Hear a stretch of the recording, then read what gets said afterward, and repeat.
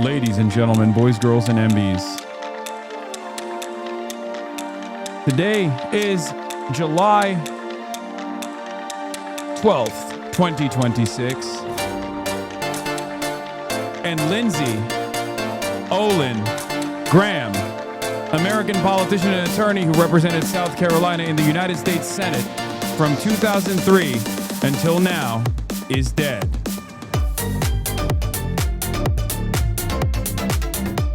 Ladies and gentlemen, boys, girls, and MBs, born in the town of Central South Carolina, Lindsey Olin Graham attended the University of South Carolina. He served as a member of the Judge Advocate General's Corps in the U.S. Air Force from 1982 to 1988, working as a defense attorney and chief prosecutor in Europe. He later served in the U.S. Air Force Reserve while in Congress. He was awarded a Bronze Star Medal for meritorious service in 2014 and held the rank of colonel.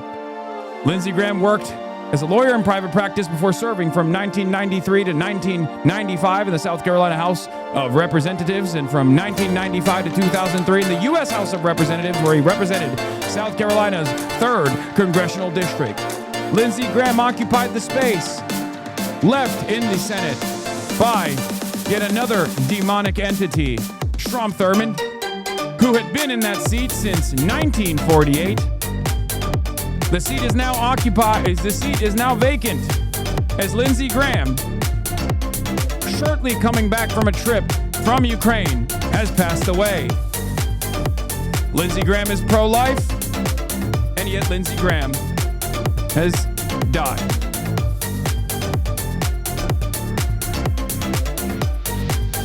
He is joining the ranks of possibly Mitch McConnell, Strom Thurmond, and numerous others who have passed away.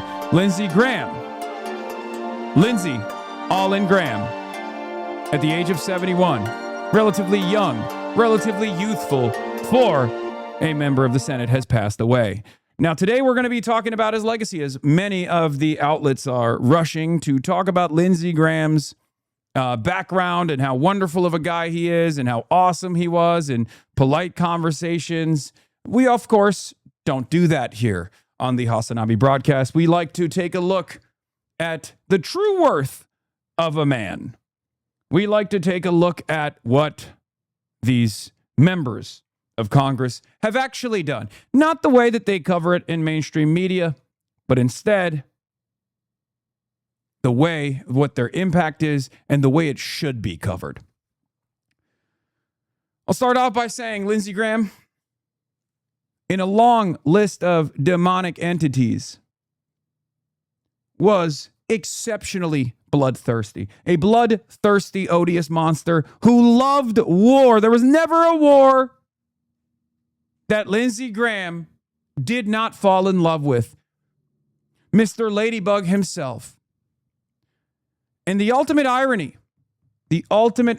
of the situation is that he achieved him and his best friend John McCain's dream of bombing Iran. He finally got to do it.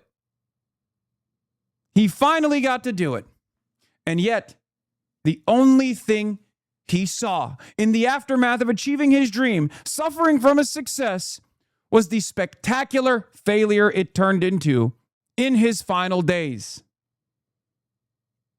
He watched the United States' century of force projection capabilities collapse. But rest easy, Ladybug. Till the bitter end, you died doing what you loved, advancing the interests of American empire. And of course, we're going to get into all of that and more. I just wanted to start with that, get it out of the way. We have a big day today, of course. Lots to talk about. A lot happening in the world. A lot happening in the universe.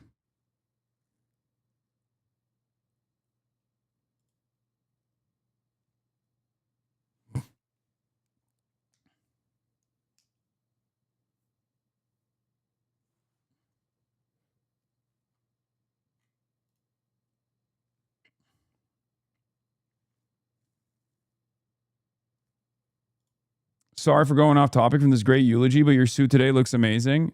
Okay. Yeah. Thank you. Thank you for that. Thank you for that. This is part of the broadcast where I tell you about my personal news about what's going on in the world of HasanAbi Piker in between the time period where I press the stop streaming button and press the start streaming button. But as a chud-ass loser, I don't really have much going on in my life. You already know. I played a little bit of basketball. It's mostly cloudy here and 77 degrees in stolen California land, stolen Tongva territory. And we are live. We're alive. I'm going to blast off, and we're going to get into it. Lindsey Graham dead at 71. War with Iran is back. Situation monitor. Khanna interview. Clavicular in Israel. Sunday fun day is upon us. Get in now. I haven't seen Benjamin Netanyahu on American television as much since another prominent right-wing figure died in the United States of America, and his name was Charlie Kirk. That's right. Benjamin Netanyahu is making the rounds on television talking about how wonderful Lindsey Graham was. Now, of course, that's probably not great for Lindsey's legacy, especially considering that everybody fucking despises Benjamin Netanyahu, but I guess it's honest. But one must ask the question. Sure, it's honest. But what did he do to Lindsey Graham? What did he do to Lindsey Graham? In any case, ladies and gentlemen, you were expecting me to give you a polite eulogy of Lindsey Graham to lie to you about his background. Well, expect no more. The only redeemable aspect of Lindsey Graham's existence was the fact that he was probably a gay man. But even then, he turned that into an issue with how homophobic he and his party were.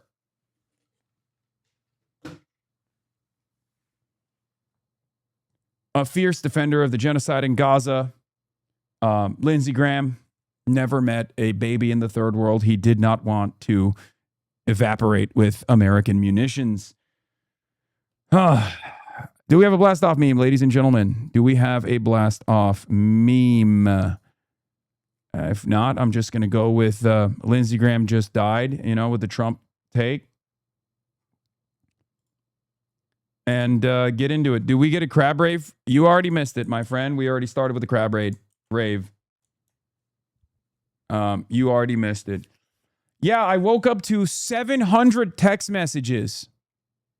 I'm exaggerating a little bit, but I woke up to virtually every single person in my life being like, dude, wake up, turn the fucking stream back on. Lindsey Graham passed away. I've cooked such a great blast off. God damn it. These are such fire blast offs. I missed it. I just went, and this is good too. Flags at Grindr headquarters have been lowered to half mast. Shit. I didn't use that. With the immeasurable thanks to God, we're proud to announce the addition of baby number 5 to the Shapiro family this morning. The baby. Oh my God. Oh my God. Lindsey Graham being born into Ben Shapiro's life. Ben Shapiro's family. Yes, if you want to rewind, all you need to do is subscribe. If you want to rewind to see the crab rave that I started off with, all you need to do is rewind, ladies and gentlemen. And in order to be able to rewind, all you need to do is subscribe. HasanAbi had pranking Lindsey Graham's office. Prank call Graham's office, thought I was Lindsey. Hi, is this Peter? This is not Peter. Are you sure? Tell Peter to come pick me up. I had too much to drink with Michael. Sir, this is Senator Graham's office. I know it's Senator Graham's office. It's me, you fool. Where's Peter? I don't think we have a Peter in our office, sir. I've been seeing Peter. He works for Raytheon. Me and him go and get drinks. It's me, Lindsey. It's late. It was late at night, and I'm still here. I need to pick up ASAP. Yes. Yes, sir. Lorenzo. Hello. Yes, sir. Who's Peter? Yes, sir. I can get that for you. That is incredible. That's funnier than, oh my God, it worked. How's Mitch holding up? Now, this is a question that a lot of people are going to ask me because I know I am his emergency contact. Mitch is not doing all right. He has not been responding to my numerous phone calls. Usually at this hour of the day, we'd be having a phone sex style situation going on, and Mitch hasn't been. Mitch has not been responding to my phone calls to do the phone sex, and I assume that part of that is because he's probably really taken aback by the news. Okay. He's been ghosting me, and I feel some type of way about it. I think it's really messed up. I know what Mitch meant to him. Or sorry, I mean, God, I'm mixing my dead guys. I mean, sorry, Mitch McConnell is alive. I know what Lindsey meant to him. So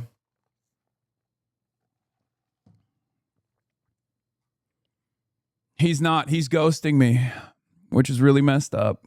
It's really, really messed up, folks. But yeah.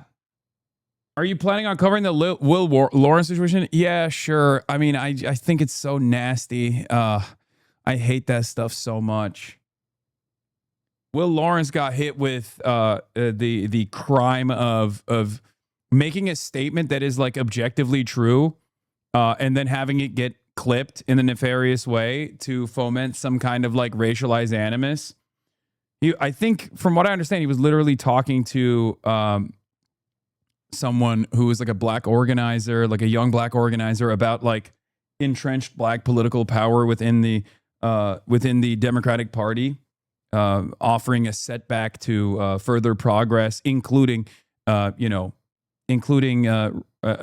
abject refusal of younger black voices from entering the fray, and they cut it to make it seem like that he's being anti-black or something. It's a classic situation. I hate that. Anyway, let's finish this. Yeah, I need to get picked up ASAP, okay? I'm at the Quiznos and Damn, that's insane. That's an insane fit. Yeah, I got to get on my Circle. Do you know where that is? That was not. He's, sir. I don't know Peter in our office. He's not in. We're having a liaison, man. It's undercover.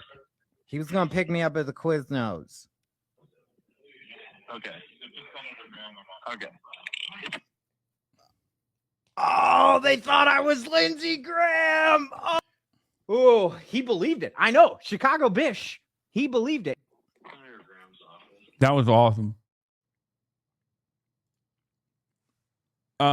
Lindsey Graham after fighting for the top bunk in hell with Charlie Kirk. Dude, listen. Disavow. So Lindsey's NDA expires, so people are coming out about him. Just woke up to find out Lindsey Graham is dead. Law. Most of you know him as the homophobic senator for South Carolina, but to me, he will always be the man who paid a Twinkie pre-transition college student a fast stack of cash to do unspeakable things to him in a hotel room while he wore red lingerie. It is a canon trans event to have far-right freaks bankrolling you, then turning around and voting against you. People love to judge us, but I never see them opening their wallets. Shout out to sex workers everywhere forced to humanize their enemies just to make rent. It's an absolute mindfuck to me that one of the reasons I have any semblance of financial security and a lack of student loans is because of this man. At the time, I had no idea who he was, and I only figured it out because another group of twinks leaked Lady G to the media. Some queers tried the grandstand critique this, saying we shouldn't out people. I believe bigots with power deserve no peace or privacy, especially when they hold public office. I'm glad they did it. Icons forever. Anyway, if you ever enjoy what I do on the internet, I know that is in part because of Lindsey's generous donations over a decade ago. Oh my God. Because of Lindsey's generous donations, I've ever sent you dollars or something. Know that was kickstarted by the now deceased sissy senator from South Carolina. Oh my God, Lindsey, rest in hell for what you did to our community. I will continue to love queer and trans people harder than you ever hated us. You loved every second of our time together, and now everyone knows. Kissy face. Dude, this is going to be an insane week. This is going to be an insane week because Lindsey Graham is a demon. Like, Lindsey Graham was a demon. He was a very bad guy. I I will, it's going to be tough to fully explain to you how much of a bad guy he was. I'm going to try to do my very best. Okay? I'm going to try to do my very best. But god damn, dude. I mean, he was such a fucking demon. Because, look, the American Congress is comprised of the worst of the worst people on the planet. Like, if you were to look at individuals with so much power, so much destructive capability, the American Congress is up there as far as historical forces of ultimate evil goes. Lindsey Graham is above the fold. He is above the average level of evil you automatically subscribe to if you're a part of the American Senate. He is one of the worst of the worst. A gay man who was in the closet, who was, obviously unbelievably homophobic, unbelievably transphobic. That's on the domestic side. Someone who obviously was in favor of ruining the lives of tens of millions of women, with his pro-life sentiment. All that stuff is real. As a Republican, as a regular Republican, he obviously contributed to a tremendous amount of damage here in the United States of America, right? But what makes Lindsey Graham exceptional, what makes Lindsey Graham uniquely demonic, uniquely evil, is his bloodlust. Okay? Lindsey Graham was always at the tip of the spear. At the tip of the spear when it comes to American war machine endeavors. Wherever there was a brown country that was waiting to be bombed, Lindsey Graham was there going, hell yeah, let's do it. Let's do it. I mean, that'd be a great idea. That'd be a great idea. I love Israel. Israel is my favorite. Am Israel high. I say it every day. I say it every day.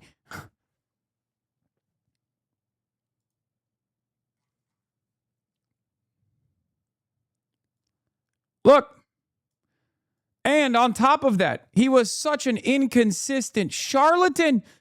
In 2016, he said, we are going to vote in Donald Trump into office, and he's going to ruin this nation, and he's going to ruin this party, and we are going to deserve it. And then he puckered his lips and planted them inside of Donald Trump's ass cheeks for the next fucking decade till the bitter end. That's who Lindsey Graham is. And let me tell you something. Maybe some of you are not very political. That'd be really funny. You're watching me on a fucking Sunday. So obviously that's probably not the case. But you can tell a lot about a man about the way he treats the legacy of his best friends. Now, Lindsey Graham is a bad guy for his policies. We know that. And we will get to that. There's plenty to talk about there. But Lindsey Graham was also an exceptionally fucked individual because his best friend in Congress, alongside another demon, Joe Lieberman, that's the independent Democratic spoiler, Joe Lieberman. Fuck him too. Okay? But his best friend in Congress was a little known man by the name of John McCain, also known as Bomb Iran, John McCain. Also known as I like my war heroes not captured, John McCain. That's what Donald Trump said about John McCain. Now, John McCain was known as a maverick. John McCain was known as a maverick because he would every now and then stop the Republican Party from advancing some of the worst elements of their agenda. Every now and then. He was also a media demon. He was beloved by the media. He was seen as this reasonable Republican. No such thing exists, okay?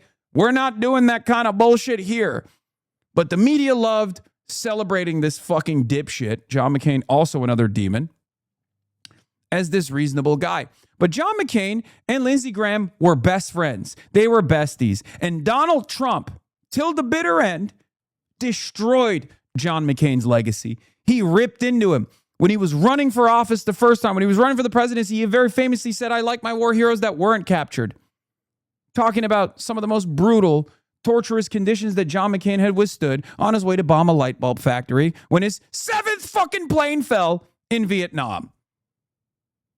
And Donald Trump called him a cuck over and over again. Donald Trump disgraced John McCain, one of his most redeemable qualities. An otherwise demonic person himself. Donald Trump is a piece of shit too. Lindsey Graham was John McCain's best friend. And then, as soon as John McCain died, Lindsey Graham puckered his lips and planted them firmly in Donald Trump's ass cheeks. Firmly. And he stayed there. He stayed there until his last breath. One of the most pathetic, disgusting parasites that you have ever seen in American politics. Think about that. This dude fucked up your homie. Okay, your homie that you were like, that's my war hero. That's my war hero. That's my best friend, John McCain. I love him. You were inseparable. You were inseparable. And Donald Trump shit on him every single day. And then you turned around and you said, fuck my homie? You backstabbing bitch. I don't even like John McCain, but at least I'm honest about my distaste for him. You lived with him for years. And then when he died, you immediately fucking switched up on your day ones. That's the kind of guy Lindsey Graham is. Not a good person, not a good politician, nothing redeemable about him. Okay? Lindsey Graham would say on the dead homie and lie straight up.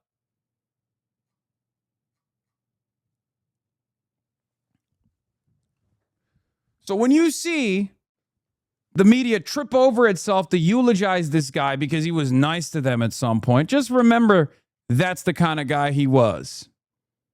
Okay? Anyway, here's a little bit of a taste of what kind of guy he was. Here is Lindsey Graham at the Republican Jewish Coalition. Let's take a look. He recognized Jerusalem as capital of Israel. Why? Because if you got a problem with that, take it up with God. He's the guy that did it, not Trump. So I just want to say, I feel good about the Republican Party. I feel good about where we're going as a nation. We're killing all the right people and we're cutting your taxes.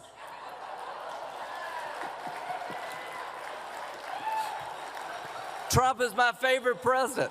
We've run out of bombs. We didn't run out of bombs in World War II. So, as a coalition of Republicans, some Baptist, some Jewish, we organize ourselves around principles that we love and we cherish. We love individual freedom. We love entrepreneurship. We love capitalism. We love Israel. We love the idea of Israel. We love the struggle they've been involved in. We love them, helping them because you're helping yourself. So to those who worry about these stupid interviews and far off places, don't worry. The Republican Party has figured it out when it comes to Israel. We understand that Israel is a friend of America to the bitter end. Israel comes to me in my dreams. I love Israel. Exhort, thank you for the 100 gifted subs. My friend, thank you. Thank you so much. I'm burning over here. We understand that God blesses those who bless Israel. And where I come from, I figured that crap out when I was 6 years old. God bless you. Thank you very much. Yeah. So Senator Lindsey Graham was scheduled to appear on Meet the Press this morning. It would have been his 64th appearance on this broadcast. We're sending our deepest condolences to his family and colleagues. President Donald Trump and Israeli Prime Minister Benjamin Netanyahu will join us this morning to reflect on his life and legacy, which they did, and we'll talk about it. But first, before we talk about that, here is what this Iranian anchor had to say. And there's numerous clips from Iranian state television. Lindsey Graham, the anti-Iranian senator, has gone to hell. He says, this news is so good that I wanted to read it to you once more. Lindsey Graham, the anti-Iranian senator, has gone to hell.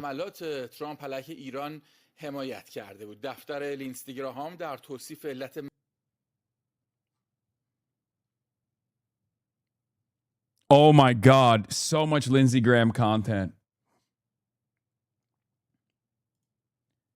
Here, there's something for everything. Here's Lindsey Graham on Cuba. President Trump finished the job that President Reagan failed to do. I am a big admirer of Ronald Reagan, but I'm here to tell you that Donald Trump, in my opinion, is the gold standard for Republicans, maybe any president, and when it comes to foreign policy.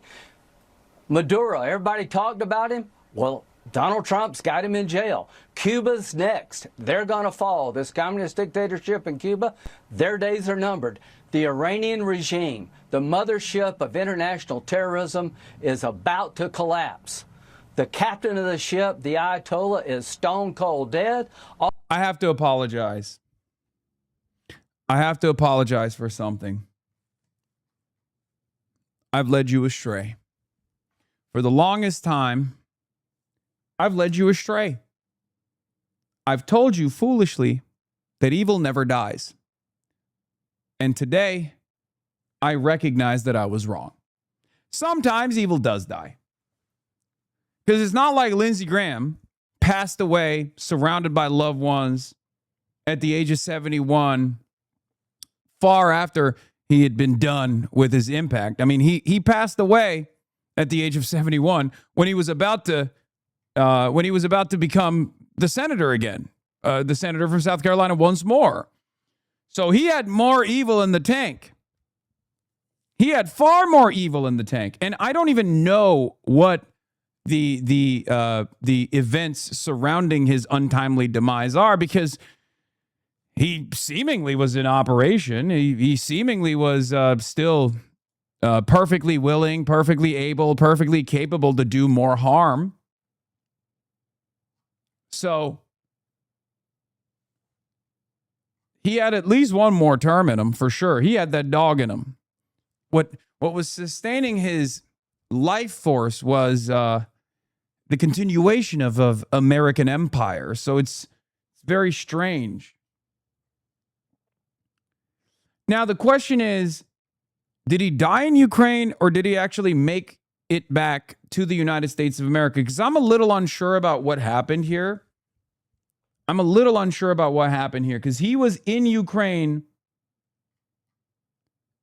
the night prior, and I think he died in the United States.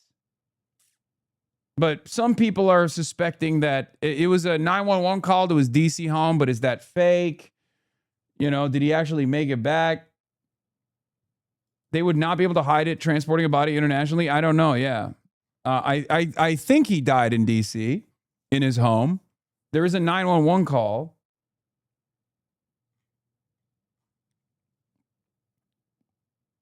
But I saw some conspiratorial-minded people speculating that he had died in Ukraine and they're like hiding it or something. I don't know. QAnon is suspecting of foul play.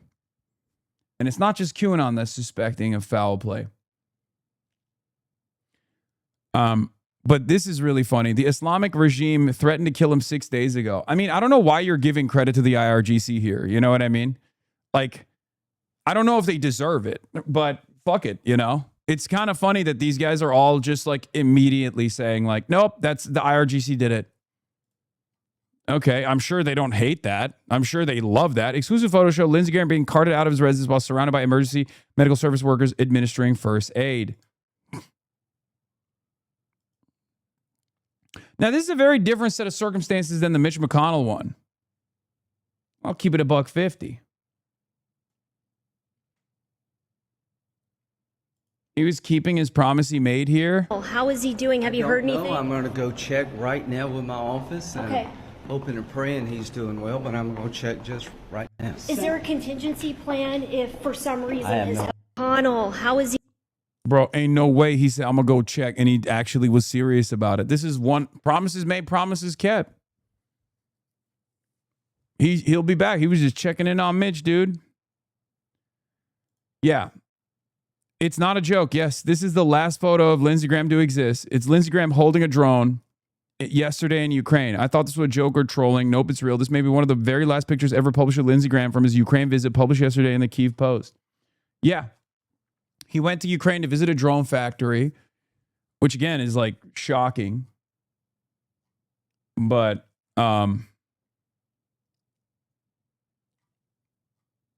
it's just like it's definitely confusing to me because I mean, he seems fine.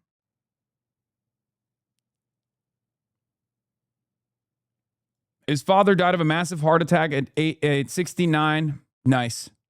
69. Lindsey has had high blood pressure in his 40s. He was fresh off a 14-hour flight, so pulmonary embolism is likely the culprit. We are also carrying the flame right now at level 6 hype train, ladies and gentlemen. Ladies and gentlemen, we're carrying the flame at level 10 hype train. You already know. If you like independent media, please subscribe to the Piker Broadcasting Service, the People's Broadcasting Service. Wasn't he supposed to be a Russian stooge? Lindsey Graham? Fuck no. Lindsey Graham was #1 on the Ukraine front. Him, Elizabeth Warren, these guys were like all over it. That's not. Lindsey Graham famously, remember that quote that I always repeat when I always mention?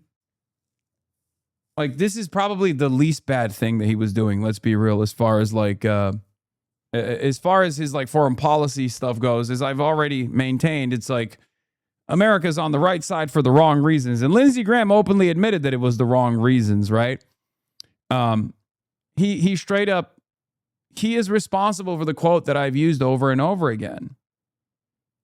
The idea that the Ukraine war effort was going fantastic. We've reduced our foreign adversaries' military by 50% without losing a single American active duty service member for the mere cost of 5% of our military budget. I'd say that's a great investment. That's what Lindsey Graham said, something along those lines. I'm paraphrasing here.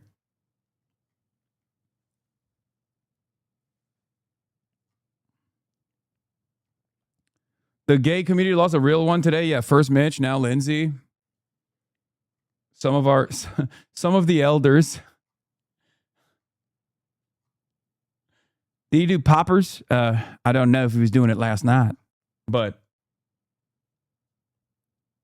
guess what, dude? Have no fear.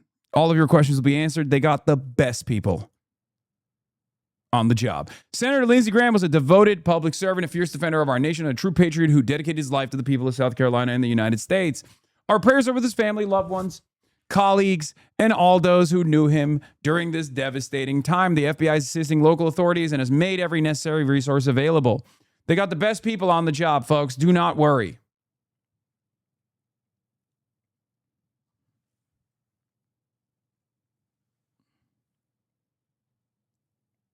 This was traumatizing to read this morning. Oh, God. Oh, dude, this is the ladybug thing. No.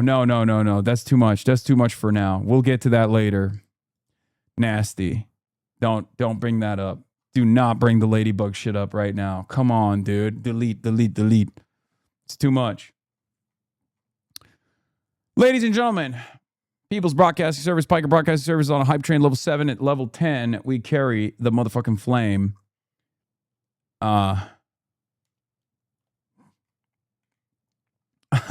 Professor Sayed Mohammed Marandi says, too bad. I wanted him to see the oil market prices on Monday before going to hell. That's crazy.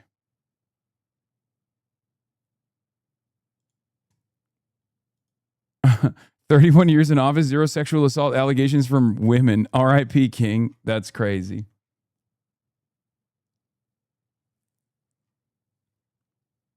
Why are you trying to censor the things he loved? No, the ladybug thing is nasty. It's nasty. How close the GOP is to losing their majority in the Senate? Very close. Problem is, we got John Fetterman on the other side. So right now it's 50-50. depending on where Mitch is. You know what I mean? If Mitch is gone, then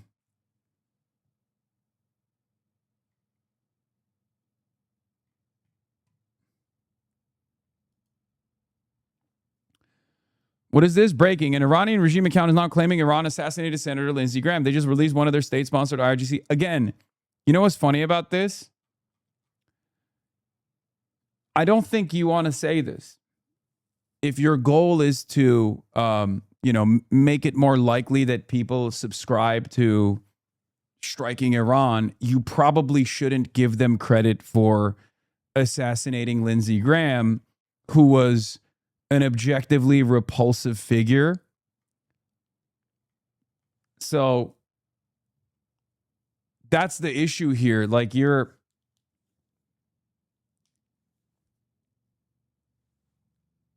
it's not, I don't think people are going to look at this and go, wow, this must have been an Iranian assassination and therefore I hate them more now. We should definitely bomb them.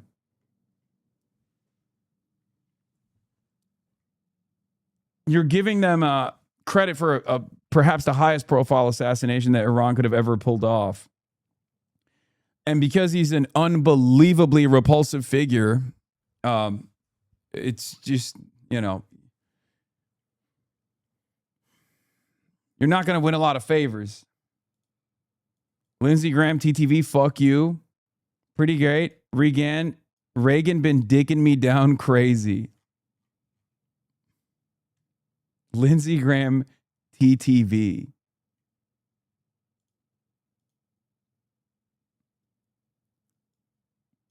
I can't die now. Wait, shut the fuck up. Is this serious? Trump told Graham he was preparing to launch fresh strikes against Iran after another attack on commercial ships in the Strait of Hormuz. Oh my God. Oh my God. Oh my God. We cracked the case. Oh my God. He's coming off of a 14-hour flight. And Donald Trump gives him such spectacular news that he has the hardest boner he's ever had, and it causes him to have a heart attack. That's it. That's it. No, he nutted too hard. It's clear. It's clear. He heard the likelihood of dead Iranian children. He heard about Donald Trump bombing Iran extra hard, and he had a heart attack. Clearly. Trump told Graham he was preparing to launch fresh strikes against Iran after another attack on commercial ships in the Strait of Hormuz. A person who spoke with Graham shortly afterwards said the senator complained that he was feeling unwell. When the person urged him to seek medical attention immediately, Graham said he would do so Sunday morning after his scheduled appearance on NBC's Meet the Press. Graham then joked, "I can't die now. I still need to do the Russia sanctions, get Iran sorted out, and do Israeli-Saudi normalization."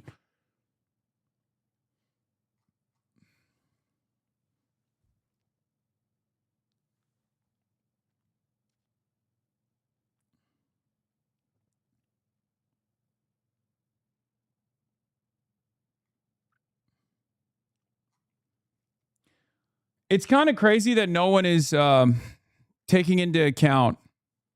First of all, we're at level 8 hype train, by the way. If you gift subs and subscribe, we can carry the flame at level 10. We're at level 8 hype train, folks. Level 8 hype train.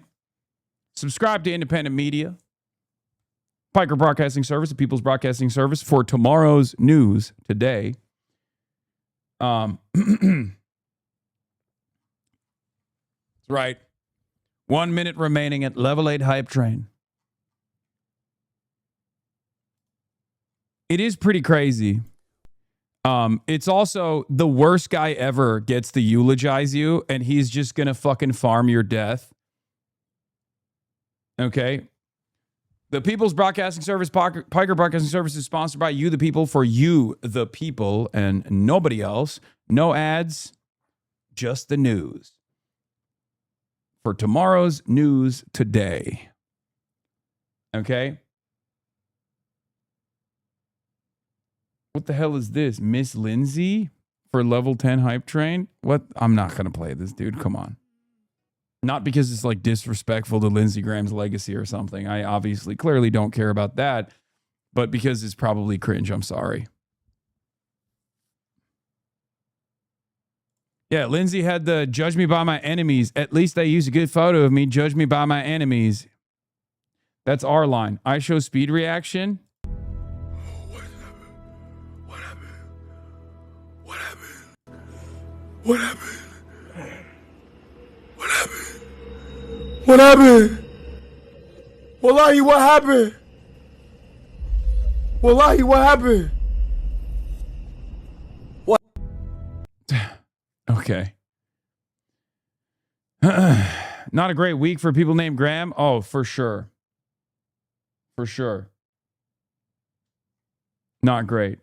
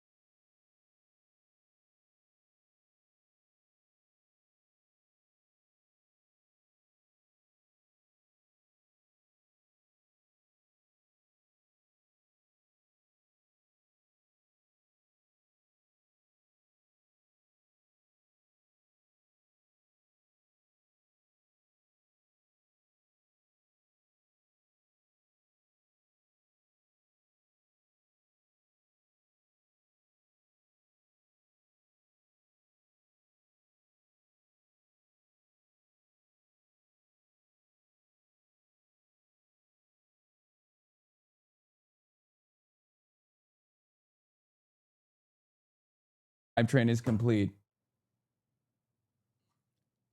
Level 10 hype train is here. We will, of course, carry the flame. It's always going to be weird hearing someone with the mannerisms of Blanche from Golden Girls calling for mass extermination. Yeah.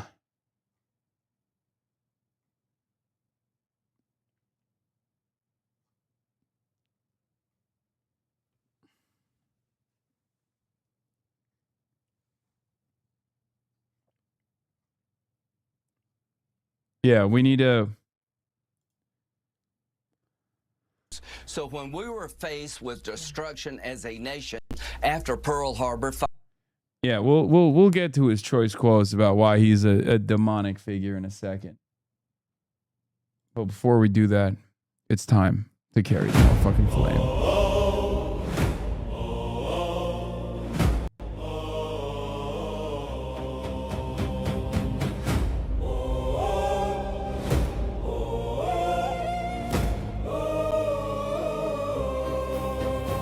Sarsılmaz durdu fırtınanın sesi, İman erliydi, dirildi yüreği.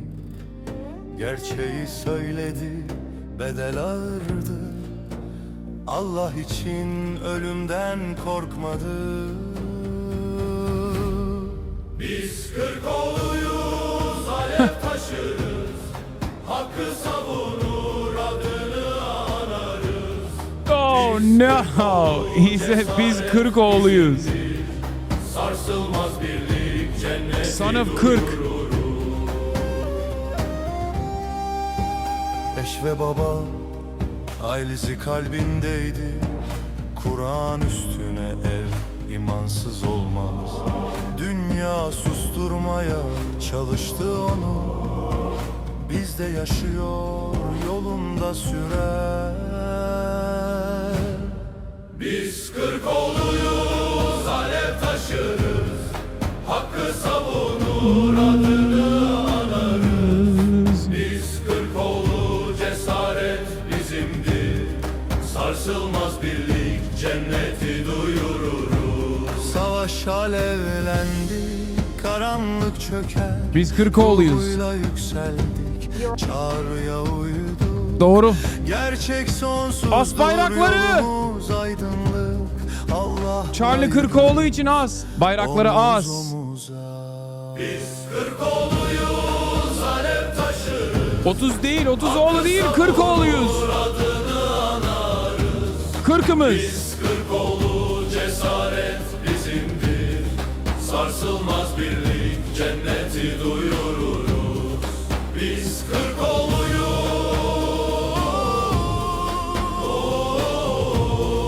Sonsuza dek var. Biz Kırkoğlu'yuz. Allah ile var. This is a banger. If you understand Turkish, this is fire. Also funny because Kırk also means 40. So they're saying it's the son of 40.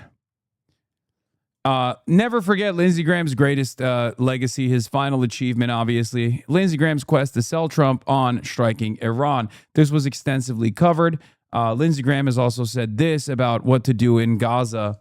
This is before he even sold the concept of striking Iran by flying to Israel over and over again. So yeah, we will pour one out for Lindsey.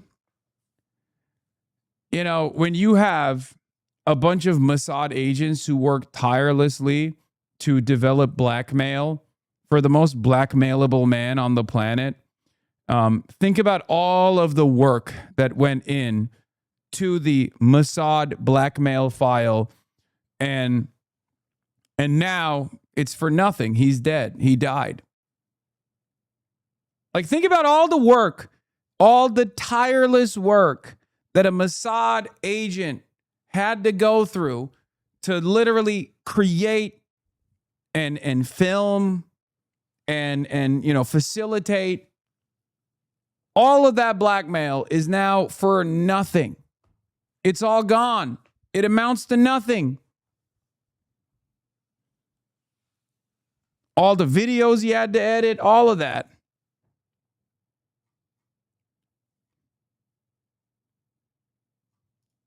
So when we were faced with destruction as a nation after Pearl Harbor, fighting the Germans and the Japanese, we decided to end the war by bombing Hiroshima and Nagasaki with nuclear weapons. That was the right decision. Give Israel the bombs they need to end the war they can't afford to lose, and work with them to minimize casualties. Well, can I say this? Why is it okay for America to drop 2 nuclear bombs on Hiroshima and Nagasaki to end their existential threat war? Why was it okay for us to do that? I thought it was okay. To Israel, do whatever you have to do to survive as a Jewish state.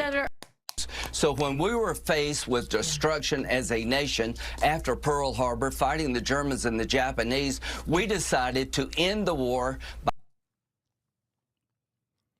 Yeah, that's what, here's Lindsey Graham on Meet the Press in one of his 67 different Meet the Press interviews. Lindsey Graham is over here advocating to nuke Gaza. That's the kind of guy he was. That's the kind of guy he is. And we will not be letting Lindsey Graham get away in the aftermath of his death. We're not going to let mainstream media whitewash and launder his reputation because he was an accessible guy. Because remember, for a lot of people in the media, they care a lot about access. They care about their own personal experiences, right? So if Lindsey Graham is like kind to them, and there's plenty of people who will tell you like how kind he was, right?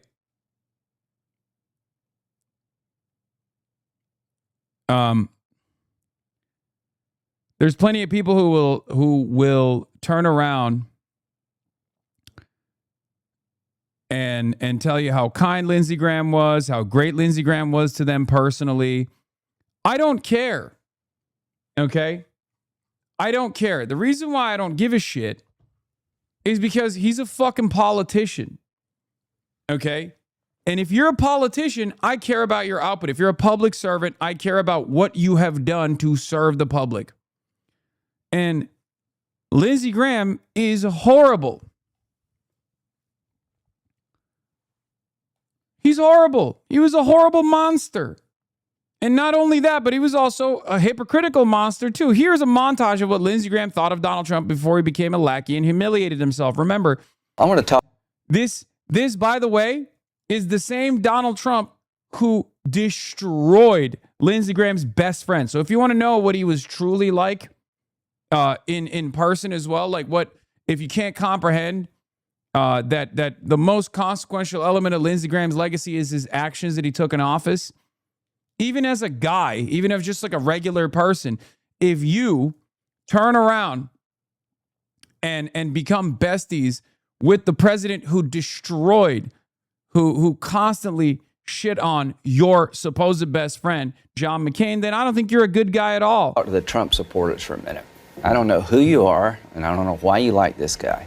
He's a race-baiting, xenophobic, religious bigot. He doesn't represent my party. He doesn't represent the values that the men and women who wear the uniform are fighting for. I think he's a kook. I think he's crazy. I think he's unfit for office. And I'm a Republican, and he's not. He's not a conservative Republican. He's an opportunist. He's not fit to be president of the United States. He's disparaged women. He has an 80% disapproval rating among Hispanics. At the end of the day, he would be the most flawed nominee in the history of the Republican Party. He accuses most illegal immigrants of being rapists and drug dealers. He plays into the idea that maybe Obama is a Muslim. 70% of us in South Carolina believe that Donald Trump is not a conservative Republican. We think that he's unfit for office, that he would be a terrible commander-in-chief. He doesn't have the temperament or judgment. I think Donald Trump is a political car wreck, and people slow down and look at the wreck, but they eventually move on. I want to talk to like objectively, this kind of sentiment in 2026, can you imagine any Republican saying this shit in 2026? This was 2015. Now, we know that they were fake and phony and they were doing the same racial agitation that Donald Trump was doing as well. It's just the difference is Donald Trump was saying the quiet part out loud, whereas these guys kept it to dog whistles. Donald Trump was not dog whistling. He was using a bullhorn, right?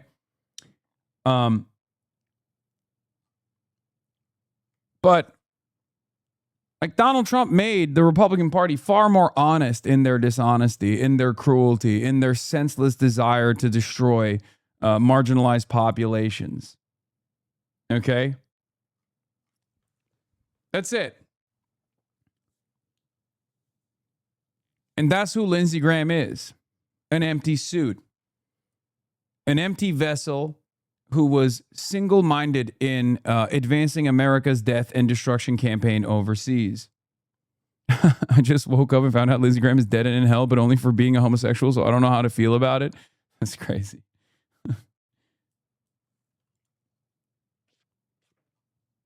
It worked. George W. Bush made mistakes, but he did adjust. I blame Obama for ISIL, not Bush. I'm tired of beating on Bush. I miss George W. Bush. I wish you were president right now. We wouldn't be in this mess. I'm tired of dictators walking all over us. I'm tired of siding with the Iranians and the Russians. Thank you, Governor. Worked. It worked. George W.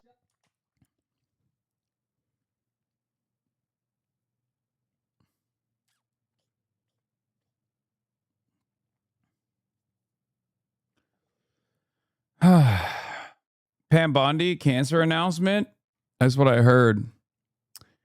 Hunter Biden says, when I heard about Senator Graham's death last night, the first thing I thought about was not all the things he said and did in service of Donald Trump. I thought of the time before Donald Trump when he was a brother to Senator John McCain. A time when senators from different parties could fight about politics and still be friends. A time when a conservative Republican from South Carolina could say of my father, if you can't admire Joe Biden as a person, you've got a problem. He's the nicest person I've ever met in politics. As a good man as God ever created. That is the Lindsey Graham the Senator Graham I will remember today. Not because I've forgotten what came after, because in that memory there is hope. Hope for a country where brothers can fight like hell over policy and still share a meal. I will, and a laugh and the loss of people they love, I will choose to remember a time before Trump. See, this is, for those of you who don't understand, what this is just an unbelievably out-of-touch person. Hunter GPT strikes once again. Okay? This is just like, wasn't it great when politicians could just like laugh with one another? Who gives a shit? I don't care if politicians are straight up trying to engage in the act of fisticuffs as long as my political agenda that I believe is truly going to materially improve the working class's lives is being enacted. Okay? That's what politics is. And these guys are playing fucking theater. Who fucking cares? Who cares if he was nice to you, man? I don't give a shit. If someone is an asshole to me personally, and I've made it very clear, look, I have more access to campaigns and candidates and politicians than I ever have in my fucking career. And what do I always tell you? Some of them I like personally. But even if they were pieces of shit to me, as long as they're fucking carrying the agenda of the working class, I don't give a shit. Put the policy in the fucking bag. That is what we should care about. None of this other stuff. This isn't a game. Okay? This isn't theater. This is real life.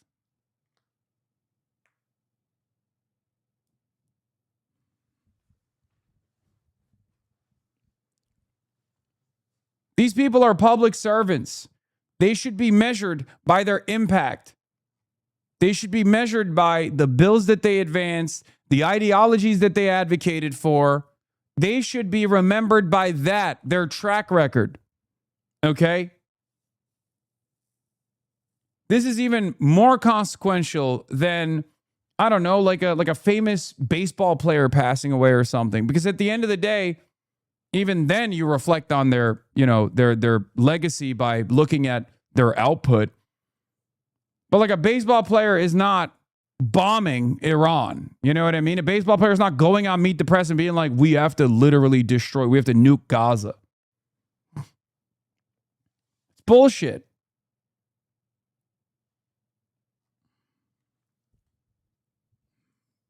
It's totally ridiculous.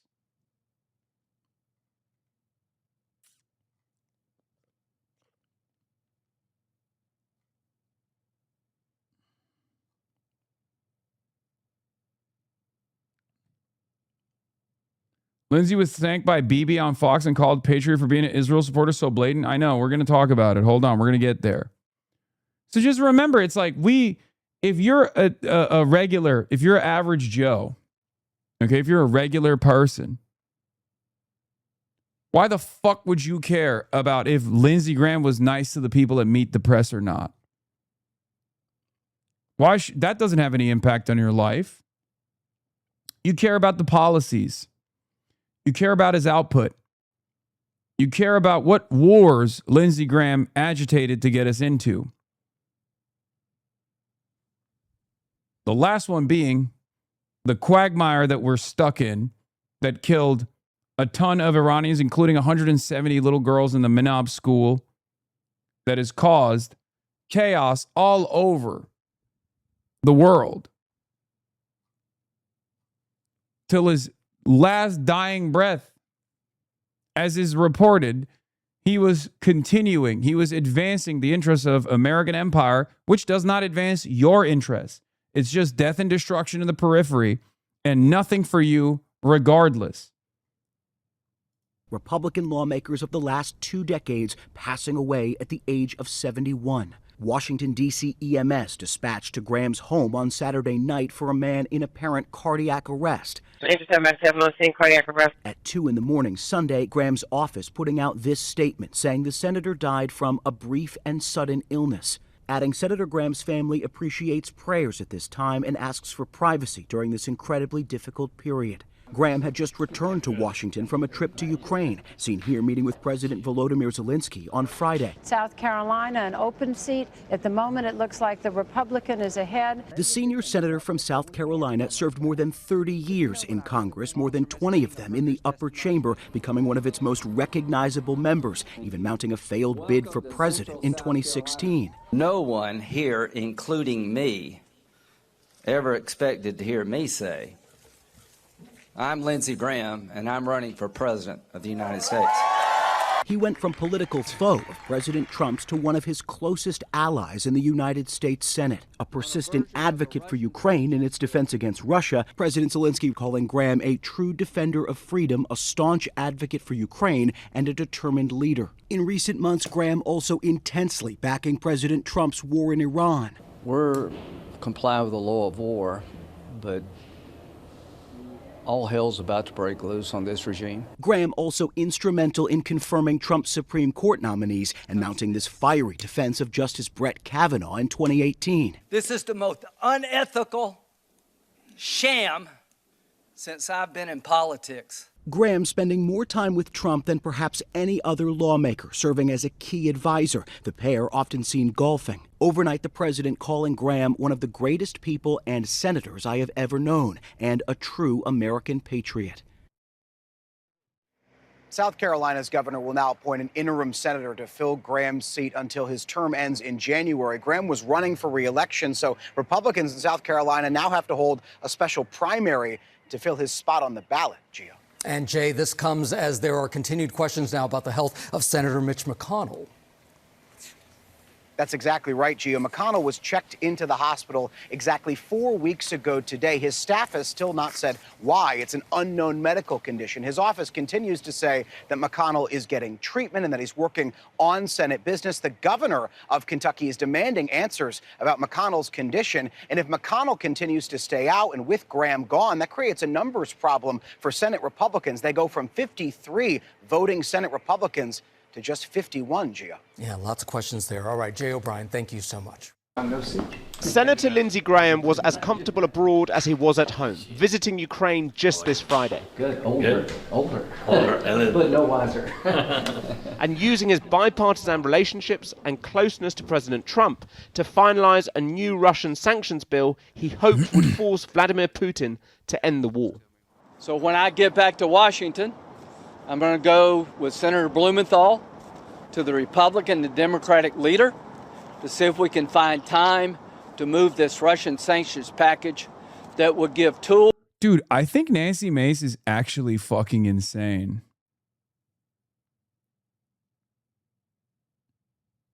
Like, there's something wrong with her.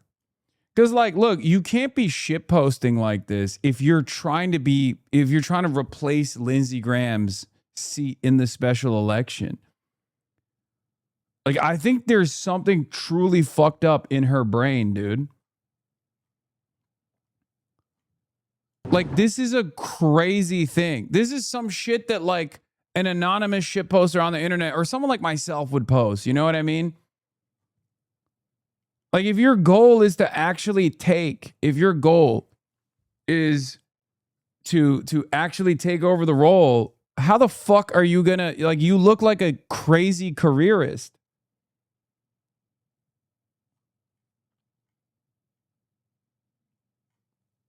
Just when I thought I was out, they pulled me back in. Yeah, she's saying that she's running for Lindsey Graham's open seat now, like moments after he died. And And you know, I just don't think that that is going to look good for people that are, I guess, maybe heartbroken. I assume there's some people who are fucking heartbroken, right? Like, I don't know. I don't know, man. Anyway, let's continue. To President Trump to help end this war. Yet Graham died in Washington on his return after a brief and sudden illness, his office said. He served in Congress for more than... Like the Republicans, are they even heartbroken? I don't know. I just, there's whatever. 30 years representing his native South Carolina. He was meant to appear on NBC's Meet the Press today. Instead, President Trump and Israeli Prime Minister Benjamin Netanyahu spoke in his place. I just can't believe it. He was like a member of the family to me. It's very tough, actually. It's amazing. Mr. President, he was such an advocate. I think America has lost a great patriot. Israel has lost one of the great champions of the American-Israeli alliance. Graham first entered Congress in 1995 and was one of the House managers during the impeachment trial of Bill Clinton. I have lost no sleep worrying about the fact that Bill Clinton may have to be removed from office because of his conduct. I have lost tons of sleep thinking he may get away with what he did. When he joined the Senate in 2003, he made his name as a foreign policy interventionist, supporting the Iraq War and hawkish on Iran way before Trump's recent military interventions. As the Iranians claim the Strait of Hormuz is closed and fire missiles at US interests, Washington says the strait is in fact open as they launch strikes on Iran. The return to hostilities matches what Graham said recently, that diplomacy won't work, and called on Trump to go harder. If Iran contests control of the Strait of Hormuz by the United States, we will obliterate them. Graham was one of the Trump administration's staunchest defenders, backing Supreme Court nominee Brett Kavanaugh amidst allegations of sexual assault. You've got nothing to apologize for. This is the most unethical sham since I've been in politics. And despite being pro-Ukraine, he called on Zelensky to resign or change after clashing with Trump. You're gambling with World War III. What I saw in the Oval Office was disrespectful, and I don't know if we can ever do business with Zelensky again. Like, he's such a piece of shit. Like, his claim to fame is like the spearheading the bipartisan effort as the Republican for Ukraine and like being tight with Zelensky. And the moment that Donald Trump turned on Zelensky, he turned on him too. Like, he is a literal demon, bro. He is just he was such a bad dude.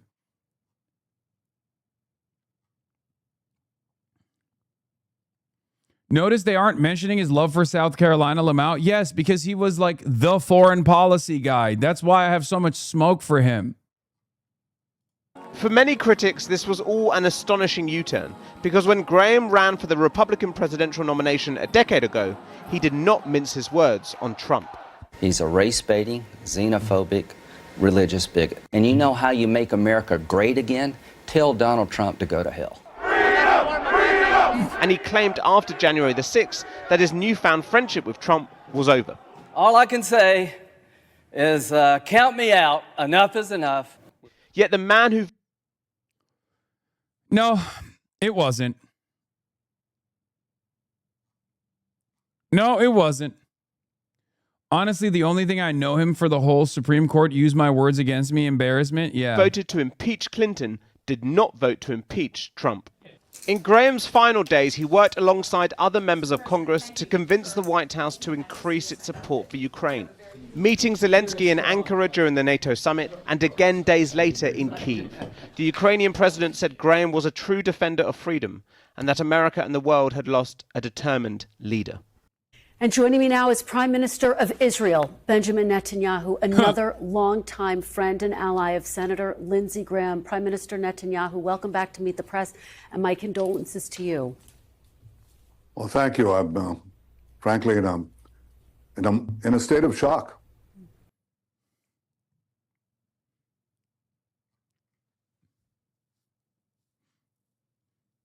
It's just not a good, Like if you're like family members of Lindsey Graham, you got to be like, dude, shut up.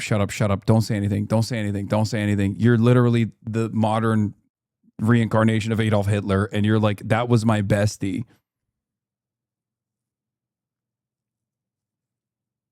Also, this is this does remind me of the whole Charlie Kirk incident when Benjamin Netanyahu immediately rushed to American television to be like, Charlie Kirk was a friend of Israel. We did not kill him. He was the best friend that Israel could ever have. Obviously, with Lindsey Graham, it's a little bit less believable, considering that, you know, I don't think Israel's the one country Lindsey Graham was never turning on, okay? Rain or shine. Because he even turned on Ukraine. But there was one country that took the highest priority for Lindsey Graham. It wasn't the American country, the American countryside. Certainly wasn't South Carolina. It was the nation state of Israel. Am Israel high. Because as President Trump said, Lindsey was so vibrant. He was so full of life. He was so full of energy and dedication that it's hard to accept the fact that he is no more. I think America has lost a great patriot. Israel has lost one of the great champions of the American-Israeli alliance. And frankly, I've lost a beloved friend who I've had for many decades. There's just no one like him. Well, Mr. Prime Minister, Senator Graham was one of the leading voices advocating for Israel, advocating for expanding the Abraham Accords. Every time I talked to him, he wanted to talk about this. Mr. Prime Minister, what does his loss mean? Dude, again, this is the media being so unbelievably out of step with the public. Like, they're having a conversation about Lindsey Graham's legacy that they feel best honor him, right? Every normal human that hears that from South Carolina all the way to California are going to be like, yeah, no, we know that, which is why we fucking hate him. He was a rapacious brown noser, both literally and figuratively. And not only that, he was spineless. And he placed the interests of Israel above the interests of Americans every single day. This kind of conversation in media circles might be a normal one, but if you're having it in public, it's not going to reflect positively on Lindsey Graham's legacy. I'm glad that they are unintentionally doing the correct thing, which the media rarely ever does, because the positive way to cover Lindsey Graham is to say, like, he was a diligent worker, he was tireless, he was the best at finding bipartisanship, he was nice to me, all this shit, right? He always stood for American interests. He stood for the interests of South Carolinians. They're not doing any of that. They're just like, he loved Israel. That's the only thing he cared about till his last breath, actually. Not only for you, but the people of Israel. What do you think the impact is globally? In Israel, it's grief. In Iran, it's celebration, because Lindsey never confused good and evil. He knew exactly where the Iranian regime is. He thought it was a great danger, not merely to Israel and to America's allies in the Middle East, but to America itself. And he just never wavered. You know, he was so clear. He had clarity, he had courage, he had convictions that he believed were at the basis of America. I always use it like the Superman comics. You remember freedom, justice, and the American way. He represented these traditional values, and Kristen, he never flinched. Isn't it so odd that a congressperson died and the media is asking about the opinion of a foreign country's leader about him? Why the fuck are we talking about the feelings of Israeli citizens right now? What do you mean? That's the president. We interviewed the fake president and the real president on Meet the Press on Sundays. You know? He was absolutely uncaring about the winds of fashion. You know, he believed something, he spoke about it, He spoke about it directly and with candor. And if he wanted to tell me something unpleasant, he would do so, you know, in his southern drawl. And sometimes I always say that I knew something bad was coming when he said, well, you know, you want to take it from a good old southern boy from me who doesn't know much about the world, and then he'd bring it in, you know. He was so smart and so full of conviction and dedication that it's these qualities, and I think the president spoke about it. He was at once a great politician, but I think beyond that, I think he was just an incredible patriot. Let's see what people are saying. Hold on. Last time he came out and said something similar, he came out to say he had not killed Charlie Kirk. Tells you all you need to know. He lost someone who would put all of the needs of America's greatest ally ahead of any of the needs of the people of the U.S. The fact that we go straight to Israel for their feedback says a lot. AIPAC is for sure going to try to install a new puppet in his place. Don't worry, NBC. I'm sure AIPAC is busy buying Lindsey's replacement. This is what I mean. This is what I mean when I'm telling you, like, they're so out of step that they think this honors his legacy. And surely, from the perspective of Lindsey Graham, this is honoring his legacy, right? But the average person that hears from the fucking war criminal leader of the apartheid state that they do not like are not going to reflect positively on Lindsey Graham's legacy, and they shouldn't. So the media, being so out of step with the needs of the masses, is unironically doing the correct thing unintentionally by reflecting on Lindsey Graham's legacy with accuracy. For America.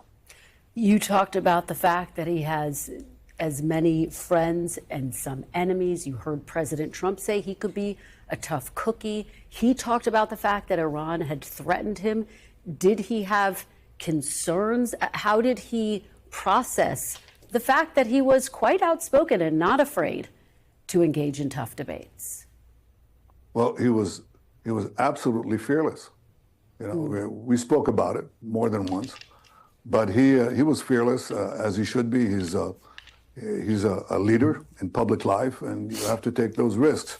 But I, frankly, hope to have many more years of friendship with him, and enjoyed his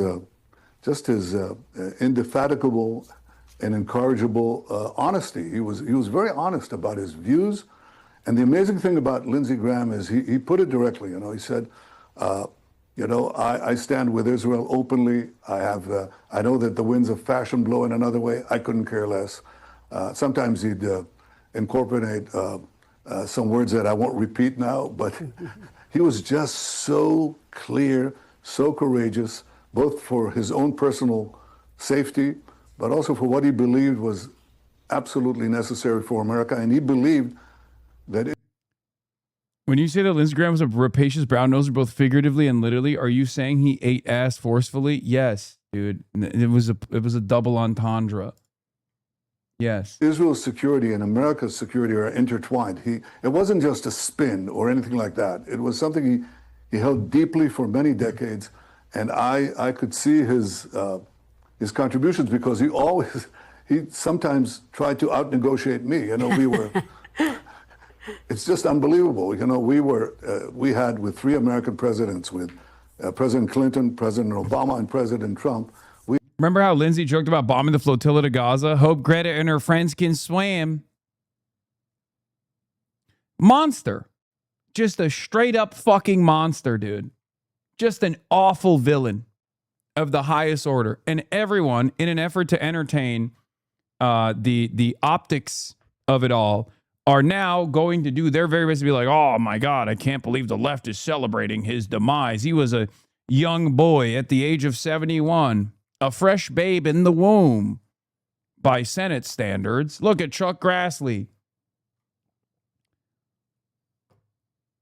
We had memorandums of understandings for support for Israel's military, which, by the way, I think we have time now we've come of age and we're able to draw them down to zero. But he would argue with me. He would say, no, you know, for ballistic missile defense, that's important for you. It's important for America. Whatever is the number, it has to be bigger. And I said, Lindsey, we can do with a smaller number. He said, no, you can't. And then he would go to the Senate and actually, can you imagine this? he would outbid the Prime Minister of Israel. He said, I'm not getting a single vote in South Carolina for that because, you know, there are very few Jews in South Carolina.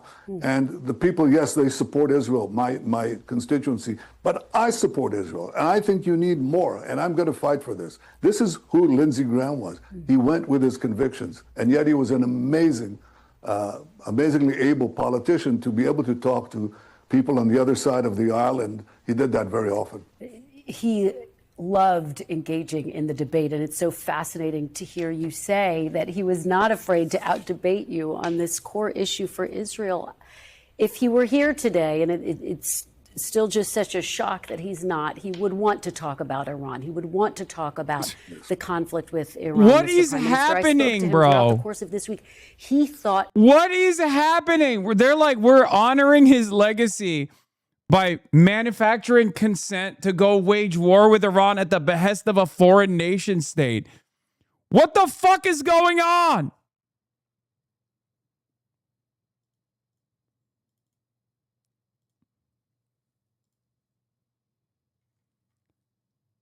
He would have wanted this? Am I losing my mind? I mean, he is a single issue voter. It's just crazy, right? Lindsey Graham's supposed political shifts, his move from being a fierce Trump critic to one of president's biggest ass kissers makes sense when you realize that Graham's core political commitment was to sociopathic militarism. He would take any tactical stance to further that cause. It's true.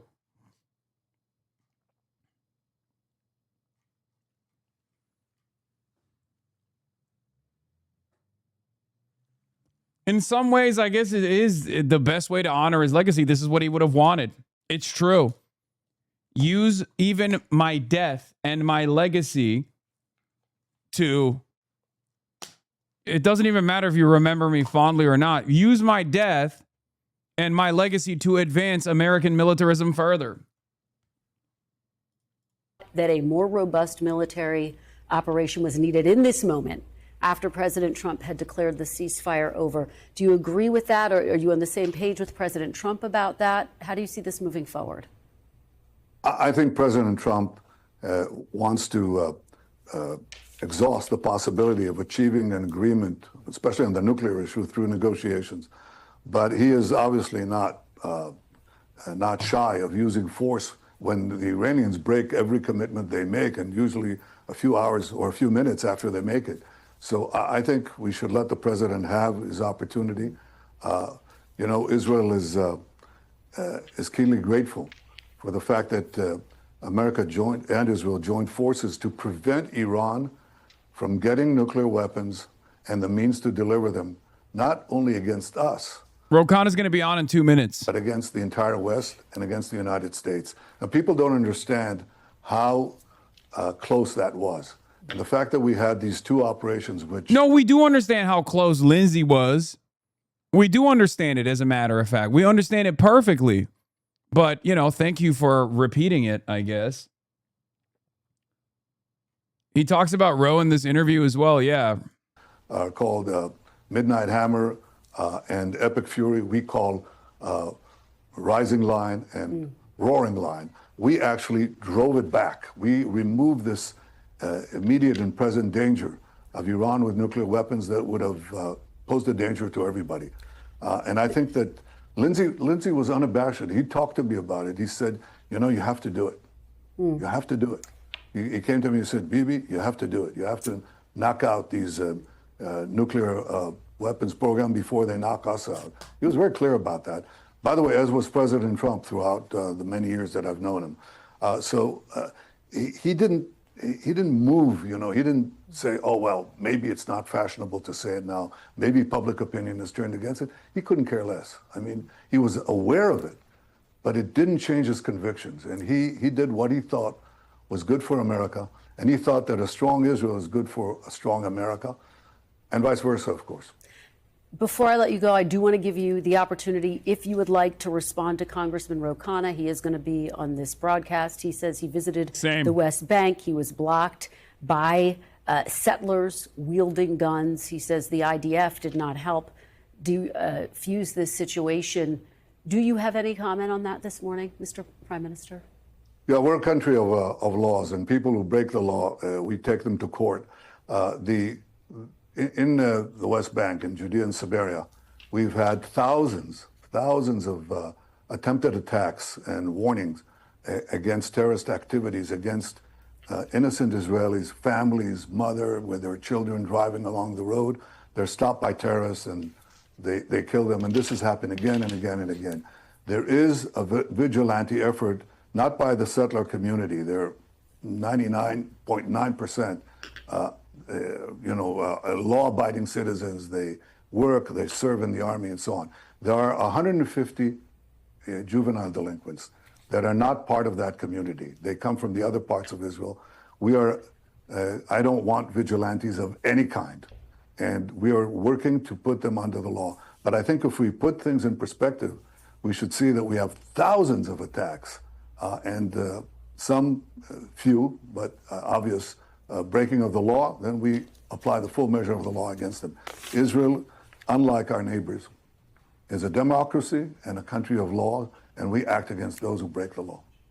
Well, all right. So on that note, now that we heard from Benjamin Netanyahu, we will have a unique opportunity to hear from Congressperson Khanna, Democrat from California 17. Right now, as a matter of fact, Khanna will be joining me on the broadcast. Khanna will be joining me on the broadcast right now, and we will be talking about his experiences in the West Bank.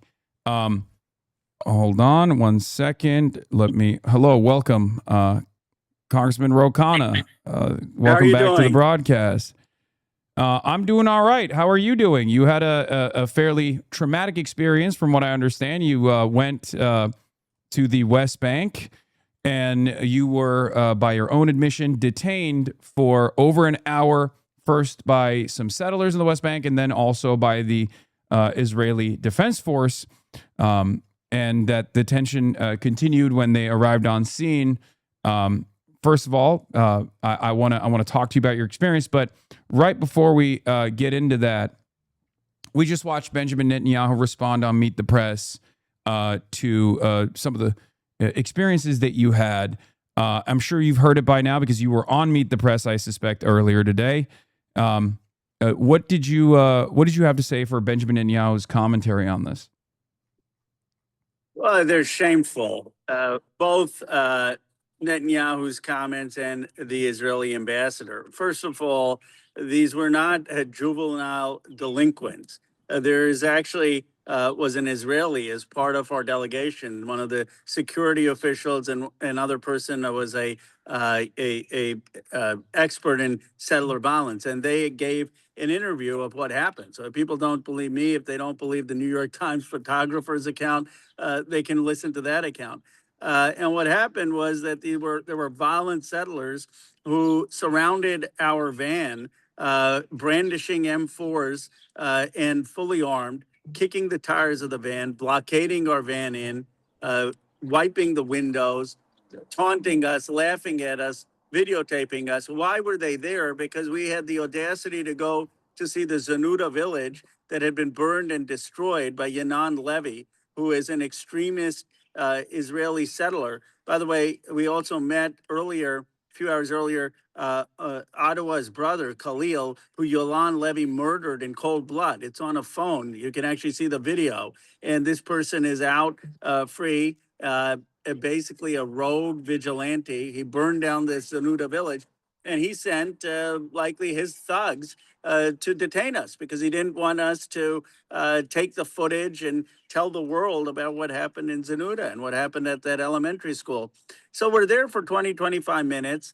I'm concerned, but, I think, okay, the police will come, the military will come. So the IDF shows up, and I think, okay, great. They're going to clear us. We're going to get on our way. And they, to my shock, further the blockade. They watch as these settlers call reinforcements. More of their settler friends come in to have cars parked blocking us in. And 4 female soldiers of the IDF block us.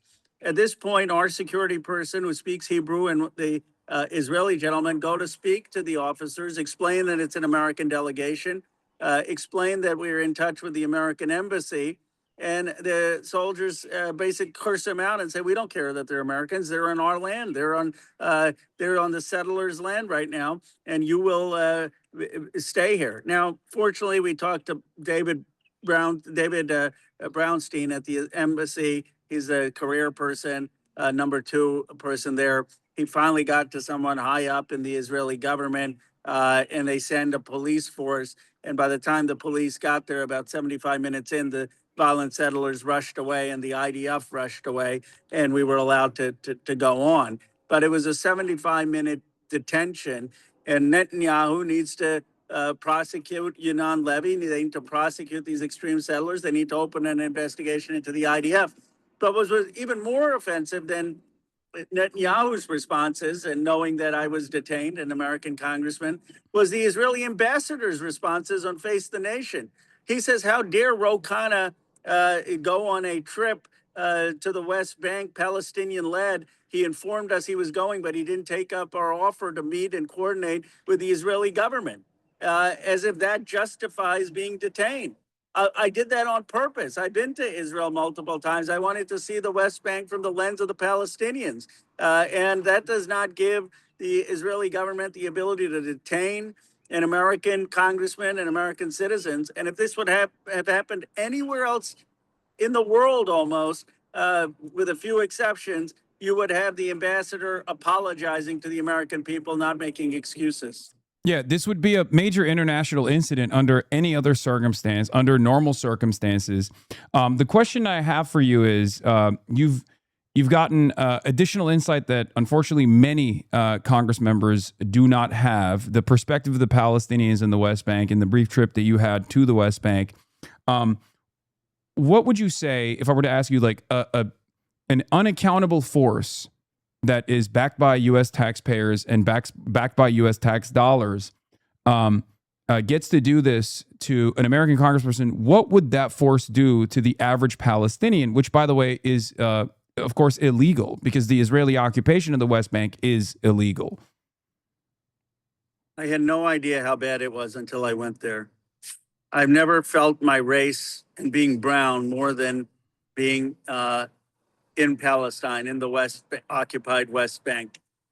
And what I would plead with people is put aside your ideological abstractions, put aside, whether you're pro-Israel, pro-Palestine, and just hear me out on the facts on the ground, because I didn't go there leaving as a politician. I left as a human being.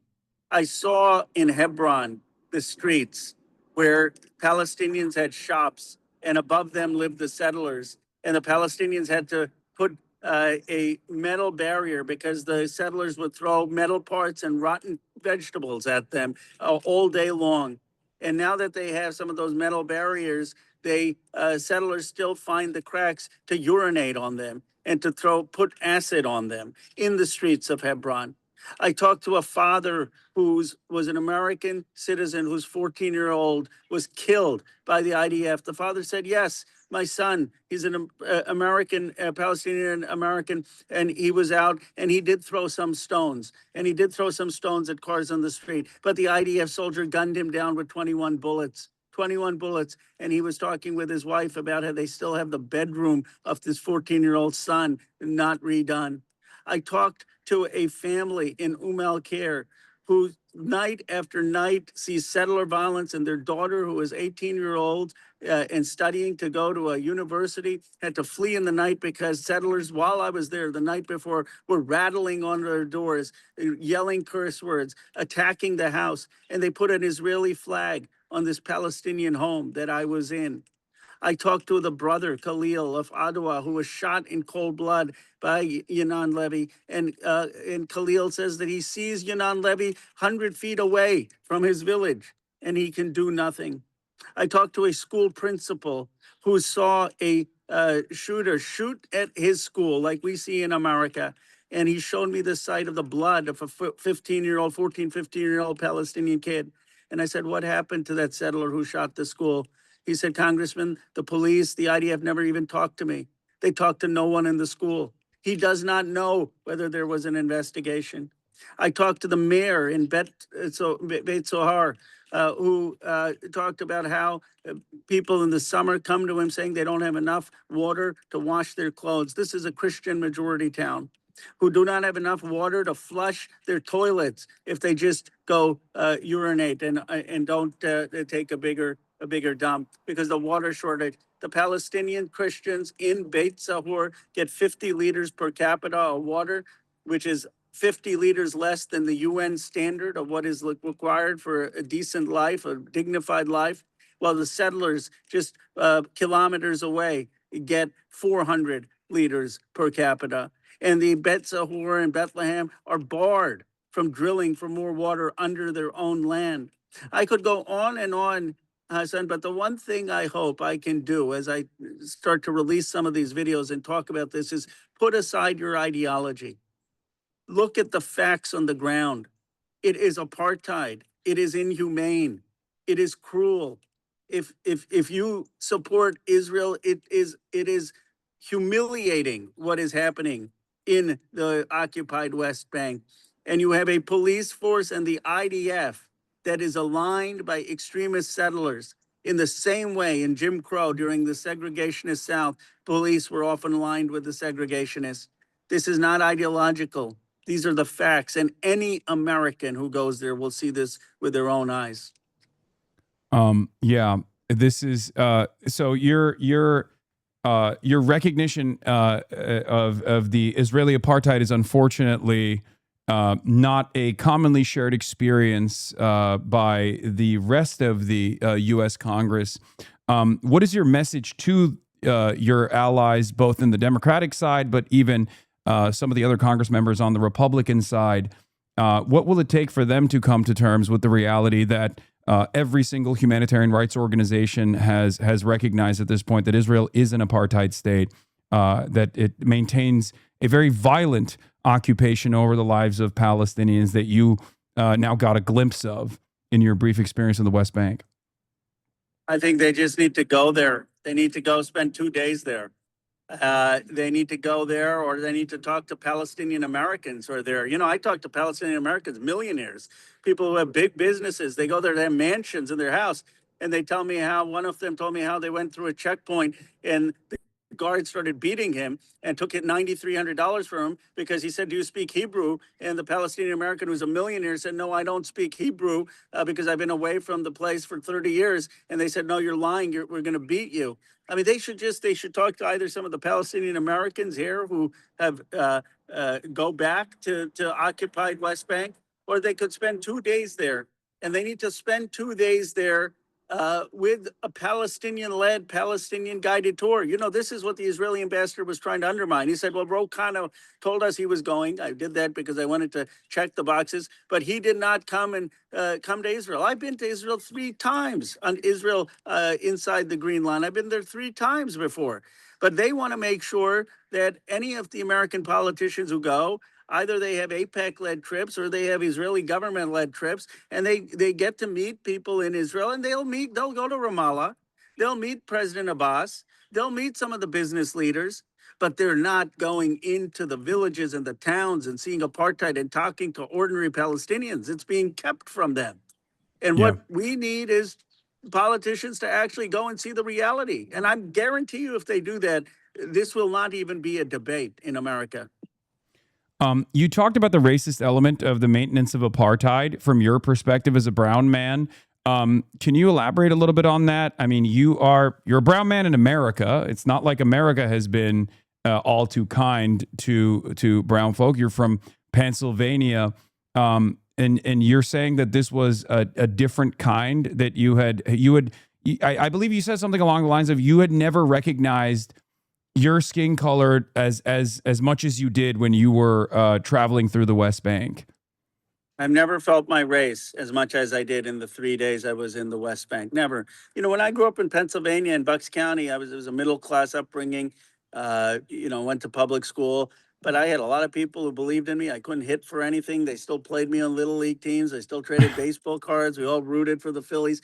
I had a pretty decent childhood, and yeah, sometimes someone would say go back to India, but that was the exception. That was not the norm. But you know, the only time I was acutely aware of race in America, most acutely, was after 9/11. When I don't know if you had this experience, after every airport, I would get called up for advanced screening because I was brown going through airports, and it was post 9/11. But in the West Bank, I felt my race acutely every moment. At the checkpoints when we were traveling, and my aide was at one point, a group was white, and one of my friends was white, and I was brown. And I could tell that the security, when they came on the bus, they were concerned most about me. Who is this brown guy? At one place, when we were on the Israeli occupied side of Hebron, the three or four of us, an Israeli, two white Americans, and me, the guard comes, he doesn't care about them. He comes and says, who is this guy? Is he the son of Isaac or the son of Ishmael? Meaning, am I a Muslim or a Christian? And I said, Hindu. And the guy, it was beyond his comprehension. He said, what is that? But I was so made aware of being brown. I was brown first, an American second, a congressperson third, but from the lens of people seeing me there, I was just a brown person. It is not just apartheid, it is a racial apartheid that is taking place there. Yeah, and it's backed by religious fundamentalists, and I do fear that there is an analog here in the United States of America, a similar growth of a movement that is brewing that is a real, genuine threat to normal American existence. And I was wondering if you see those similarities as well. I know you mentioned the historic Jim Crow, a similar apartheid structure that existed in the United States of America, but I do feel like in order for Americans to better comprehend the conditions, because we know America best, do you see a similarity in the growth of ethno-nationalism, Christian nationalism in the United States of America, and a coalition of these similar forces? Did you feel as though this was supremacist values in action, ethno-religious supremacist values in action in their treatment of you, and also their ongoing treatment of the Palestinians as well? It's 10 times worse than anything in the United States of America. But the one place, let me say to people here who maybe get some perspective, think about ICE, and think about ICE racially profiling people who are brown. You know, the Kavanaugh stops where they can just stop people who are brown or in low-wage jobs. And think about how they're harassing them and how they're detaining them, and in some cases killing them and killing American citizens who get in the way.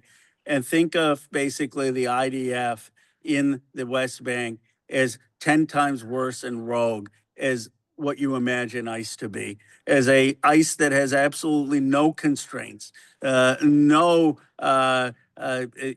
can act with total impunity. And so you see the worst form of it in the West Bank. Of course, it should make us even more concerned about organizations like ICE and the desire that they have to purge the country of people who are brown and to tackle immigration. But it needs to be tackled here, but it's 10 times worse in the West Bank. Yeah. Do you, as an American citizen and as an American congressperson, as an American taxpayer, do you feel a sense of moral culpability as well with the ongoing occupation? Because once again, another aspect of this conversation that is not like academic, not theoretical, but very real is the illegality of this occupation, and yet no one talks about it. Do you feel like that we have an obligation to try to recalculate our relationship with the nation state of Israel? And what do you suggest that we can do as regular American citizens, and what can Congress do as well?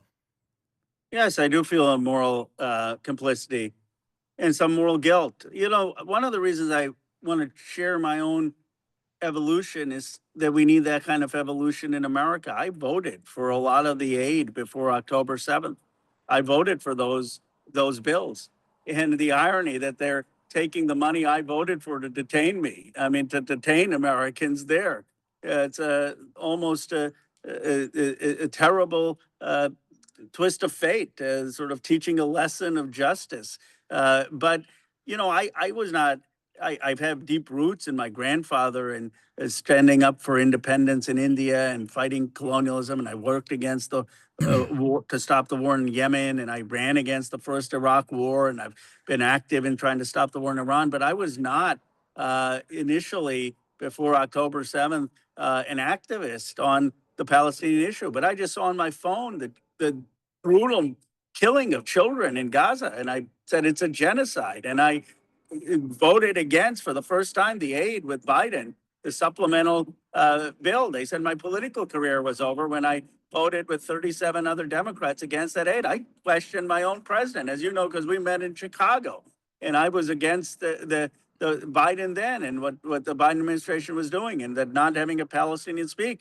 But I have become more and more convinced of the moral stakes of this issue. And at this point, Israel is acting in a rogue way with an apartheid state in the West Bank, and is committed genocide in Gaza. We need to end all aid. It's not just academic. We have a vote on the Massey Amendment coming up next week. I mean, are they really going to vote for aid after Israel's foreign government just detained an American congressman and 4 American citizens, and the ambassador is making excuses, the prime minister is making excuses? You're going to give aid to this country? We need to stop giving military sales to Israel that is using these sales to commit genocide, and we need to be very clear about the terms, because words matter. Apartheid and genocide, they matter. And I really believe that there's a reckoning that's coming, because young people, both Democrats and Republicans, get this. Yeah. As far as a member of Congress and just Americans broadly, we do have a lot of power and a lot of influence over the country of Israel. Now, a lot of people here in the United States sometimes get that relationship wrong. And part of that is because of the prominence of pro-Israel voices in American Congress. But there's this attitude that, Israel controls the United States of America. It's actually the exact opposite, where America has tremendous control over the nation state of Israel. Now, of course, with your recent experience in Israel and the lack of support that you've seen, or even the impunity that you have heard from Israeli officials, you might have a different perspective on this as well. But the reason why I keep bringing this up is because there are mechanisms in play of ensuring that Israel actually is held accountable. So I want to ask you about some of those mechanisms in play. I think you brought up the fact that we shouldn't be giving aid to Israel as long as Israel is obviously in violation of international law, and that's one of them. Obviously, like forcing Congress to abide by existing laws like the Leahy Law is a good start, but I want to hear your perspective on additional financial sanctions. Even someone like Rahm Emanuel, who has long been a supporter of Israel, whose father actually was a part of the early Zionist militias himself, came out while you were in the West Bank. He was at Tel Aviv University, and he delivered a speech. And in this speech, he talked about comprehensive sanctions on Israeli banks. And he even went as far as to say every single Israeli bank has a branch in the West Bank, in occupied territory that Israel illegally occupies. I don't know if he used those terms, obviously, but he said that those sanctions would actually reach every single Israeli bank if we were able to implement them. Are you in favor of something of the sort? Are you willing to go even further than that as far as sanctioning the state of Israel, an arms embargo? These are the questions that I have from my community, certainly. Yeah, I think that's just a start. Of course, we should be sanctioning the banks and the construction and the financing of construction and illegal settlements in the West Bank. But we should be demanding not only that, we should be demanding the prosecution of Ynon Levy and the extremist settlers.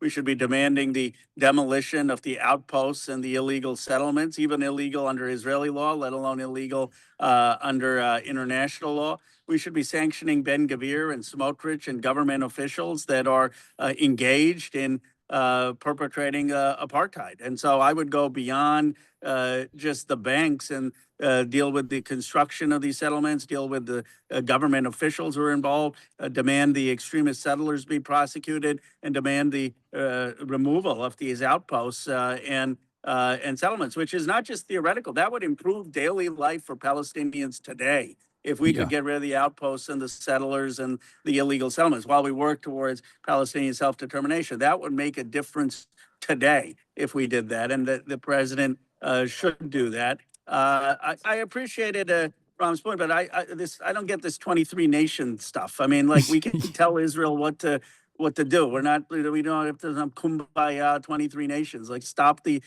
settlements, stop the apartheid, recognize Palestinian state. And I think part of it is because it's like an ivory tower. Like, you trek to Tel Aviv, you give some speech. No, come on, meet the people on the ground. And I'm glad at least Ram has moved from now what'll be the right pole of probably the Democratic Party. But we got to have people actually meet. I don't understand how you can lead this party if you've not been to the West Bank for an honest look at what's going on in terms of the human rights issues that are at stake. And then I would not provide military weapons that are being used to kill civilians. I think that's where drop the bombs and Senator Sanders' amendments are. And I have supported that. People have, I've said I don't think we should provide any aid to Israel, including the purchase of Iron Dome. And I came out for that more recently. But, I got into this back and forth with Mehdi Hasan, where at the time I was like, well, I'm not sure on that. And I said, Mehdi, we haven't even tried step one. Like, we can get to step 7 or 8, but people who are saying, oh, Israel's impervious to the United States, how would we know? We've never tried. How about we stop the aid? How about we start these sanctions? How about we stop some of these military sales? And then we'll see. And my guess is they'll very quickly comply. The reason the ambassador can go on with impunity on face of the nation, even as Americans are detained, and the prime minister can obfuscate, is because there has never been consequences so far. Yeah, well, I think the reason why people are demanding an embargo, myself included, is because it is an enforcement action that would get Israel to comply far beyond simply offensive or defensive weapons, especially considering that now there is this new bill that is being discussed where there's supposed to be a merger of the Israeli military and the American one that would make this that would make the issue of holding Israel accountable or stopping Israel's violence against civilians far more difficult. And I was wondering what your thoughts were on that as well. I know you've spoken about that extensively. Yeah, I'm just going to make sure my connection is strong. I've led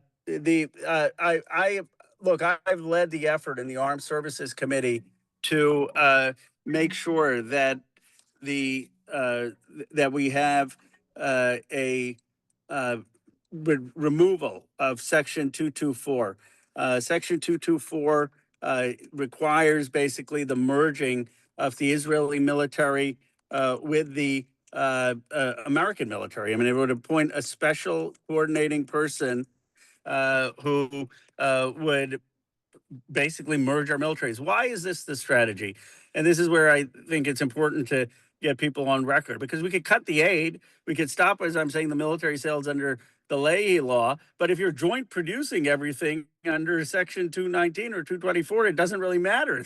They won. They have all the military at that point. Yeah. We don't have this for any NATO ally, so we need to stop the military sales killing civilians. We need to make sure that we aren't giving any aid.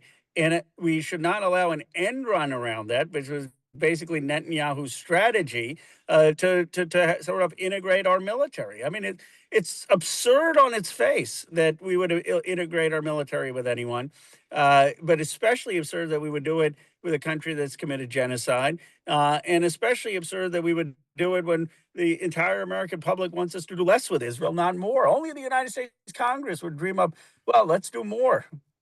Yeah, the reason why I bring that up is because Benjamin Netanyahu, since the 90s, has claimed over and over again that they could do without American military aid, right? But nowadays, it's become a more commonly shared opinion in the Israeli military and in the Israeli government that that it's becoming perhaps too politically disadvantageous to continue giving money to Israel so they can purchase the weapons back. And that's the reason why I think a lot of people stress the importance of an embargo and also this merger of the Israeli military, because at that point, it won't even matter if America is directly paying the Israeli government to then purchase arms from the United States of America. A version of this already exists with like jet fuel, for example. This is like very insidious, and many people are not aware of this, but like the Pentagon has always supplied the Israeli military with U.S. jet fuel, and that kind of stuff doesn't even get mentioned in the above board numbers that we're talking about. So a version of this merger already in some respects exists, and you mentioned the exceptional nature of the military partnership that we have with Israel. That also exists with the F-35 program. Israel is the only country that actually doesn't have an American key to their F-35s, simply put. It's a little reductive, but they get to use their own operating software, for example. No other country gets this level of control over our technology. So do you... Like, where do you see this relationship going, especially given that it's a massive divergence between the American public, where every single day Israel is becoming more and more unpopular, whereas Congress seems resilient and resistant to that change, to abide by the needs of the masses? Well, we need to see Israel first and foremost as an occupying power that has an apartheid state in the West Bank and Gaza, and that committed genocide, and that there needs to be dramatic transformation and change for justice and peace in that area. And that means zeroing out the aid. That means no military integration. That means no military sales that can kill civilians. And that means more than that, leadership that's going to demand some of this outposts come down, settlements come down, that is going to work towards Palestinian recognition and a just peace. That, to me, is where not just Democrats are, the primary voters, and I know you've been had a string of victories with Malat and Abdul, our friend, and looking very strong. And basically, the pattern is you go, you support them, the establishment attacks you, and then the candidate ends up winning. I mean, it's they should be so lucky to have you come out. But my point is that that's where the Democrats are, but also where a lot of the young Republicans are, and they understand that we really, it's a moral issue, a justice issue, but it's also an issue of America not getting dragged into overseas wars in the Middle East that are hurting our national security. Yeah. So I want to get a little bit of clarity here, because you brought up the idea of being comfortable with sanctions, especially sanctions on any institution, financial or otherwise, that's touching the West Bank. But are you comfortable with like targeted sanctions of that sort? I want to get like full clarity on it. And also, are you comfortable with advancing a demand for an arms embargo, or is that a too pie in the sky for you? Well, I would say I'm comfortable with sanctions on government officials and sanctions on anyone, any of the financial institutions, and certainly sanctions which are involved in the occupation in the West Bank. And I would look at the construction of the finance, the government officials that are involved there. And of course, if there are people to be held criminally accountable beyond and sanctioned based on what happened in Gaza, that needs to happen once that goes through the ICJ and ICC. On the way I frame it, similar to Sanders and others, is no military sales under our Leahy law, and the arms embargo and candor would go further. It would that would mean, I suppose, as you would define it, that you would stop Israel even from getting defensive weapons, even not from us, but if they just want to get Iron Dome or things. That to me is probably too far. I mean, I'm all for defending and saving human life, so I have framed it the way Sanders or others have: no military sales in terms of things that could kill civilians, which is where But you would not be in favor of a similar ease of access to defensive weapons for the Palestinians, right? As far as like if Palestinians were to get I arms think a from. Palestinian state. No, I mean I think if a Palestinian state wanted to have Iron Dome, I don't think that that's a problem. Okay. Why would that be a problem? All right. Well, I hear this from other Democratic Congresspersons as well, and it's always interesting to hear their perspective because I'm fairly certain that we have long-standing sanctions on Iran specifically for delivering weapons illegally. We've decided it's illegal to the Palestinian population, similar to the axis of resistance with Hezbollah. These are obviously not the Iron Dome because they don't have that technology, but these are weapons that are being used and still being used against Israeli soldiers in Israel's illegal and ongoing occupation of Lebanon. Weapons that were received by by Iran. I'm not for arming Hezbollah or arming Hamas. Or I don't think that that's going to get to peace. I would say that the United States should be working on the recognition of a Palestinian state to stop the aid to Israel, to stop the military sales to Israel that are being used to kill civilians, and use our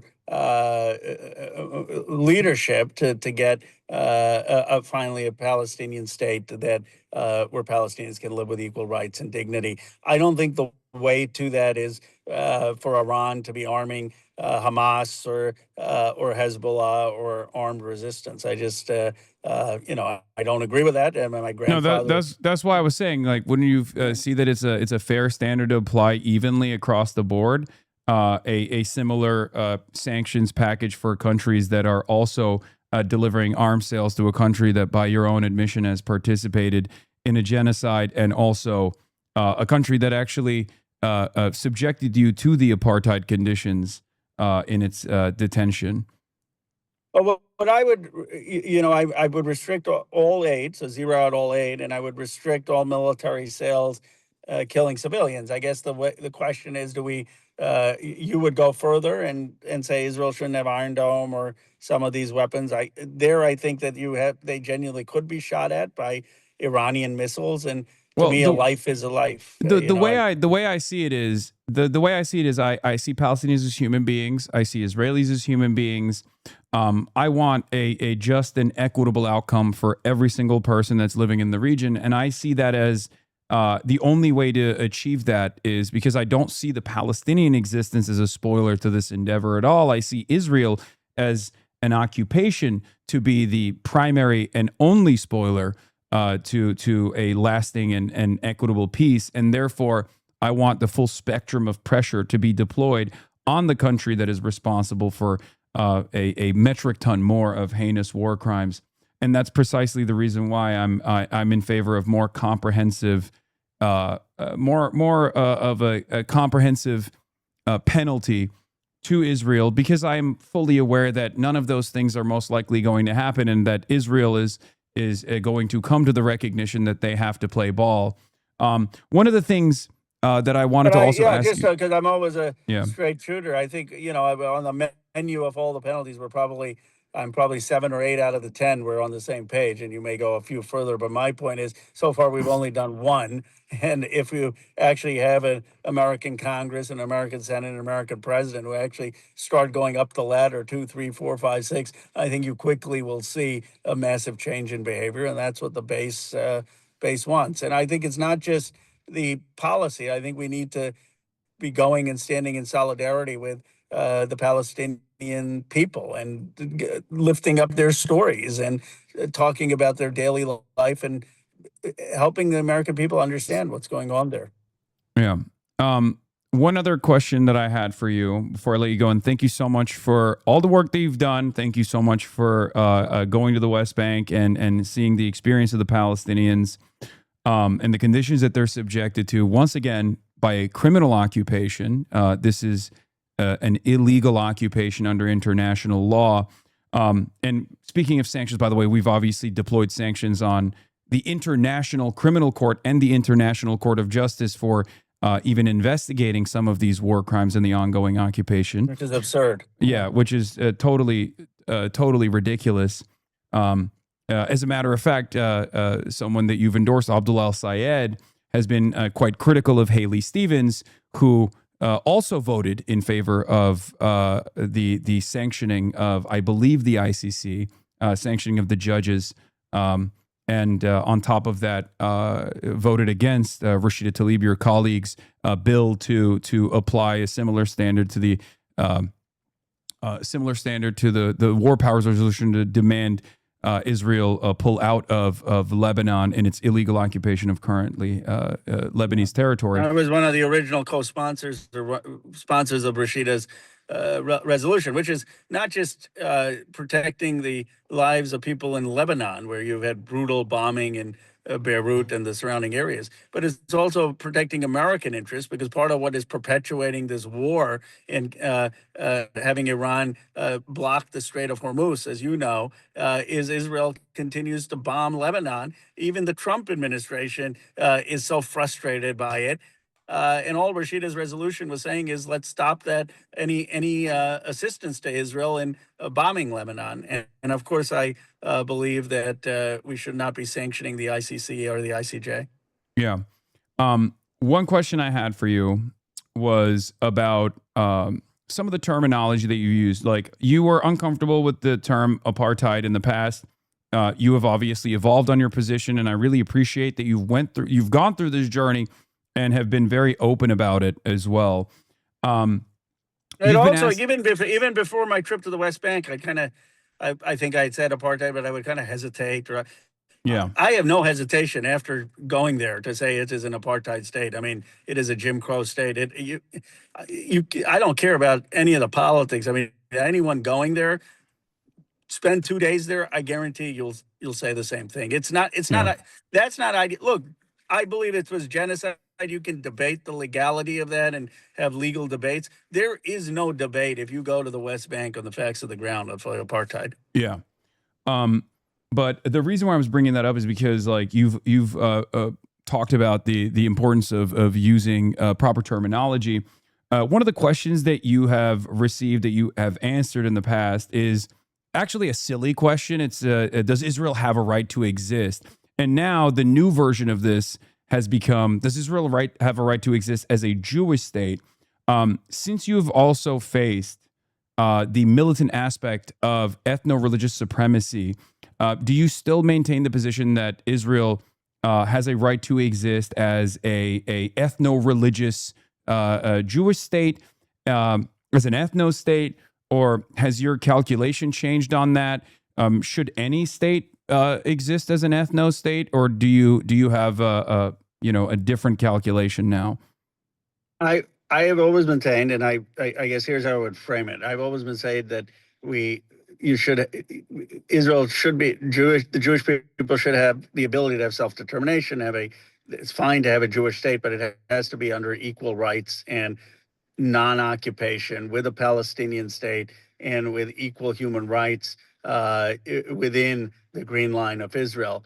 There are a lot of religious states, right? I mean, England has the Church of England, Greece has the Orthodox Greek Church. There are, of course, Pakistan and Iran and Saudi Arabia and Jordan. The problem is there's a difference between having a state that has a constitution based on religion, which the Jewish people can have, and a state where she uses religion to oppress and subjugate and deny the rights of others. What is happening right now with Israel is obviously an occupation, an apartheid, and a genocide. So I don't support that. But my hope is that what could emerge is a state that recognizes equal rights and ends the occupation and has a Palestinian state. That said, look, I'm not rigid. Obviously, I've supported this framework for the Arab peace plan, and that could go forward. There are other possibilities people have floated, and I'm open to that. What I do know is that we need to start with improving life on the ground for Palestinians, and that means ending demanding the destruction of the outposts, the settlements, the prosecution of violent settlers, ending the aid, ending military sales, clearly calling it apartheid and genocide and working towards peace. Yeah. The reason why I brought that up specifically is because, again, it's vague, but it's also a loaded term for the most part, because like Israel as it currently exists is an ethno state.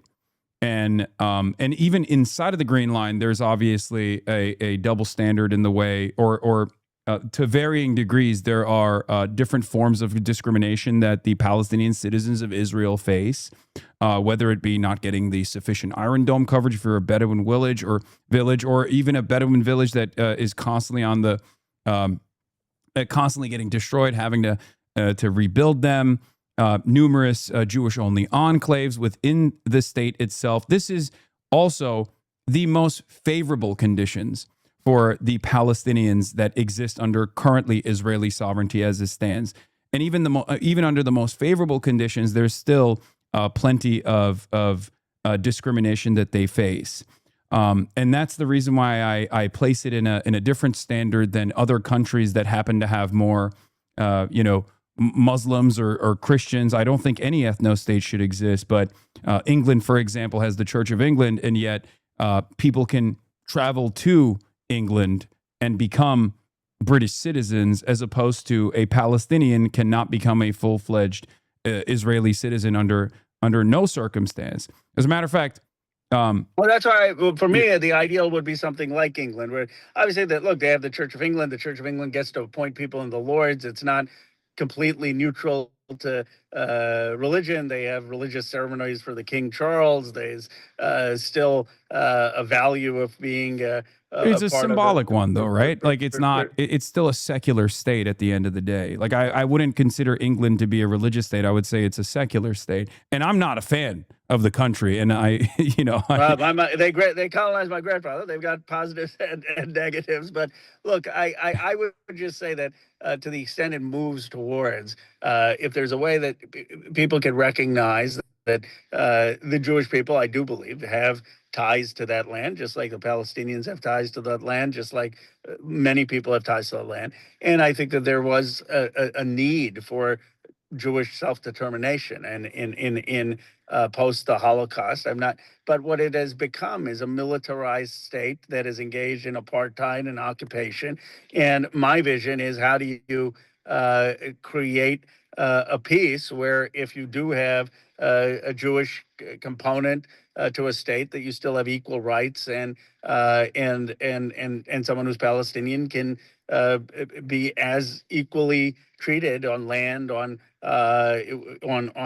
their prospects and political participation within the Green Line. And I think you can get to that if you can get a Palestinian state. But to get to a Palestinian state on the ground, you first have to get rid of all these illegal settlements and these outposts and the violence, and you really need to take a lot more constructive steps. But like I said, I'm open to other solutions. To me, it seems that working towards this will get to peace. But I hope other people in the Congress, the Senate, others will come and answer these questions, because we have a lot of people who, now are willing to have some of the platitudes, but are not willing to back it up with the concrete policy of no military sales and no aid, and calling it a genocide, apartheid. Okay. I know I keep saying one last question. You can keep going. I'm not. Yeah. The other thing that I wanted to talk about is, a lot of people talk about a two-state solution. And oftentimes, I think, especially in the anti-Zionist movement, this is seen as a way to just hand wave away a lot of the problems, because it seems impossible to accomplish for numerous reasons. One of them is obviously the 750,000 Jewish settlers that currently live in occupied East Jerusalem and also in the West Bank. And those numbers are obviously growing. There is a non-contiguous Palestinian state, which is precisely the reason why it seems virtually impossible after the last 3 decades of settler expansion. The other question I always have, and I rarely ever get to ask this to any sitting representatives, is how do you foresee a Palestinian standing army, and how do you get Israel to be on board with having a Palestinian army? because that's the reality. States cannot exist without a standing military. States cannot exist without some kind of security cooperative agreements with other states in the region. Like how would we get Israel to be? How would we get Israel to abide by the fine details of a two-state, one that would have its own sovereignty, its own territorial control, one that would have its own standing military that could potentially have security cooperative agreements with other nation states in the region?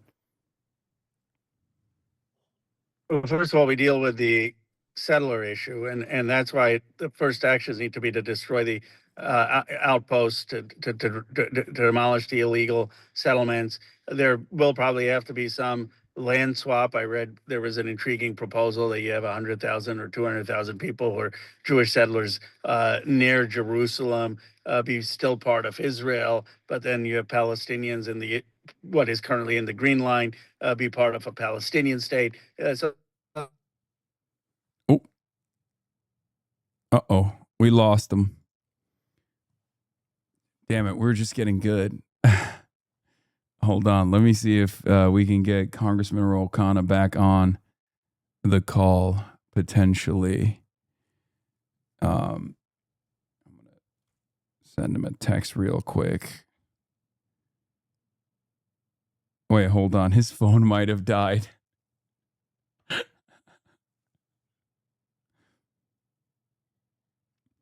Okay, we did.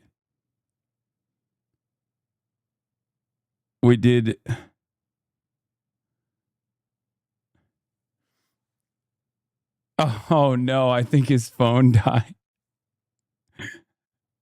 No.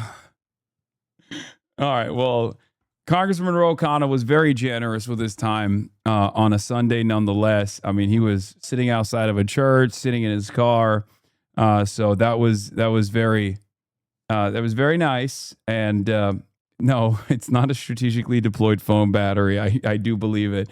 He loves this kind of shit. Okay, he loves yapping about issues that you normally would not hear from the average American congressperson. So wait, he's back. Hey, sorry about that. Just been having some connection issue. Can I finish my answer? Yes, I would love that. I thought your phone died, but it did die. But I managed to pull it back in. I don't know how it died. It was on the charger. Anyway, you'd think the Silicon Valley congressman would be better at it, but there you go. Look, so there's some land swaps, but ultimately, yes, you're right. Once we get to a Palestinian state, there needs to be security agreements and security cooperation, and Palestinians need to make sure that they would have to recognize, of course, Israel's existence at that point in any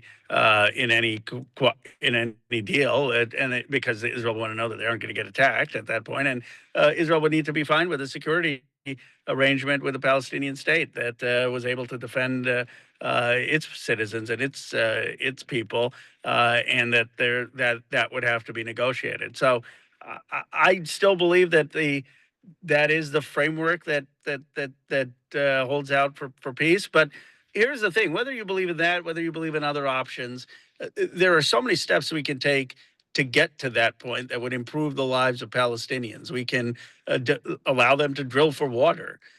We can make sure that Israel stops subsidizing settlements.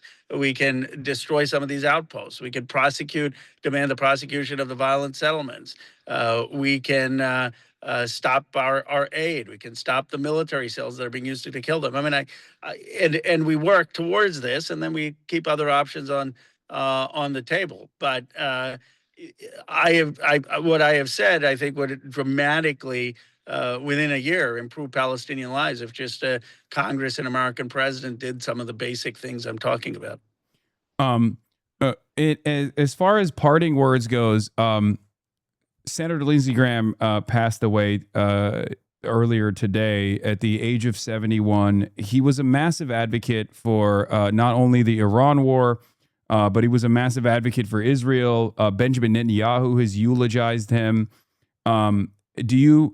What is your what is your opinion on the news coverage of a congressperson's legacy? Do you feel like it should reflect the impact that he's had, both good and bad? Okay, that happened. Okay.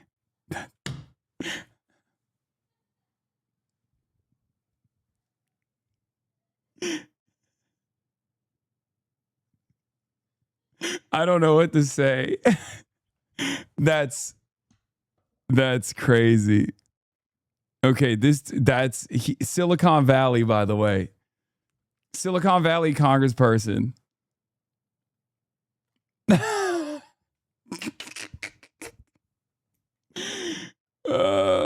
That's amazing.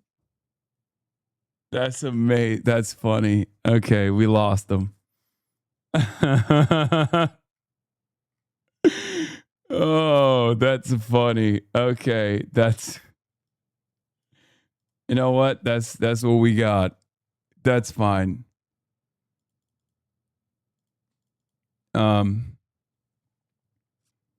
It's all good. That's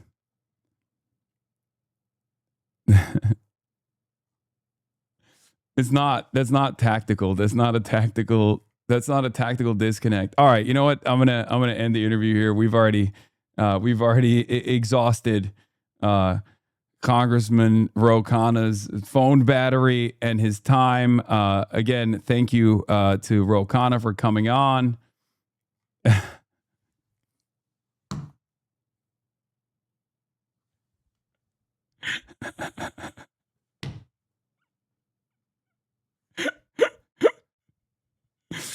Oh, Jesus Christ.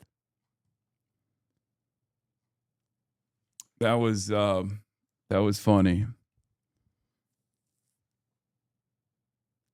I feel like I was appropriately critical at times, right? But also tried to arrive at some good answers. As you know, I'm charitable, but also sufficiently critical at times. I mean, Ro can take some punches. What is this?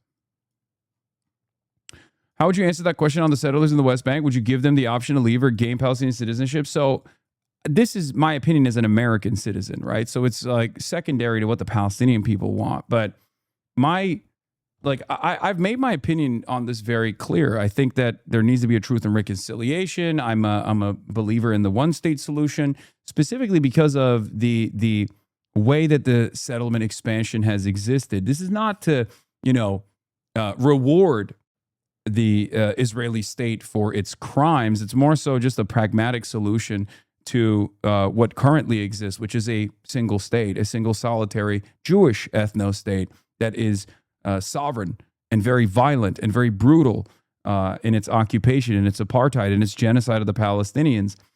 So my perspective on this is to offer full citizenship in a secular solitary state that recognizes the humanity and offers the exact same rights to every single Palestinian person and Israelis as well. There are numerous different solutions to this as well. Some people talk about a binational commitment. I'm fine with that. I'm even fine with like a two-state if it has a full-blown standing military for the Palestinians that can do their own security contracts, right? Like they can just have full-blown sovereignty. It's just something that I don't think Israel will ever be comfortable with. And yes, that does mean that the West Bank settlers would be a minority in the two-state solution in the current land that they occupy, and perhaps the best solution there would be some kind of land swap scheme, with a right to return, of course, as well. But that's the reason why I think a one-state solution with a right to return, with a Truth and Reconciliation Committee to take account not only of the recent genocide that Israel has committed, but also take accounting of 1948 and make a honest and just and equitable and permanent solution to this conflict. We have so much power over the Israeli government, you know? We have so much power over the Israeli government that we could hold them to this standard.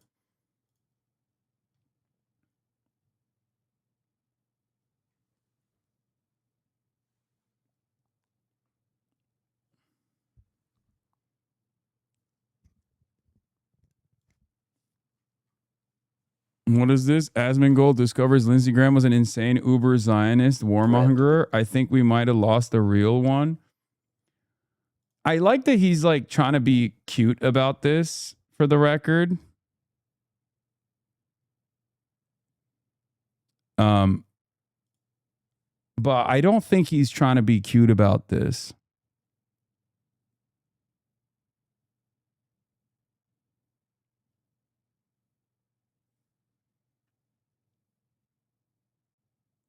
Where'd you get your scar on your forearm from? Don't kill me. On your forehead? This? It's not a scar. It's a zit, man. I have a zit. It's not like a Harry Potter scar. It's just a zit.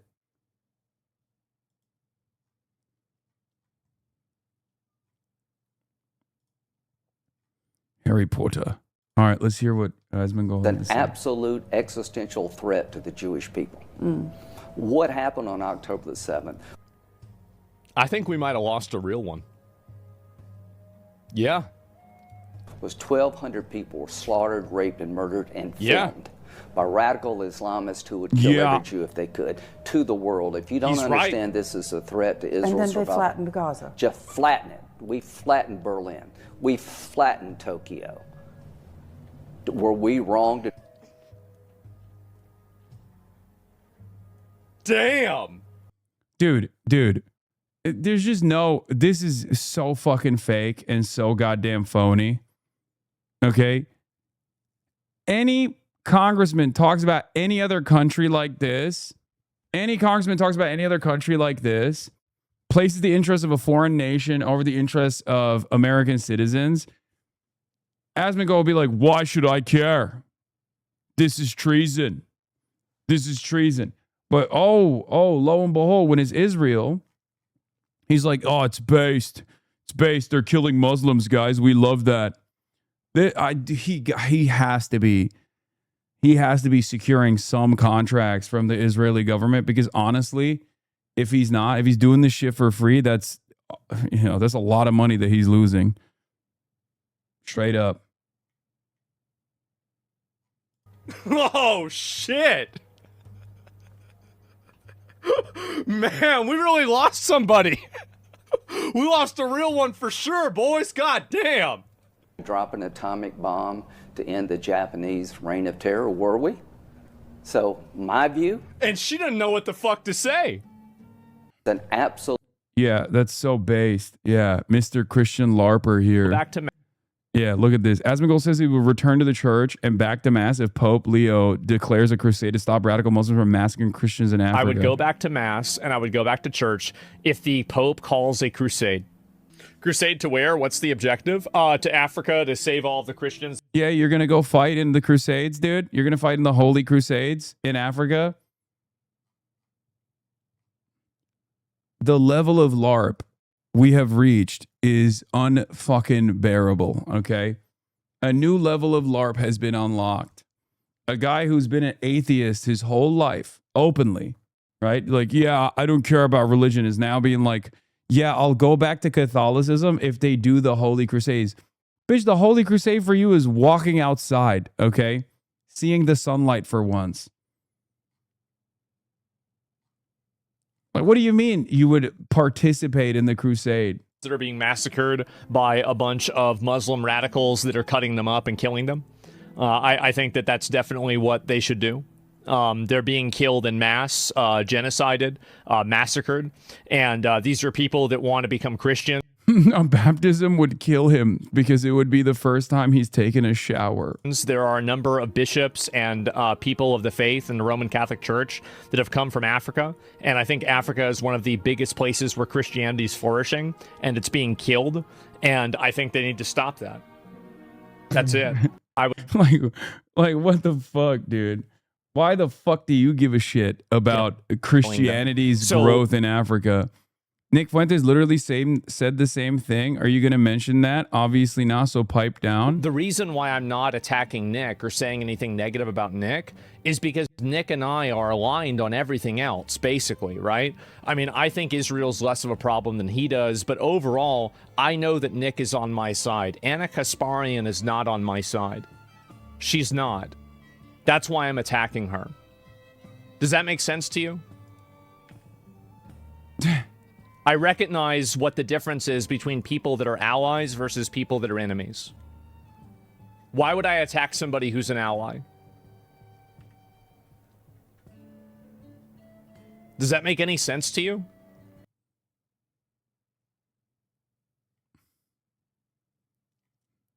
I mean, what do you say? What do you say to this?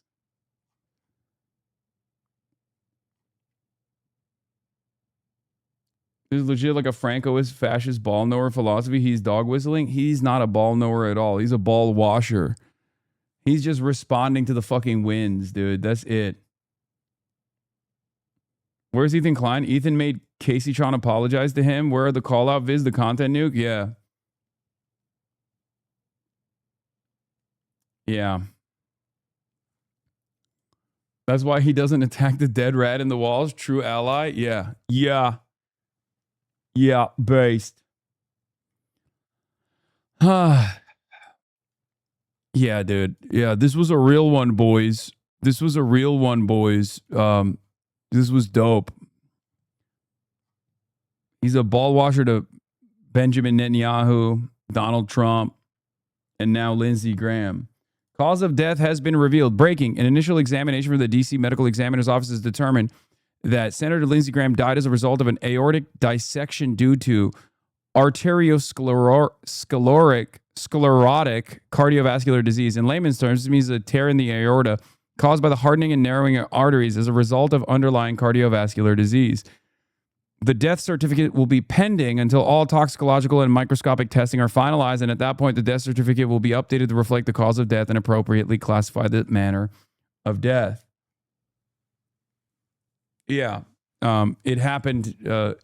I'm telling you, it's because he got so excited when he heard Donald Trump say we're bombing Iran super hard.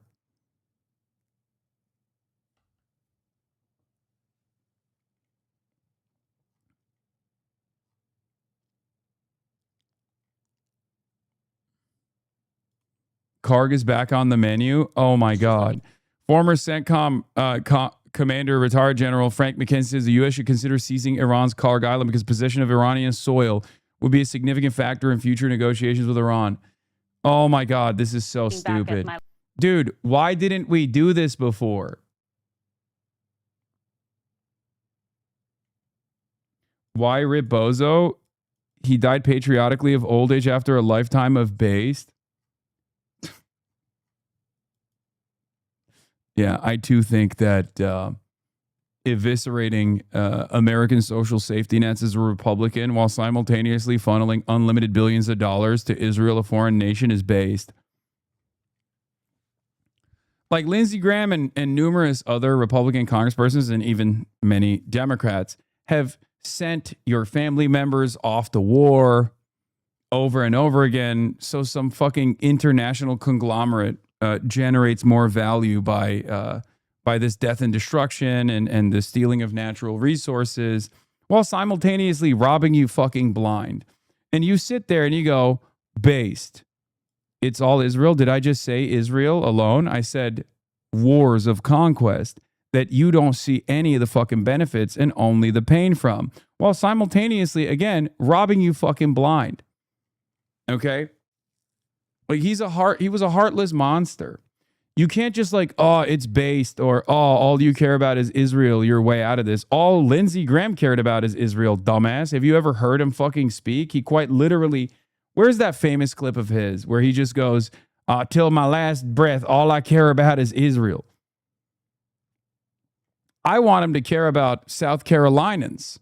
He's from fucking South Carolina. You can't like edgy tweet your way out of this, dumbass. You can't just try to fucking posture this.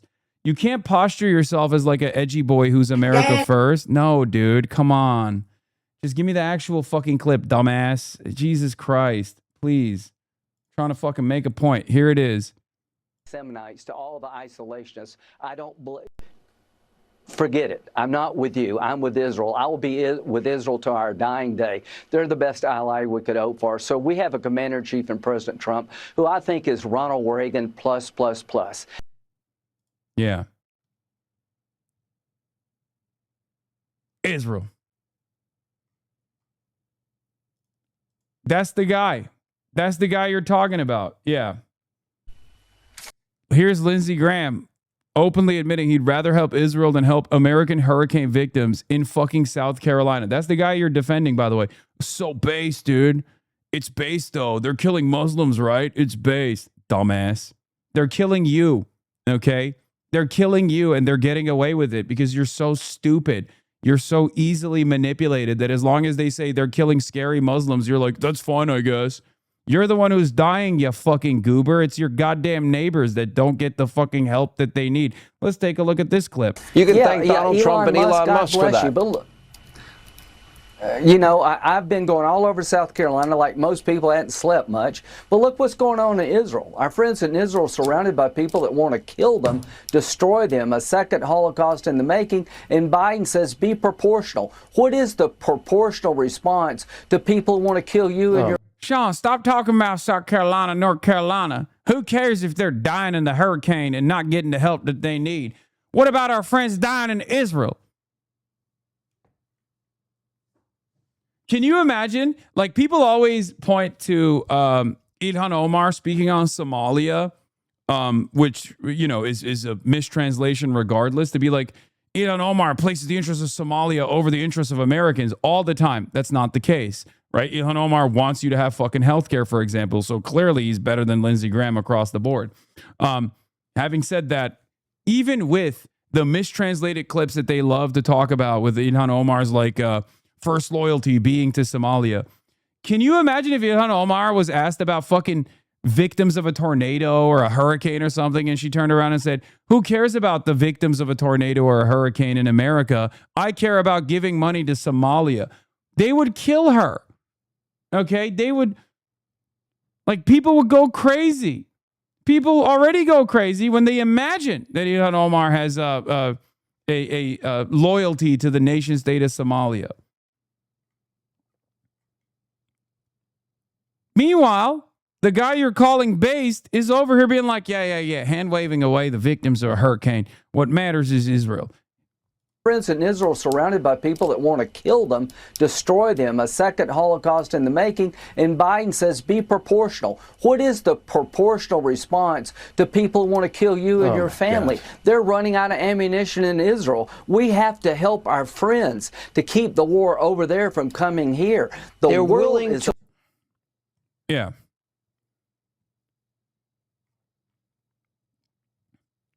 And it's not like this guy has family ties to Israel. How are you not calling into question why? Yeah, how are you not calling into question why he's this compromised?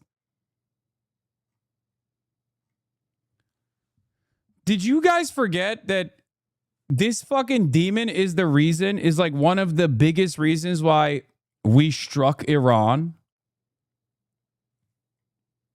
Did you guys forget that? He openly would fly back and forth.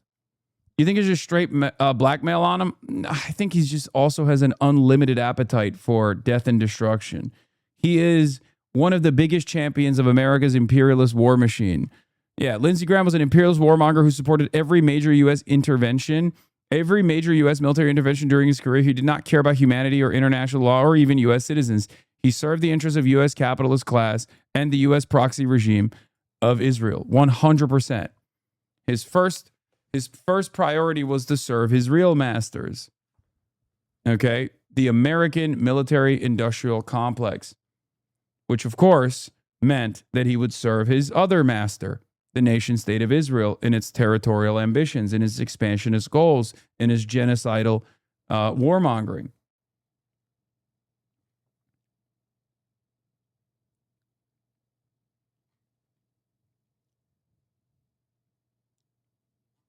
So yeah.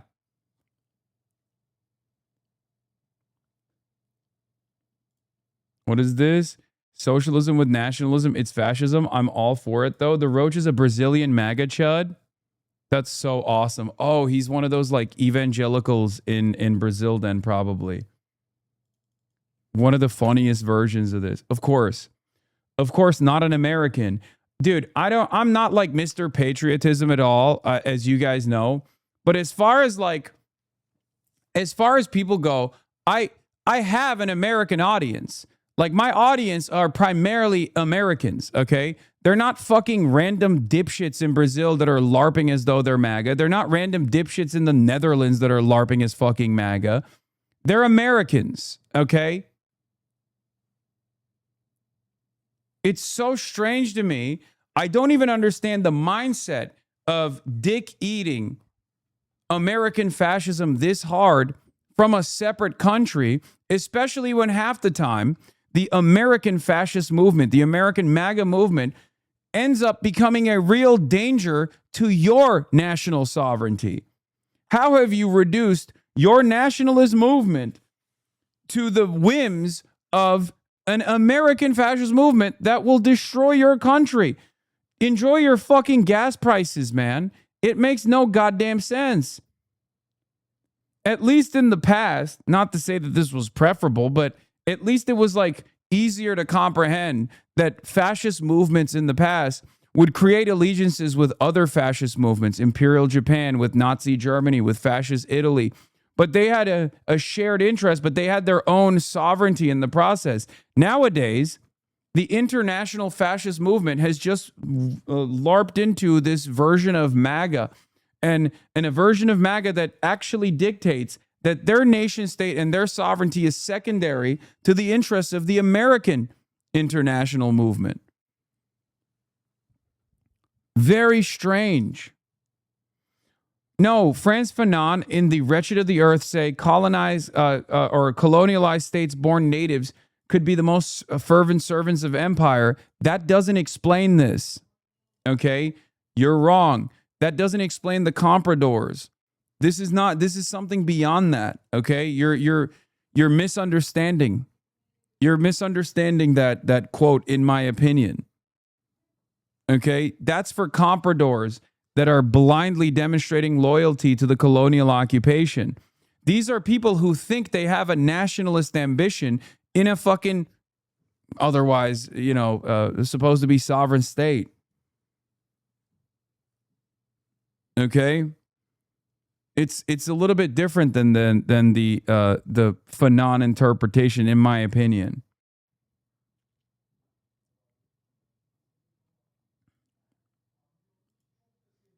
I like the number and I like your suit. I'm a numbers guy. I'm a suit guy. I'm a big business guy. Yeah, these guys are fucking traders. That's what's so crazy about it. They're just straightforward traders. But they're traders that don't recognize that they're traders. They have no investment in a national project. They're not nationalists. In some ways, they're internationalists.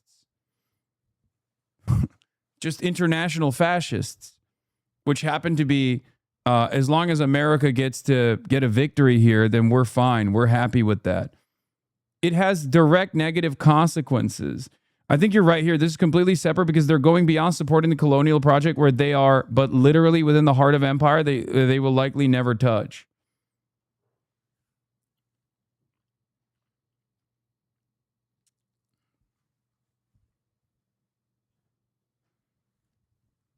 It's really interesting because the impact of American imperialism is genuinely negative for a lot of these countries. Anyway, yeah, I saw this. Here's a quick comparison of the top countries searching on Google for Hasan Piker and Asmongold over the past 12 months. Hasan Piker, United States, Canada, Australia, New Zealand, Ireland. Asmongold, Finland, Sweden, Norway, Estonia, Canada. Like his whole fan base is... His whole fan base straight up comes from Euroid MAGA LARPers, dude. It's so weird.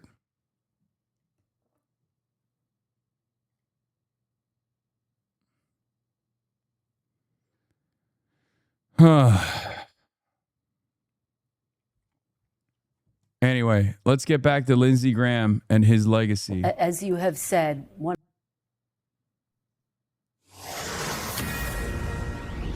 Fox News alert, Lindsey Graham will be remembered for his fierce support of America's greatest ally in the Middle East, Israel. He is being like, how does this not weird people out? Like, you know how people always say, like, oh, dude, you talk about Israel quite a bit. I don't want to. I don't want to talk about Israel ever again. In a perfect world, I would never have to utter the word, okay? Utter the name. These guys are the ones who literally are like, an American senator just passed away, and guess what? He fucking rode Israel into oblivion till his very last breath. And it's like, doesn't that strike you as odd? One piece that's missing from this conversation is South Carolina. Is that not strange? We're talking about a U.S. senator from South Carolina, and South Carolina has not been mentioned at all, only to determine which Senate seat Israel purchased. Which state in the United States did Israel purchase the seat for a congressperson who would do their bidding?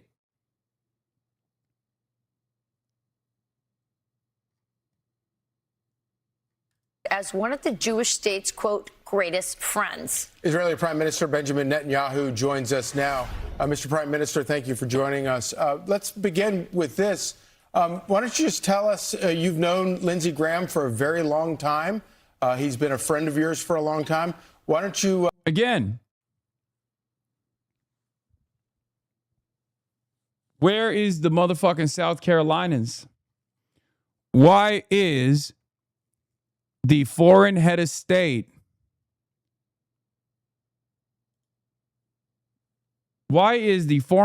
eulogizing Lindsey Graham? Tell us a little bit about your old friend.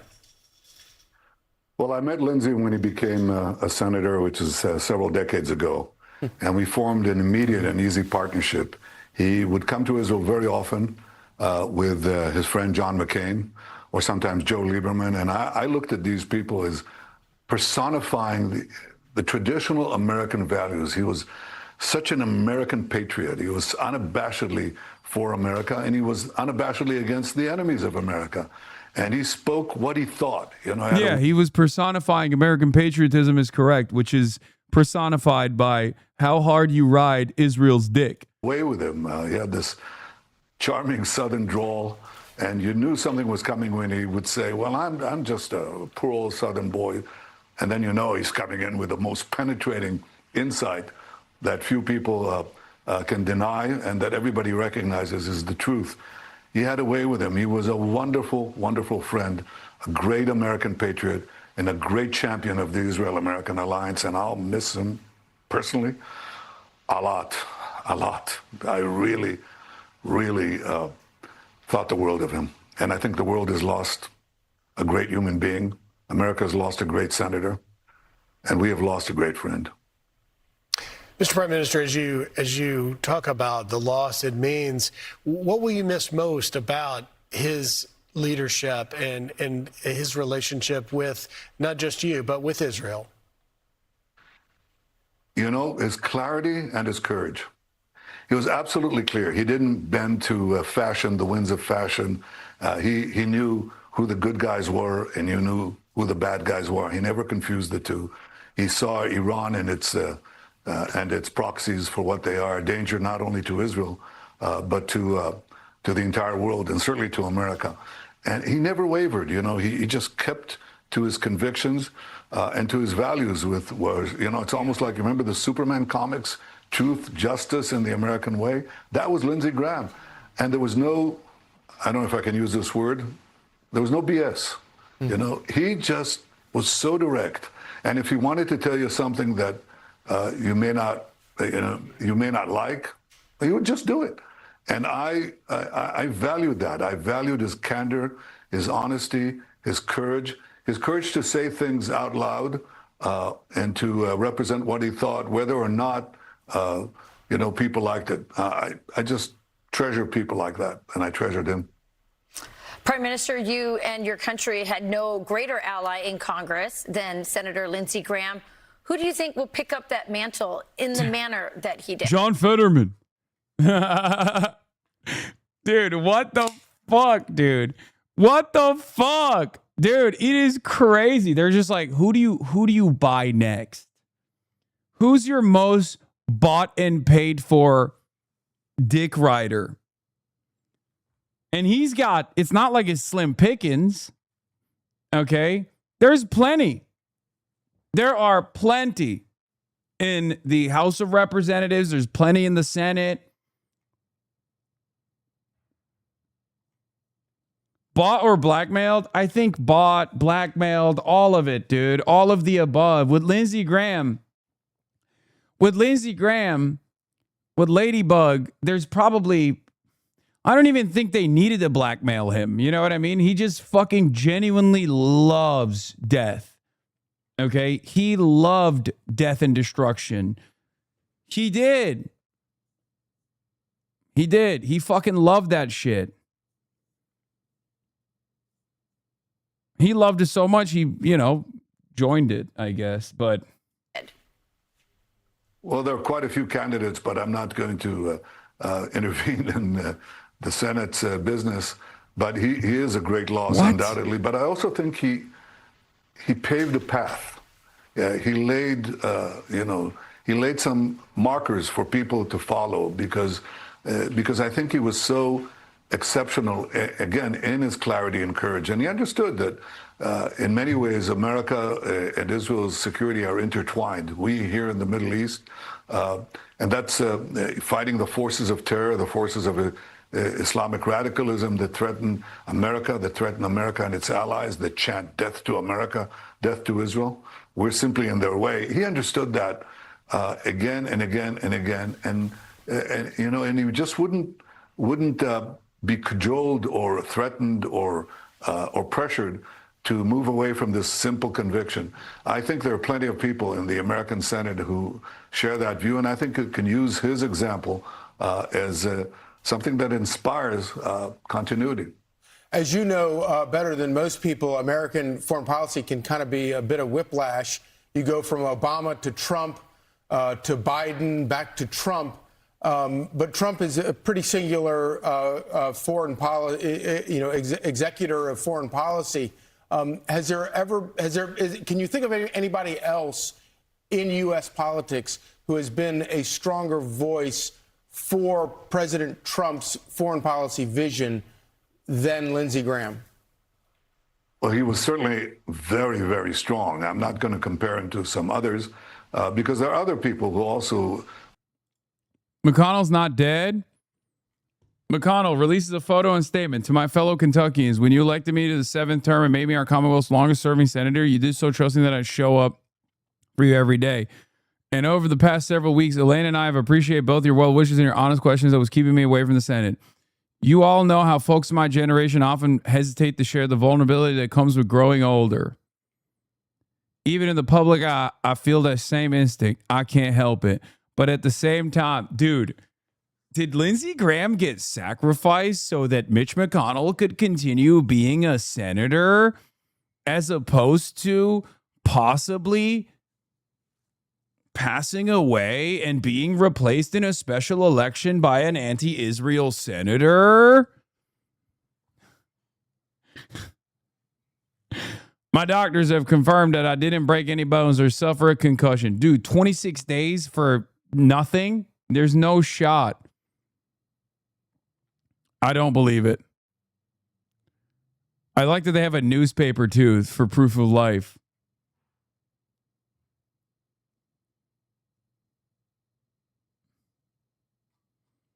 I still don't believe it. Lindsey Graham death mogging Mitch McConnell. I know Chuck Grassley's sweating right now. Chuck Grassley is fine.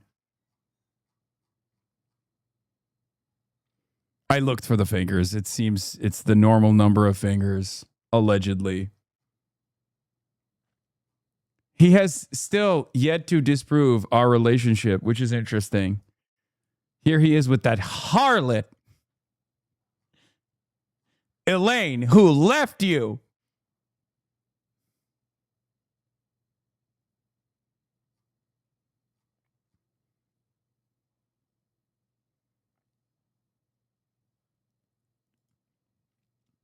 Mitch McConnell showing up to work tomorrow with a big Frankenstein scar on his forehead and a much gayer voice than before. Mitch McConnell talks like this, but now all of a sudden after the procedure ended, he talks like this. Hello, I'm Senator Lindsey McConnell. Mitch McConnell from the beautiful state of South Carolina, Israel. Kentucky. Kentucky, of course. I love Kentucky. It's my favorite state.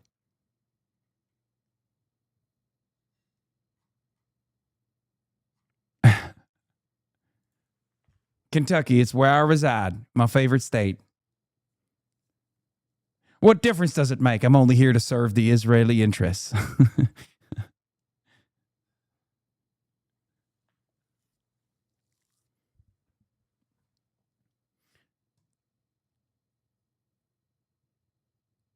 Oh my gosh, she flew to China to pick up the clone.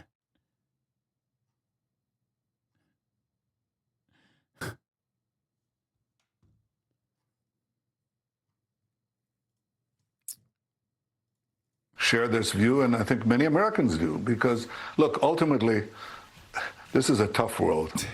It's a cruel world. It is changing rapidly. There are many challenges to America's leadership in the world, which I think has to be maintained, because without America, I think there would be no liberty in the world, and we'd have a dark age returning and descending on us. Lindsey Graham understood it perfectly. I think there are many others who understand it. By the way, I think the bulk of the American people understand it. Yes, there is a trend right now,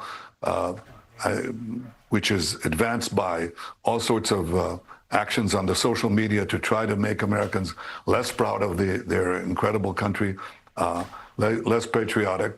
Lindsey Graham and the majority of the American people did not buy it. And I think there are plenty of others who do not buy that and will stand by the principles that America has championed for these years. That's the reason why there's this partnership between Israel and America, because fundamentally we stand for the same values. We represent democracy. We're the only democracy in the Middle East. We represent individual rights. We value every human life. These people can slaughter their own citizens. Trey's back from the drawing board. There's a broader issue here. The only people articulating specifics about the future of U.S.-Israel relationship are either doing so in purely punitive terms or mostly preserving the status quo with lip service to how particularly bad Bibi is.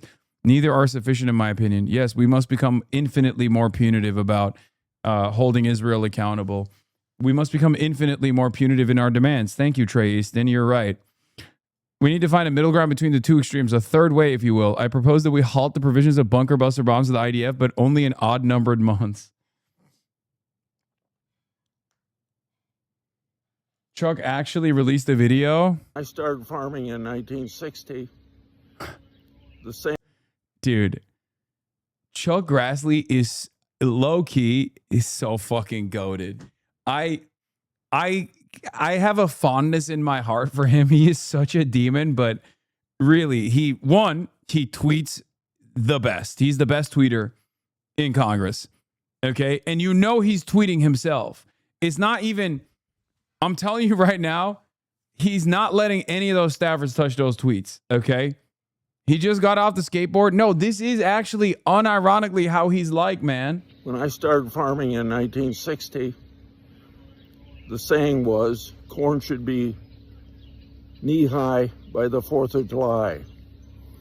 Now, with the development of new genetics for corn varieties, it is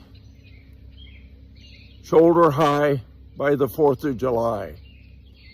Have a happy 4th of July. Lindsey Graham dead. Mitch McConnell probably dead. Donald Trump monthly trips to Walter Reed. 92-year-old Senator Chuck Grassley, Republican, Iowa, alive, farming, and third in line to the presidency. Bro, he's got Chuck Grassley's gonna live forever, dude. Straight up. He's gonna live forever. It's a given. It's a wrap. He's 92 years old and third in line to the presidency, chat. Look at the mutant corn he's eating. Well, whatever he's eating, it's working. Okay, yes, we got a sad Mitch McConnell update. Yes. Tens of thousands without blinking an eye. And we stand for something else. We stand for opportunity, allowing people to realize the potential in their life. This is all the things that our shared values give a bond, a very powerful bond between us. It's not that that bond is not under challenge. It is.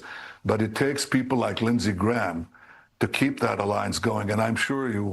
Okay, enough, dude. I don't want to fucking hear from this demon. So I go up to Lindsey. Yeah, let's hear from another demon, okay? It's like either other servants of Israel eulogizing him or the president of Israel, you know? Prime Minister of I'm Israel. I'm a brand new senator, determined to do something about mass incarceration. And I hear through Dick Durbin and others that he's the guy to work with. And I say, Mr. Graham, sir, I'd like to work with you on criminal justice reform. He seems almost amused by what I said. He goes, Corey, do you understand? I'm in a primary right now, and I'm running against a guy who is batshit crazy. I can't even so much as talk to you right now. Get out of here, man. Come back to me after my primary. And I laughed and came back to him after the primary. And true to his... Yeah, once again, classic classic political engineering here, you know, the machine. He's obviously talking about this fondly, but like, I guess technically he's just revealing that Lindsey Graham was lying to his constituents. His word. He rolled up his sleeves and we went to work. And thanks to him and Dick Durbin and some other Senate heroes, our bill became the first. Also, nasty business. Nasty fucking business that that we're remembering, we're recollecting on old Lindsey boys maneuvering fondly. Step Act after years, 2 presidents, 2 Congresses, and became law. One of my favorite moments in that negotiation was at the last minute, I'm trying to force one more thing into that bill. This has to do with children being put in solitary confinement. And I am going at it with this White House official who says, no, hard no. And we're almost yelling at each other. And then he says, I'm going to get Lindsey Graham on the phone and he will tell you. And so he gets the White House operator to connect Lindsey Graham onto the phone. And Lindsey Graham listens for maybe a hot second and then interrupts the guy and says, are you kidding me? We need Cory Booker to get this bill done. We can't do it without him. Give him what he wants. And it was in the bill. It's now part of the law of the land. One of the White House negotiators during that first negotiation told me that Lindsey Graham was like an unguided missile. That God, you never knew which way he was going to go, whether he would come back and hit you. But when he was aligned, when he would be in the right place at the right time, man, he could get things done that other people couldn't and bring a lot of light and new possibilities to the efforts. I am stunned at Lindsey Graham's death, but I pray that he is reunited with his friend, John McCain. Yeah, they went to the same place. That they both are experiencing God's love, grace, mercy, and forgiveness. My prayers are with his family and all those who loved and cherished him. I will miss my perhaps most unexpected friend in the Senate and someone with whom I got some good things done. Mr. President, thank you so much for joining us. Obviously quite a shock. The senator was a close ally of yours. He referred to himself as your North Star, the Trump guy in the Senate. What are your thoughts about Lindsey Graham this morning? Well, it's devastating. I thought he was fine. He called me last night. He just got back from Ukraine, and he had a great trip. He was telling me about the trip. He was pushing. I don't know who's worse to eulogize this man, by the way. Is it Benjamin Netanyahu, like the enemy of most people? Like most people despise Benjamin Netanyahu, or Donald Trump, who is not only also the enemy of most good people, who is exceptional at eulogizing people. Like he is Because a eulogy requires you to talk about someone else. And Donald Trump is incapable, almost physically incapable of talking about another person. So it's really funny that the only two people that are going and doing the rounds on mainstream media eulogizing Lindsey Graham are Donald Trump, who is physically incapable of ever saying something nice about another person because he's such a fucking narcissist and is also roundly despised by people. Or Benjamin Netanyahu, who is incapable of coming across as anything but a demon. Very, very hard. You probably know he wanted to do the Save America Act that he was talking about that. He was full of vim and vigor. He was tired. You know what I realized? You know how I was like making a joke, or not really a joke, but like I was talking about Asmongold fans who are mostly from Europe that LARP as like MAGA, even though they're like supposed to be European nationalists, European fascists. I guess we do that here in America for Israel. So in some ways, every nationalist is looking for another country that they can LARP as their own. Like our fascists do that for Israel. They're like, oh, hell yeah, you know. Israel is really punishing people. That's awesome. Israel's really killing a lot of Muslims. That's great. We should give them more billions of dollars. Every fascist at the end of the day is a cuck. Every fascist is a cuck. There's always another country. There's always another person who should fuck your wife if you're a fascist. There's another country that we should be giving all of our endless grace and support to. Even the American fascists. For the European fascists, it's about America and American dominance. And for the American fascists, it's usually the Israeli fascism. He said, I'm tired because it's a long trip. But other than that, he was fine. And he called me, I guess, just moments before, because he called me like at 6:30 or something, and the medical people got there a little bit later, right after that. What a terrible loss it is. He was a great politician. He was a natural. There are very few of them. He was a natural politician. Got along with everybody. When he didn't, he was very tough. He was a tough cookie too, but he got along with everybody. Yeah, he had some harsh words about you 10 years ago when you were running against each other. Did. Well, he ran against me, and he was, formidable. He was a tough cook. He was tough and smart, and that's where I got to know him on the campaign. I didn't know him before then, and I spoke to him maybe once in my life before then, but I got to know him. He was one of the 17 people that ran against me, and he was, a smart guy. And it was a nasty campaign. He was tough and nasty, but I was nasty too. And it worked out fine. And I got to know him by little drips and drabs, and then we became friendly. And there was no better advocate. He was a fantastic advocate in the Senate, and he could do things that other people. He was able to. If I had a really big problem with a certain Democrat, he could work it out. That's something most Republicans can't do. As you just mentioned, he died right after returning to Washington, D.C. from a trip to Ukraine. It was his 10th trip there.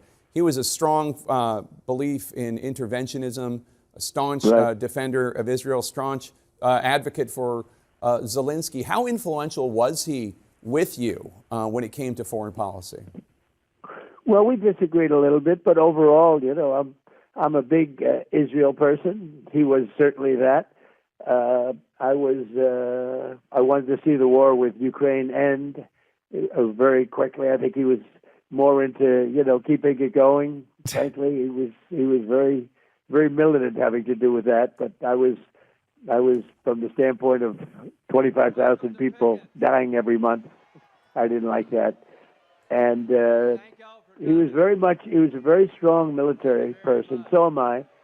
But I think we used it a little bit differently. We probably had a little bit of a different attitude, but we got along on it. Essentially, we agreed. And essentially, we agreed on almost everything. Where he was really becoming strong was the Save America Act. He was really, and I think he was going to be there very, very strongly on the filibuster. He was against terminating the filibuster. And I think he was doing that because he said we have a budget coming up and we have debt ceiling coming up, and the Democrats will, they're deranged in many ways. And they're not going to be able to do it. So he was coming aboard, I think, for the filibuster, terminating the filibuster. But before we did that, he was a strong advocate for Save America. And that's what he called me about last night. I mean, I think of it. I spoke to him he had already landed. He was probably at his place. I don't know. It just takes, it's so funny. It takes like approximately 2 minutes. He like got some of the words out of the way and he's like, yeah, Lindsey Graham, he's great. He's a very big fighter in the Senate. And then immediately he's like, he wants a ballroom. Everybody knows Lindsey Graham in his last dying breath was like, Mr. President, you're the greatest. And honestly, the greatest deserves the greatest ballroom of all time. That's what he would have wanted. In order to honor his legacy, we got to build a ballroom.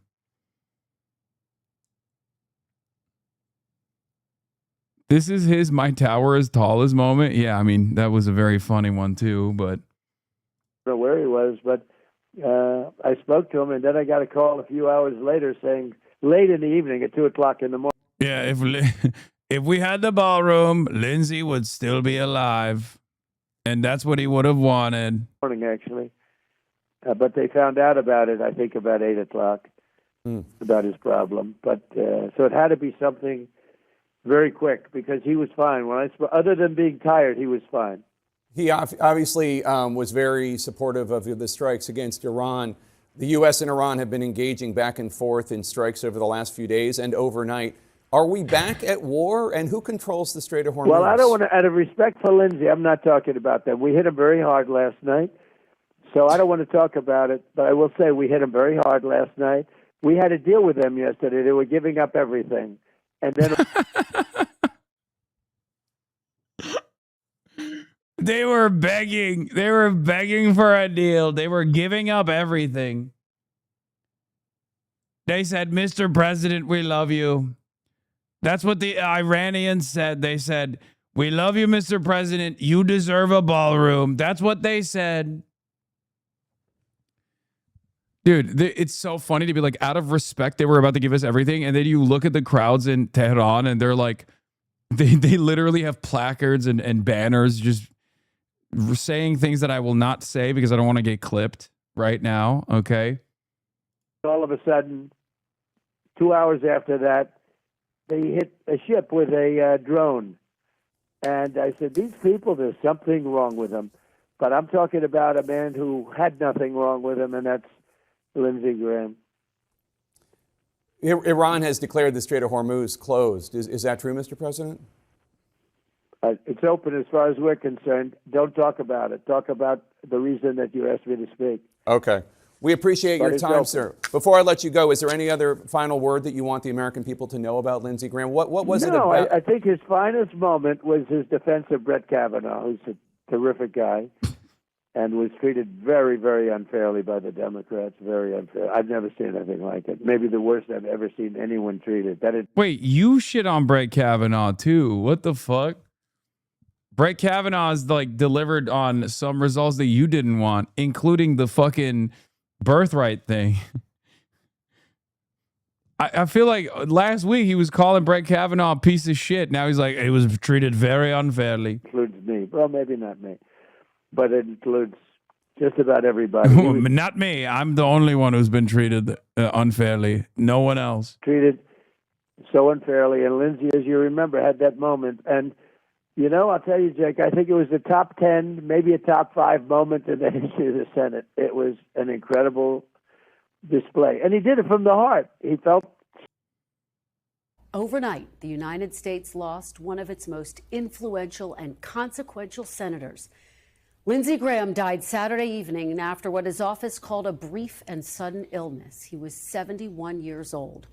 Just hours earlier, Senator Graham had returned to Washington from a trip to Ukraine. He was scheduled to join us here on Meet the Press this morning for what would have been his 64th appearance. He was one of the broadcast's most frequent guests. Instead, this morning, we remember a man who served South Carolina for more than 2 decades, who helped shape America's foreign policy, whose voice was a constant presence in our national debate, and whose death has left colleagues of both parties in shock. We'll look back at his life, his public service, and his lasting impact on the Senate. I'm probably like one of the 3 people who watches you in the Bulwark, and I feel like you need to watch their video from the other day about how Trump often defends sex offenders is perfect for that exact quote. I mean, yeah, we talk about it all the time. GOP, grand old pedophiles, baby. And the country. That's it. And to start us off and do that, joining me now on the phone is President Donald Trump for reaction. No, we watched the real president first, and now we're watching the fake president. The fake president, Donald J. Trump, eulogize Lindsey Graham. Yes, chatters, I know. I saw the news. Mitch McConnell is very much alive, it seems. Not exactly certain. Not exactly certain as to how or why. But to the death of his close friend, President Trump, thank you for joining us, and my condolences to you. Well, thank you. He's a tough one to lose. He was great. He was unique in every way, actually.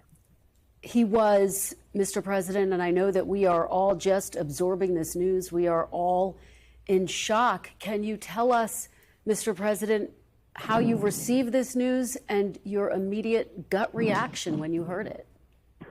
So what makes it even stranger is that I got a call last night sometime. wait, what the fuck? He actually sounds sad. What the fuck? He sounds different on this one. Is it the shitty audio, or does this man actually feel? There's no way. Thanks. I forgot this aspect of how evil he was. Yeah. Wanted an FBI investigation. You could have come to us. What you want to do is destroy this guy's life, hold this seat open, and hope you win in 2020. You've said that, not me. You've got nothing to apologize for. When you see Sotomayor and Kagan, tell them that Lindsey said hello, because I voted for them. I would never do to them what you've done to this guy. This is the most unethical sham since I've been in politics. And if you really wanted to know the truth, you sure as hell wouldn't have done what you've done to this guy. Are you a gang rapist? No. I cannot imagine what you and your family have gone through. Boy, y'all want power. God, I hope you never get it. I hope the American people can see through this sham, that you knew about it and you held it. You had no intention of protecting Dr. Ford. None. She's as much of a victim as you are. God, I hate to say it, because these have been my friends. But let me tell you, when it comes to this, you're looking for a fair process. You came to the wrong town at the wrong time, my friend. Do you consider this a job interview? The advice and consent role is like a job You interview. consider that you've been through a job interview. I've been through a process of advice and consent under the Constitution. Which Would you say you've been through hell? I've been through hell and then some. This is not a job interview. Yeah. This is hell. This is going to destroy the ability of good people to come forward because of this crap. Your high school yearbook.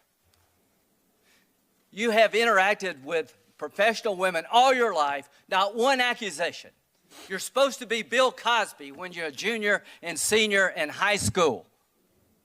And all of a sudden you got over it. It's been my understanding that if you drug women and rape them for 2 years in high school, you probably don't stop. Here's my understanding. If you lived a good life, people would recognize it, like the American Bar Association has the gold standard.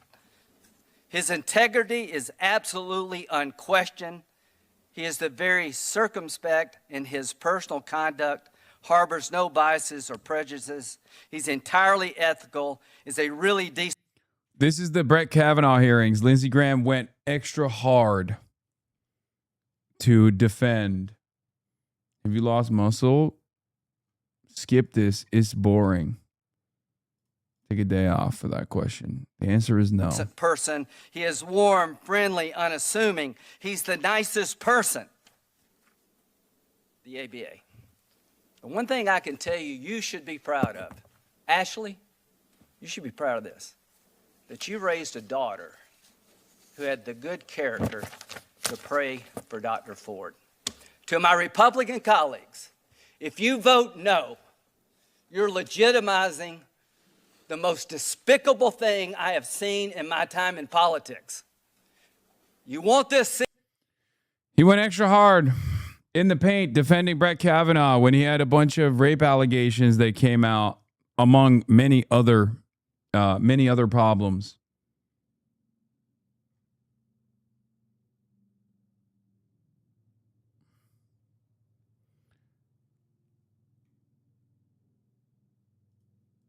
You know, the early evening, maybe in the 7s, and he called. Who was he in the middle of the night that called? Who was he with in the middle of the night that called 911 for him? Does he live alone or was he sus with someone? I don't know. I think he was like, the 911 call is strange. Does anyone have the 911 call?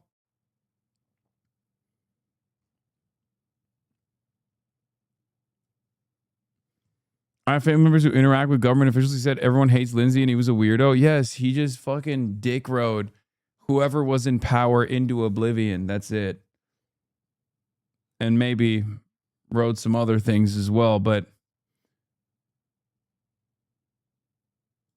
yeah, scanner audio reveals that a woman in Baltimore makes a 911 call, but Lindsey Graham is home alone in D.C. with a locked door that has to be forcibly opened. In response, I'm going to send a response. Chest pains, South Capitol Street, Southeast. Now, he could have been on the phone with someone, you know?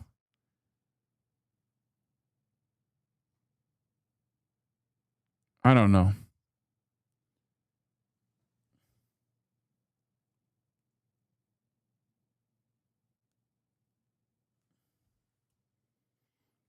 Yes, I know Mitch McConnell. Oh God, chatters. I know Mitch McConnell released a photo and a statement. Okay, that he's alive. He's very much alive. I don't know why it took him 26 days to come out with this, but He said, we're all set for the Save America Act. He was pushing the Save America Act like crazy. He got back, said he just landed from Ukraine. I said, that's a long trip to make. He said, he sounded a little tired, but perfect, but a little bit tired. Had a right to be.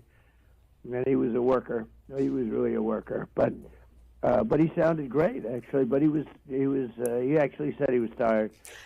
But he wanted to pass the Save America Act. And I said, well, we're going to get it done, Lindsey. We're going to get it done. I'll see you like soon. We thought maybe we might even meet today. And then that was it. And that was, very around the time. It couldn't have been much longer. It could have been his last call. I don't know exactly. But I got a message about 1 o'clock in the morning from one of the people at his office that he had passed away. I said, I just can't believe it.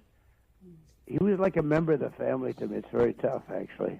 It's amazing. Mr. President, he was such an advocate. He was, if he wanted to get something, and he had a unique ability. He was able to deal with Democrats and Republicans. If I had a problem, a real problem, I wouldn't often ask. But if I had a problem with a Democrat, he could work it out. He was a great politician, actually. he loved. You precog Lindsey's death 2 years ago? It would probably laser zap my penis into the next dimension. Well, you're gonna making it. How are you gonna fuck it? It would be the greatest orgasm of all time. I'd probably have to. I would probably So have it's to gonna kill blow myself. your dick off, and it's gonna make No, it would kill me. It would be the greatest nut. Orgasm to death. If you could achieve the great.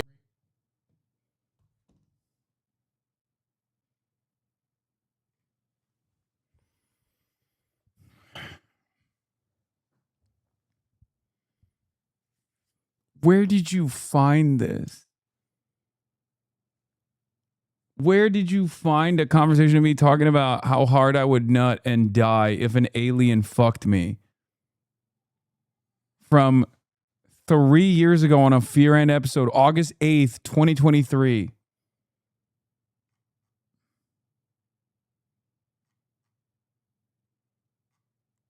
Like, how is that even possible that you had that in the chamber? I rewatched it last night when playing Path of Exile. There's something wrong with a lot of you. Freaky Unk back at it. Yeah, that's a Freaky Unk moment for sure. For sure, Freaky Unk moment. His work. Mr. President. I hear you saying that in this final conversation that you have emblematic. He was tireless, but it brought him such joy, didn't it? No, there was nobody like him. He loved being a politician, and he was going to win. And he loved Israel. He was going to win it big. I endorsed him very early, and he was going to win it big. He just had it made, and he just loved being a politician. I said, the reason I'm endorsing you is because I got to make sure you win, because if you didn't win, I don't think you could handle life. I really don't. He was a man, there are guys that can lose and they go into something else. And he loved the Save America Act. Dog, he literally said that. He literally was like, Lindsey Graham, we were talking, and he said, Mr. President, you got to pass the Save America Act. That's the last thing he said. We should pass the Save America Act for Lindsey. That's what he straight up said, bro. I can't imagine him doing anything else. I said, if you weren't a U.S. Senator, I don't know if you could live very long. And look what happens. He was going to have a big victory. And the people loved him. Everybody loved him. Well, no, he had some enemies. He was a tough cookie. Don't misunderstand. He was a tough cookie in many ways. If he wanted to get something, if he thought he was right and he had people against him, he could be very tough, actually. But he was a good person. Mr. President, it is just extraordinary. You just spoke with him last night. His office says he passed away from a brief and sudden illness. Are you learning any more details about how and why he may have passed? Did he tell you anything in that phone call, Mr. President, about not feeling well? No, he said he's a little tired. It was a long trip, many hours. And he had just gotten back. And it must have been right after that, because I understand the police or whoever it is came there at about 7:30, 8 o'clock in the evening. So Yeah, bro, you killed him. You fucking killed his ass, bro. You did it. Good job. You told him about how hard you were going to bomb Iran, and he just fucking, his heart exploded. something like that. So somebody notified him. But no, he felt okay. I mean, I actually, on the call, he told me, Kristen, he said, I feel good, but I'm tired. He was fine. I knew him well. He would let you know if he wasn't feeling well. He had days where he didn't feel so well, and he'd let you know about it. But he was a fantastic person. He was a man who, you're going to watch, it's going to be a very big thing with him. He's going to be appreciated more now than he was when he was living. What? I think. And just to make that point, authorities were called to his home responding to initial reports of a cardiac arrest. Again, his office saying a brief and sudden illness. Do you have any more details? I would think it would that? be that, because when I spoke to him, it could have been, minutes before, based on based on the fact that I heard about the call, whatever time that was. So it was shortly before. But it had to be something like that, because he was, other than being tired, he was fine. And so it had to be something like that would just be a quick end. And maybe that's not the worst way to go. He had some fine moments. His moment on Brett Kavanaugh was one of the classics, I think, in the history of the Senate. His moment was literally one of the great classics of anyone in the Senate, when he defended Brett Kavanaugh so brilliantly. And Brett might not have made it except for that. They were treating him very unfairly. Good man.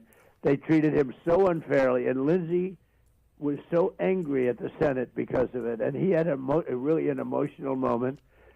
And I think that saved Brett Kavanaugh's Supreme Court, ascension. Lindsey did something that he was just so angry at the way Brett was being treated by the Democrats. It was so unfair. It was so unfair. I want to ask you more about his legacy. Lindsey got that over. Lindsey did a thing there that was, I think, nobody else could have done that.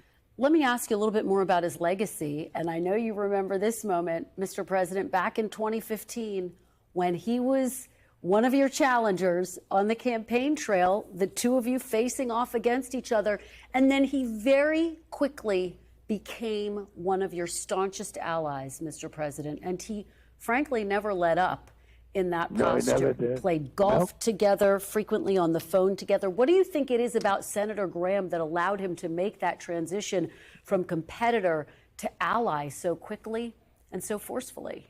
Well, I got to know Lindsey during the campaign. I didn't really know him then. I met him once or twice, but nothing. And I got to know him during the campaign. He was tough, but he said, "I'll see you in South Carolina." You know, he was.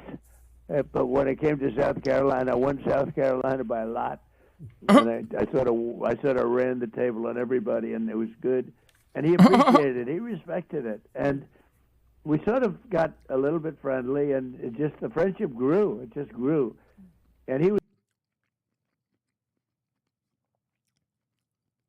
I destroyed him in South Carolina. Everybody hated him after. They love me. They love me in South Carolina, which is his state. You might not know because he's also from the state of Israel. He was an amazing advocate. He was, I don't know how you find anybody like him. He was so intent. I mean, he literally called me about the Save America Act. That's why he's, you know, that's where I heard. Think of it. He's traveling for many, many hours. That's a long flight. That's a long trip. And he, you know, calls me about the Save America Act. He thought we were going to get it passed. Do you remember This is a big blow to the Save America Act, let me tell you. Do you remember, Mr. President, what was the last thing you said to him? What was the last thing he said to you? Dude.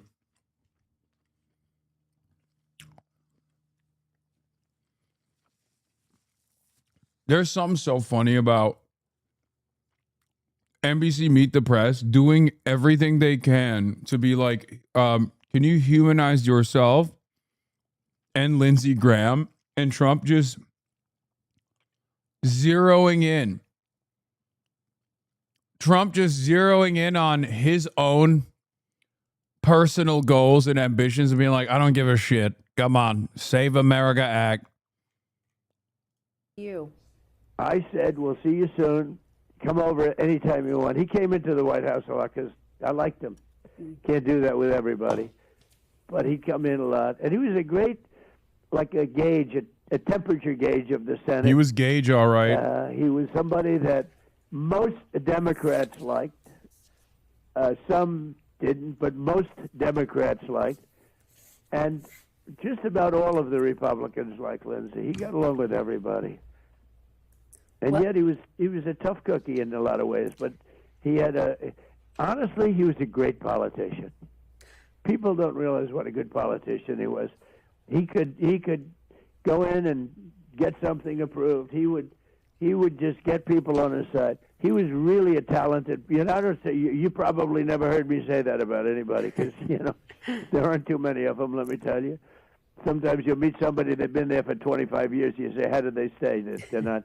This man was a great politician. He really got it. To that point, Mr. President, it's nearly impossible to think about replacing Senator Lindsey Graham, and yet the governor of the great state of South Carolina is going to need to appoint someone on an interim basis. There will also be a special election called. Do you have, I know it's only hours, but is there someone you think he should appoint? Is there someone you think he will appoint? I have somebody that I think would be great, but I don't want to say it now because it just, you know, it's too soon with Lindsey.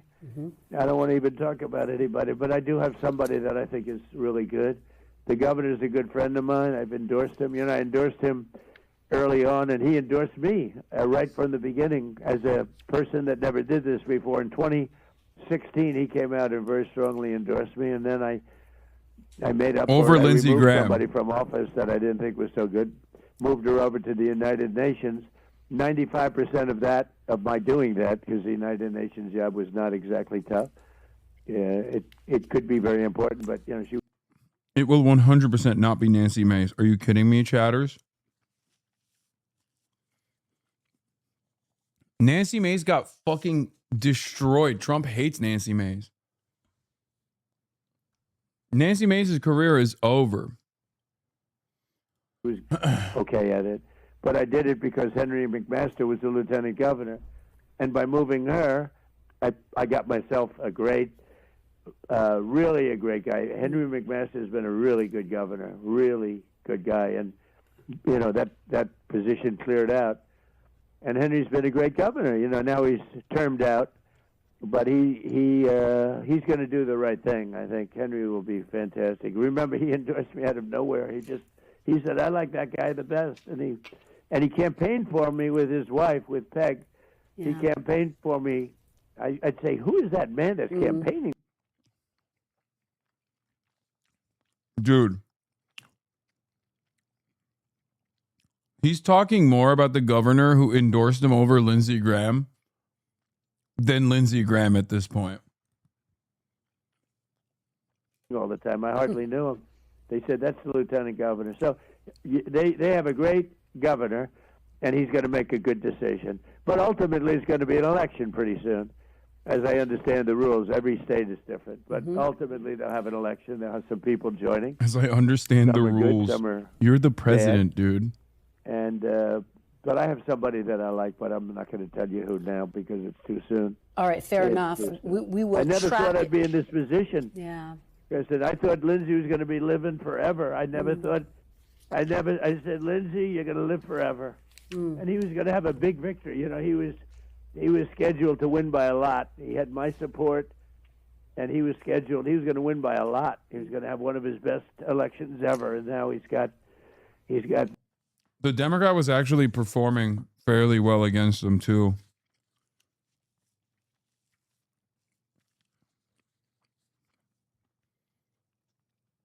This terrible. Well, I had the great honor of being able to talk to him a couple of times this week, Mr. President. And as you can imagine, we talked about a lot of foreign policy. We talked about a lot of Iran. And in honor of him, I want to still have some of those conversations. Those were the conversations he wanted to have here this morning, Mr. President. You obviously launched a fresh round of strikes overnight. Iran said overnight the Strait of Hormuz. In honor of Lindsey Graham.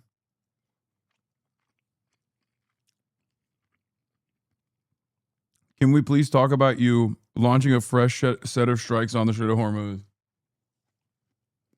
Is closed. CENTCOM came out this morning and said the Strait of Hormuz is open. Which is it, Mr. President, and how are you going to respond? And I don't want to talk about it because I want to honor the life of Lindsey Graham, so I don't want to talk about it. I told you that before the call. Yeah. It's open.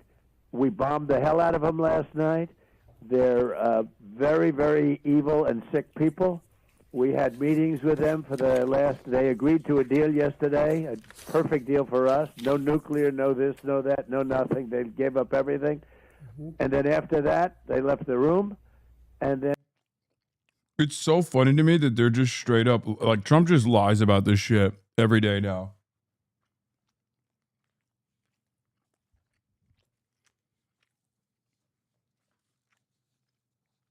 Just, that's the whole, I guess that's the method.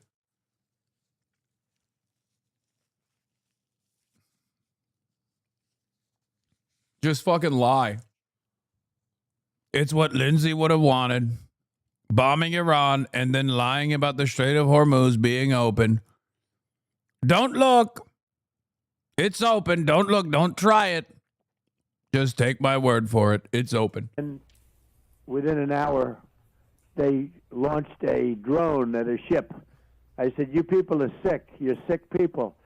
And so it's one of those things. I don't want to talk about it. Finally, before I let you go. I want to talk about one person today, Lindsey Graham. As we should, Mr. President. Just finally, before I let you go, what is the legacy of Senator Lindsey Graham, Mr. President? He's got so many legacies, but one of the legacies is a Supreme Court justice who's excellent named Brett Kavanaugh. That's one of the legacies. That's a big legacy because Brett was being treated very unfairly. I don't think he could have gotten through without Lindsey's classic. I mean, if you go back into the top 10, I think it would be a top 10, a top 5 in the history of the Senate. The emotion, the anger, the love, the whole thing, everything was in that. It was. I called him up. I said, that's one of the great classics of all time. He was a great politician. He really was. He got along with a lot of people that you wouldn't think of. He was somebody that loved our country, and he fought very hard for the country. And I know he was going to do your show today. He told me, I'm doing Meet the Press. Can you believe it?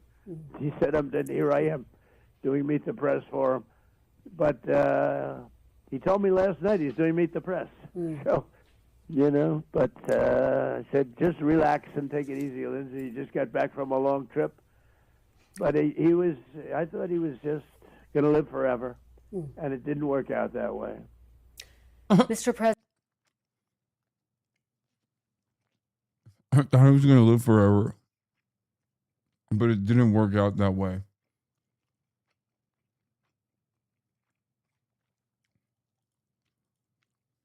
And joining me now is Democratic Congressman Ro Khanna of California. Congressman Khanna, thank you so much for being here. My condolences to you. It's a loss for everyone in Congress. Well, my condolences to Senator Graham's family. He obviously served this country honorably in the Air Force. He was someone who bucked his own party on immigration, who talked about having undocumented people have a pathway to citizenship. And of course, we had very profound disagreements on foreign policy. I do believe that there is a new generation that does not want these foreign wars and wants a more human rights-oriented foreign policy. But my condolences to him and recognition of his service. He loved having those debates. And as you say, foreign policy was... Okay. I mean, that's... Chat. Chat. I'm sorry. That's as good as it's going to get. That's actually surprisingly good. Oh, I'm sorry. Is he not terminally online posting like HasanAbi Piker? What are you, fucking crazy? He said, look, complicated legacy. He was pro-immigration. That's good. But we mostly disagreed on foreign policy and people want something different. That's a great way to fucking... Like, that is a unbelievably fair assessment. He didn't sit there and was like, he's the greatest thing since sliced bread. I've never seen a congressman like him before. Like, he's not going to fucking say R.I.P. Bozo. Front and center in those debates. He had a very close relationship with Prime Minister Netanyahu. You just heard me talking to Prime Minister Netanyahu. And I do want to ask you, because you just returned from a 3-day trip to the West Bank this week. You say you were held by Israeli settlers with rifles. We do have some still footage that was captured by your team of the incident. We should say in a statement, the Israeli Defense Forces, or the IDF, released a statement saying IDF troops were dispatched to the scene, quickly dispersed the Israeli civilians, and reopened the blocked road. The IDF soldiers operating in the area did not take part in blocking the road. Walk us through what you experienced. The IDF is lying. What happened was unprecedented. They had violent settlers detain American citizens, including an American government official. You had these settlers brandishing M4s, kicking the tires of our van, laughing at us, mocking at us, videotaping us. We were detained for about 20 minutes, fearful of our lives. Then the IDF comes, 4 soldiers. They tell our translator that they're on the side of the settlers. They further detain us and block us in. We had to call the American embassy. Fortunately, David Brownstein helped, and he got to someone in Israel. And 75 minutes after the detention by the IDF soldiers and by these settlers, we were let through. Now, I heard the prime minister, and he says that Israel is a country of law and order. Well, let me be very specific. The prime minister needs to open an investigation on these violent settlers who are connected to Yanon Levy, who has destroyed Zanuta's village and is a known person who has killed Palestinians, and these settlers were connected to him. They need to be prosecuted, including Yanon Levy. Their outpost needs to be investigated, and he needs to have an investigation on these 4 IDF officers. Security cameras can see that they were involved in the detention of American citizens. How dare they mistreat people with an American passport that way? Well, we appreciate your weighing in on that. Obviously, that has gotten a lot of attention. I want to ask you about something else that has been under a microscope, your endorsement of Senate candidate Graham Plattner in Maine. He has since dropped out amid a swirl of controversies. Congressman, you stood by him through a series. Bro.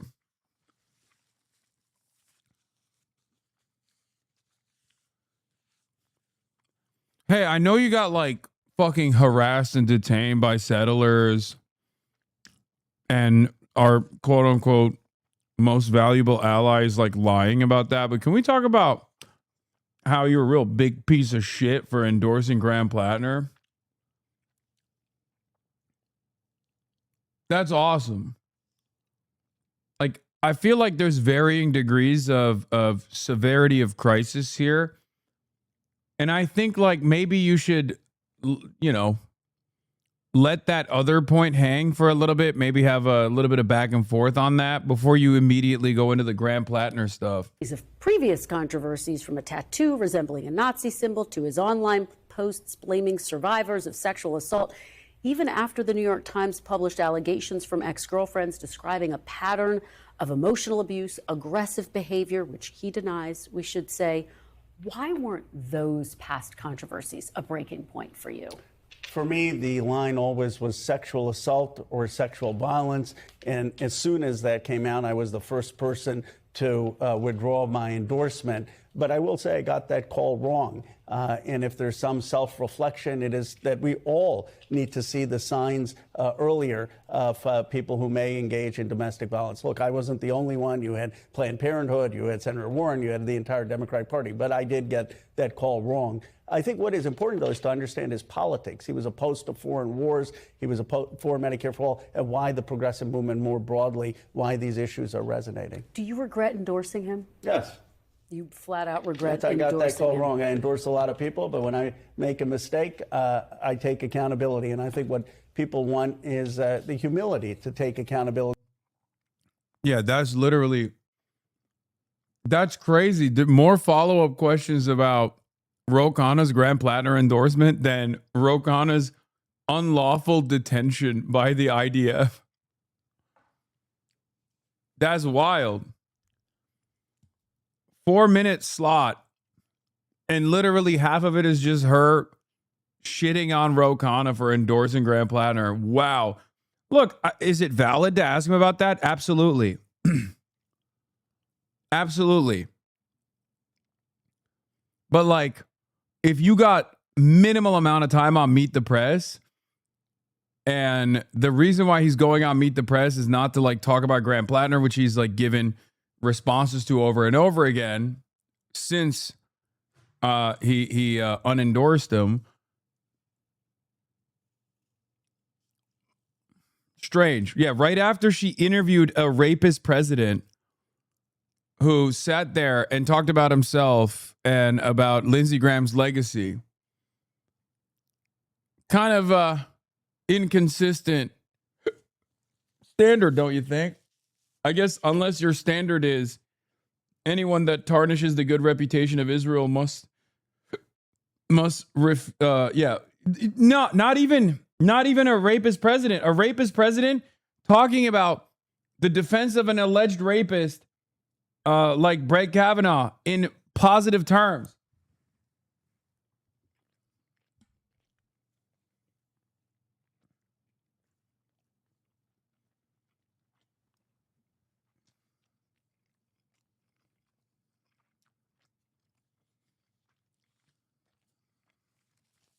Isn't that crazy? This is NBC News. This isn't ZBS. This isn't CNN. This is NBC.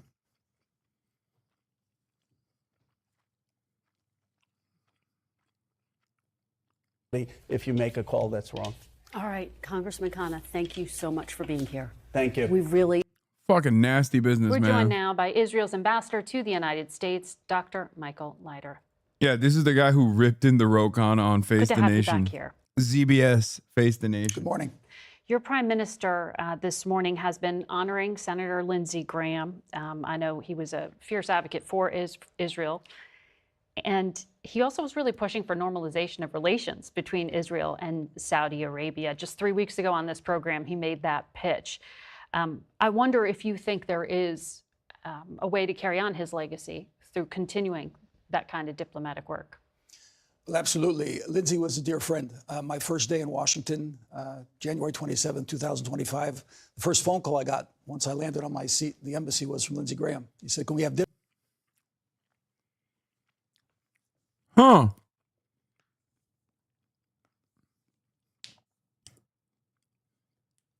Interesting. Wow. I'm shocked. The first phone call you got was from Lindsey Graham, Israeli ambassador to the United States of America. Wow.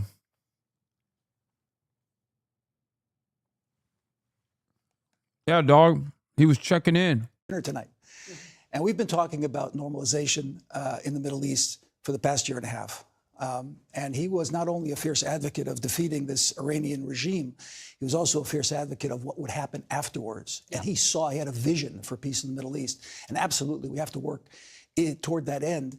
But it really is going to happen if his first part of that vision is fulfilled. And that's that Iran is no longer a regional hegemon menacing its neighbors.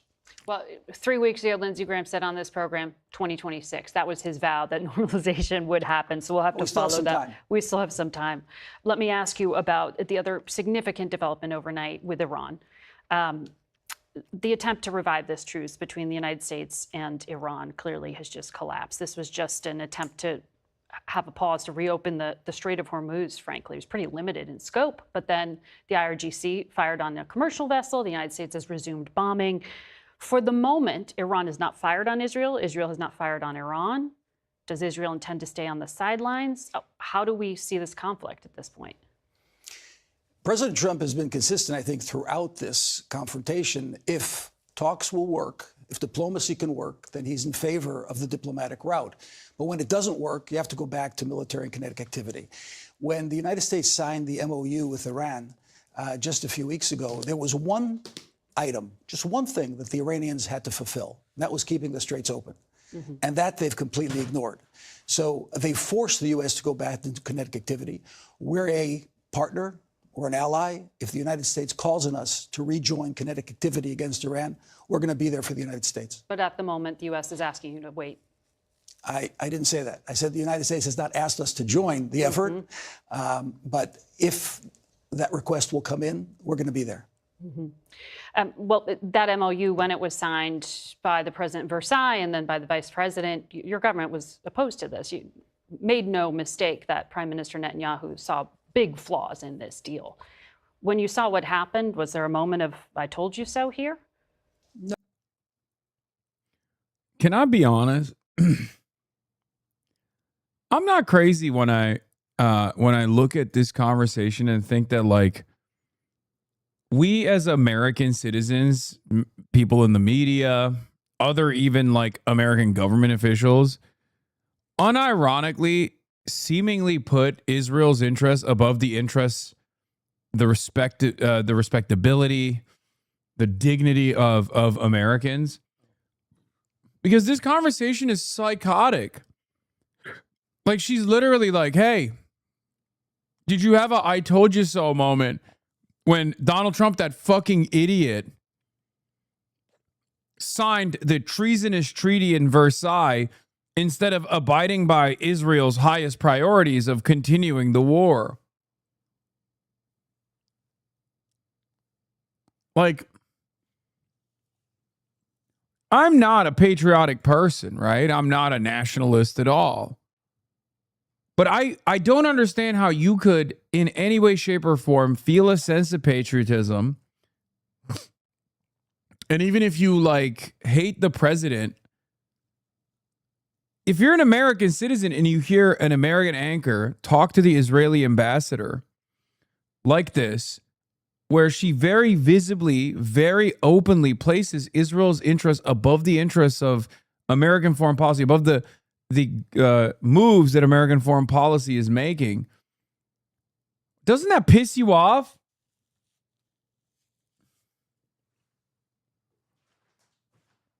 It's so fucking weird. No, that's not the nature of our relationship. We express our opinion. We saw flaws, but we also expressed hope that it would work. If at the end of the day, 60 days after the MOU, we've got a denuclearized Iran, we've got Iran not producing ballistic missiles That is the and most not aggressive supporting their timeline proxies. in history. Well, if it would be 90 days or 120 days, if we have Iran that's denuclearized, not building ballistic missiles, not supporting proxies around the region, just not being a menacing, mayhem-spreading regime, then we will have accomplished it without kinetic activity. We have doubts about the possibility of that actually working, but all we do is express our opinion. Well, very clear about the very first few lines of the MOU that mentioned Lebanon, and that's where I want to go next. Because the U.S. has been trying to broker these talks between the Israeli government and the Lebanese government to essentially work together against Hezbollah, which is backed by Iran. Under the framework that was reached last month, Israel pledged to withdraw from areas of southern Lebanon. Do you still intend to do that? What does that timeline look like? Well, I'm actually leading the negotiations on Israel's behalf with Lebanon, so I know a thing or two about the trilateral agreement. And what the agreement with Lebanon does is completely remove Iran from the paradigm. Iran is not to be involved in Lebanon. They have no business in Lebanon. Hezbollah has no business. What about you guys? You have all the business in Lebanon, not Iran. In Lebanon. As a matter of fact, Israel and Lebanon are on the same page. We want Hezbollah out for our security and for their sovereignty. We can withdraw the moment that Hezbollah is dismantled. Wow. If Hezbollah is not dismantled, then we have to stay in our security zone because we're not going to go back to a situation where our citizens are going to be threatened by an Iranian proxy firing missiles and building tunnels so they can attack like Hamas did October 6th. Yeah, you know what's crazy about this? There's one party that this American Israeli is talking about that is actually Lebanese. You got the Comprador government, okay? They're Lebanese. Do they care about the interests of the Lebanese population? Not really, but it doesn't matter. They're still Lebanese. Israel is not Lebanese. America is not Lebanese. You know who is Lebanese? Fucking Hezbollah. Well, that's different from what U.S. State Department has lined up here, which is specifically to pilot zones. True. Austin Show is also, I'm gay and Lebanese. Yeah. That Israel is supposed to withdraw from and CENTCOM would oversee. They're pilot zones. When does that happen? Pilot zones. Well, we're preparing it right now, but the whole idea of the pilot zone. Lebanon has said that's delayed. No, it's not delayed. We're working together with CENTCOM and the Lebanese armed forces to create the conditions so that we can actually move into a situation where the pilot zones are receptive to Lebanese armed forces. If they're not going to be receptive and Hezbollah is going to stay there, we haven't accomplished anything. And that's why they're called pilot zones. If it works, then we continue the withdrawal. If it doesn't work, then we stay where we are. Are you still going to Rome to conduct these talks? And will those pilot zone withdrawals happen anytime soon? I certainly hope they're planned for the next few weeks. We're working on that together with CENTCOM. Am I still going to Rome? That's going to be a question regarding the Senator Graham funeral, but certainly the talks will continue in Rome. Well, before I let you go, there were two high-profile incidents I want to quickly touch on here. One, a CNN crew attacked in the West Bank by what they say were 4 settlers. There was also an incident with Khanna, the congressman from California, who said he was his vehicles he was in were stopped by Israeli settlers, and then when the IDF showed up, they were on the side of the settlers, not him. He said it's not a good idea to detain long-shot president. Jesus fucking Christ, is state propaganda? Yeah, but the craziest part about it is that it's state propaganda, but not for America. You understand? This is state propaganda for Israel. I know it says CBS Face the Nation, but it quite literally is not American state propaganda, which is expected. Is doing Israeli state propaganda. Presidential candidates. It was a warning to your government. Do you think your government needs to apologize to both him and those CNN journalists? Any violence is to be condemned. No excuses, no explanations. Okay, so if CNN crew was attacked, that needs to be condemned, and I'm doing so right now. And we need to do a better job. You are condemning it. Their report. If Wait, what about Ro Khanna? This is why I ignore these ridiculous stories that keep coming from CBS and Axios. A rogue sect blew up one of the transiting ships. Absurd on its face. Try harder. Yeah, we're going to get to that in a second. If it was actually took place as they've reported it, absolutely condemning it. We need to rein in violence on all sides. Now, in terms of Ro Khanna. On all sides? Bitch, what do you mean? CNN? Yeah, we got to stop with the violence that Jeremy Diamond is engaging in. What the fuck do you mean? Condemn violence on all sides, dumbass. One side is Jeremy Diamond. The other side are a bunch of psychotic settlers. What do you mean we must condemn violence on all sides? Anyway, it's going to get worse. It's going to get worse because now he's going to talk about Ro Khanna. We reached out to him when we heard he was going to Israel, the Israeli embassy here in Washington. As all congressmen do, they coordinate their trip with the Israeli government. We suggested he visit with survivors of the October 7th. With massacre, that he visit the borders so he understands the issues that we have on our borders and so on. He ignored that, and he decided to coordinate his trip not with Israel, but with Palestinian activists and with J Street, which is a anti-government, anti-Israeli government advocacy group here in Washington. Bro, saying that about J Street is so nutty.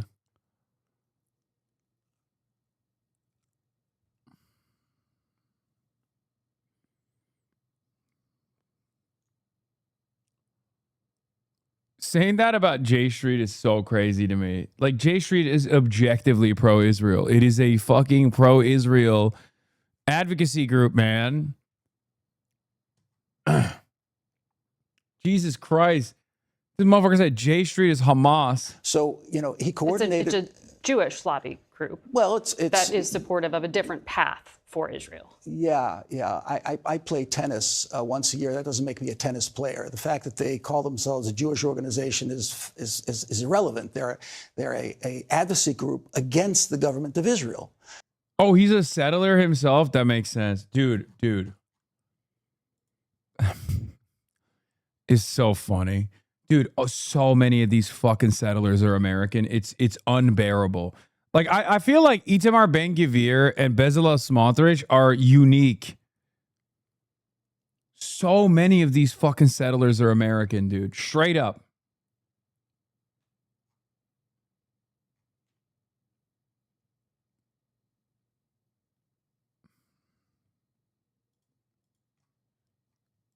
That has to be clear. Netanyahu government. Yes. Is so what you mean. The government you work for currently. And Congressman Khanna hasn't made no secret about his antipathy towards the government of Israel as well. So perhaps if he would have coordinated the trip and then, you know, to have this incident on Wednesday and wait to release it on Saturday, maybe this had more something to do with his support of Graham Plattner beforehand and the difficulties he had with that and trying to shift the focus. Why is she laughing? She like went to something else. Yeah. Perhaps I'm asking a question. Well, we did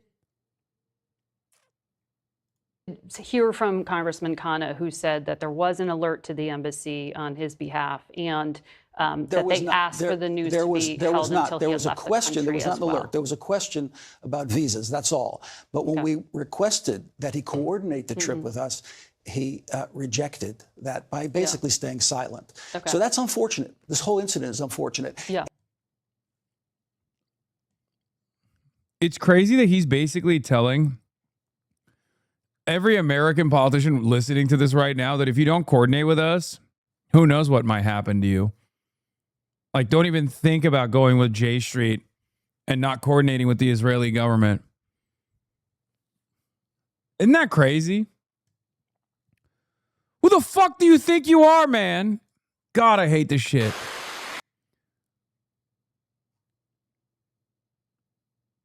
Serious question. Why does he have to coordinate with them? Because, unfortunately, we have this weird attitude where we treat Israel like it's the only country that matters. Many of our politicians, many of those in positions of power,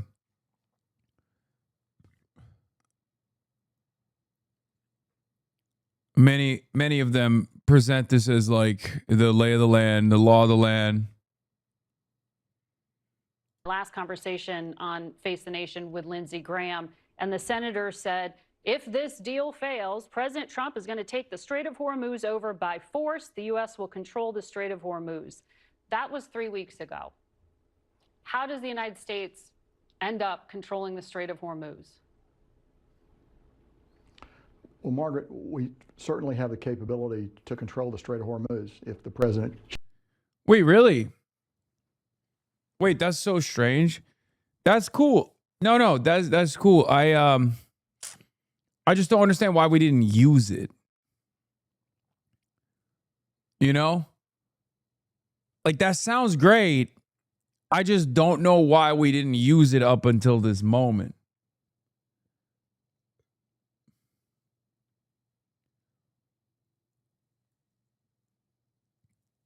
Yeah, speaking as someone who coordinated his trip with the Israeli government, here it is. Jewish band, look, Jewish. King Clavicular just got absolutely mobbed in Israel. They're now calling him the Jewish Speed. Oh, I got you. Yo, what's up, guys? Come on, Alex. Be polite. What the fuck? Be polite.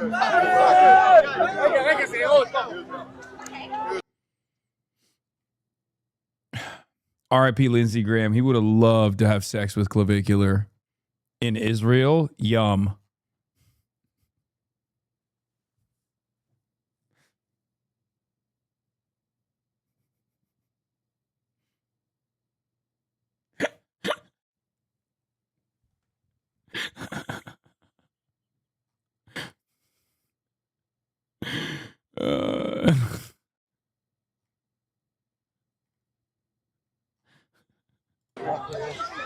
Here.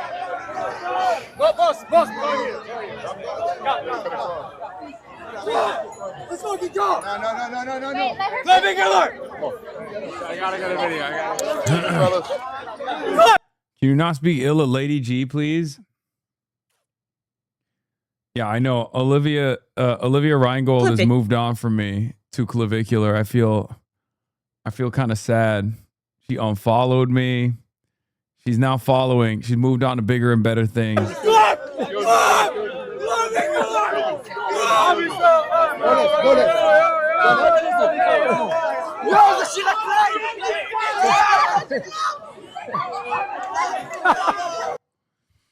Yeah, they got him a state-sponsored IDF girlfriend. They got him the honeypot and everything. It's the full shebang. Anyway, let's finish this. Retired General Frank McKenzie talking about how we could have just like blown up Carg Island, taken over Carg Island, but we just chose not to for some fucking weird reason. And then we'll do it. Chooses to follow that course of action. Look, what he's been trying to do is get to a diplomatic and a political solution here, which I applaud and I think we should all want to see as the final end state. Nonetheless, the fact of the matter is the Iranians generally only respond to military force and to extreme pressure. Look, we're not talking about regime change here. What we're talking about is modifying the views and actions of an extreme hardline regime. That is possible. We have the capability to do that. That capability is resident in the U.S. military, should the president elect to employ it. That would include opening the Strait of Hormuz, maintaining the Strait of Hormuz open, and in fact seizing Carg Island, should we elect to do that. And I would just say as an aside, that's something we should think about doing, because possession of Iranian soil would be a significant factor in future negotiations with Iran. So all those options are on the table. I'm not sure where we're going to go with this, but I do know we have these capabilities. We have those capabilities, but the president has made clear he kind of just wants he wants a deal here. How do you? Dude, American media is so cooked. Subscribe to the People's Broadcasting Service, Piker Broadcasting Service. I'm sorry, dude. Yeah, America has this capability. That's cool. They just didn't deploy it because Donald Trump, by her statement here is, well, you know, Donald Trump wants peace. That's why. That's why they didn't deploy it. I know Abdul's getting rat fucked by fake Obama endorsements from AIPAC-backed groups, by the way.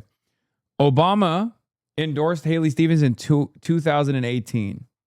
Obama did not weigh in on this race, on the Senate race. Obama, of course, is not going to come out and be like, I'm not endorsing Haley Stevens. He should, but it's never going to happen. Let's be real. Be nice if he actually gave a little bit clarity. That could be cool.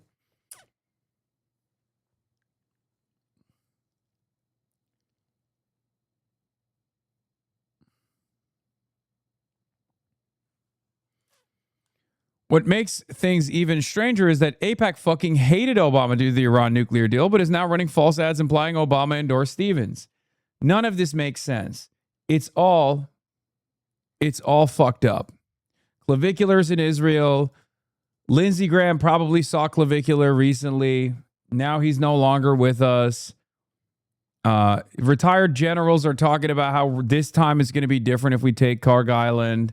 Everything is fucked up, man. Mitch McConnell's alive. Timeline is off, dude. Explain to the layperson, when the president says we control the Strait of Hormuz, but then CENTCOM says military forces are positioned to ensure freedom of navigation, which makes it sound it isn't exactly free-flowing traffic here.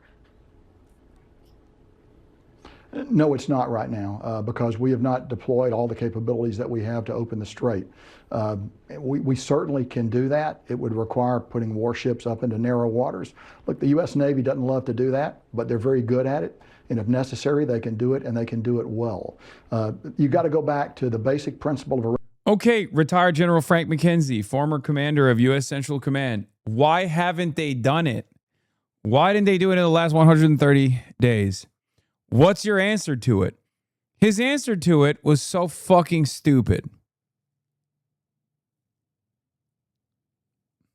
His answer to it was, oh, it's because Trump is a peaceful dove. He just wants to give peace a chance. That's why. Really? So you don't think taking Carg Island would give you significant leverage, as you just admitted, in whatever kind of negotiations that takes place after we take over Carg Island like that, which is super simple, and carry it and continue to hold it too. Also, what base? What base? What base? Where's the base? How are you going to establish a supply chain with the front line? Let's say you try to build a forward operating base on Carg Island. Again, it's going to get fucking pummeled. But let's say you built it. Let's say you built it. Where are the troops that are now stationed on the forward operating base going to receive their supplies from? How do you plan to hold it? I'm not a general. I'm no big city lawyer, and I'm no big Central Command general. But I don't understand how this is tactically feasible. How are you going to establish a supply line to the forward operating base? Are you going to bring anti-ballistic missile systems onto the forward operating base? How are you going to protect the forward operating base from potential drone strikes, which very clear Americans have no good defense for, but even post-drone strikes like ballistic munitions potentially? If Iran just says, fuck it, nuke Carg Island, they have different, I know Carg Island obviously is important for Iranian oil, but like, it's so close to the Iranian coastline that you can basically fucking tackle it with conventional arms. And then on top of that, if they choose to just dump payload on the island, what do? You really want your forward operating base on Carg Island to get fucking lasered off the goddamn map by Iranian missiles? Iranian explosive munitions attached lawnmowers? What do? How do you protect the forward operating base? And how do you make sure you refeed the forward operating base with necessary munitions, food? Iranian statecraft, which is regime preservation. If you want to gain concessions from Iran, you have to directly pressure the regime, and you have to do so in a way that perhaps... Dog, 130 days of this mentality. It led to nothing. It led to nothing. Anyway, one of the craziest things is, of course, Axios, Barack Ravid, and ZBS like lying about the bombing of ships that were transiting through the Strait of Hormuz on the Omani coastline. They lied and they said it was actually a rogue element within the state that did that. A senior Iranian official immediately reaches out to Jeremy Scahill and tells him that the White House engaged in a deliberate media disinformation campaign, including through Axios and ZBS, claiming Iran blamed a recent attack on a vessel in Hormuz on a rogue sect within the Iranian military, and that Tehran was considering an announcement with Oman about opening new transit routes in the strait. This wasn't random. It was very deliberate and coordinated media campaign designated to pressure us into changing our decision. Designed to pressure us to changing our decision, the official said. We had already clearly told the Qataris and the Omanis about our firm and final decision. Iran will not allow anyone to disrupt our security and oversight management of the Strait of Hormuz, as the MOU clearly mentioned. The Iranian official said the U.S. is putting major pressure on Oman and added that the idea of opening an alternative lane in Hormuz outside of Iranian management actually came from the American side.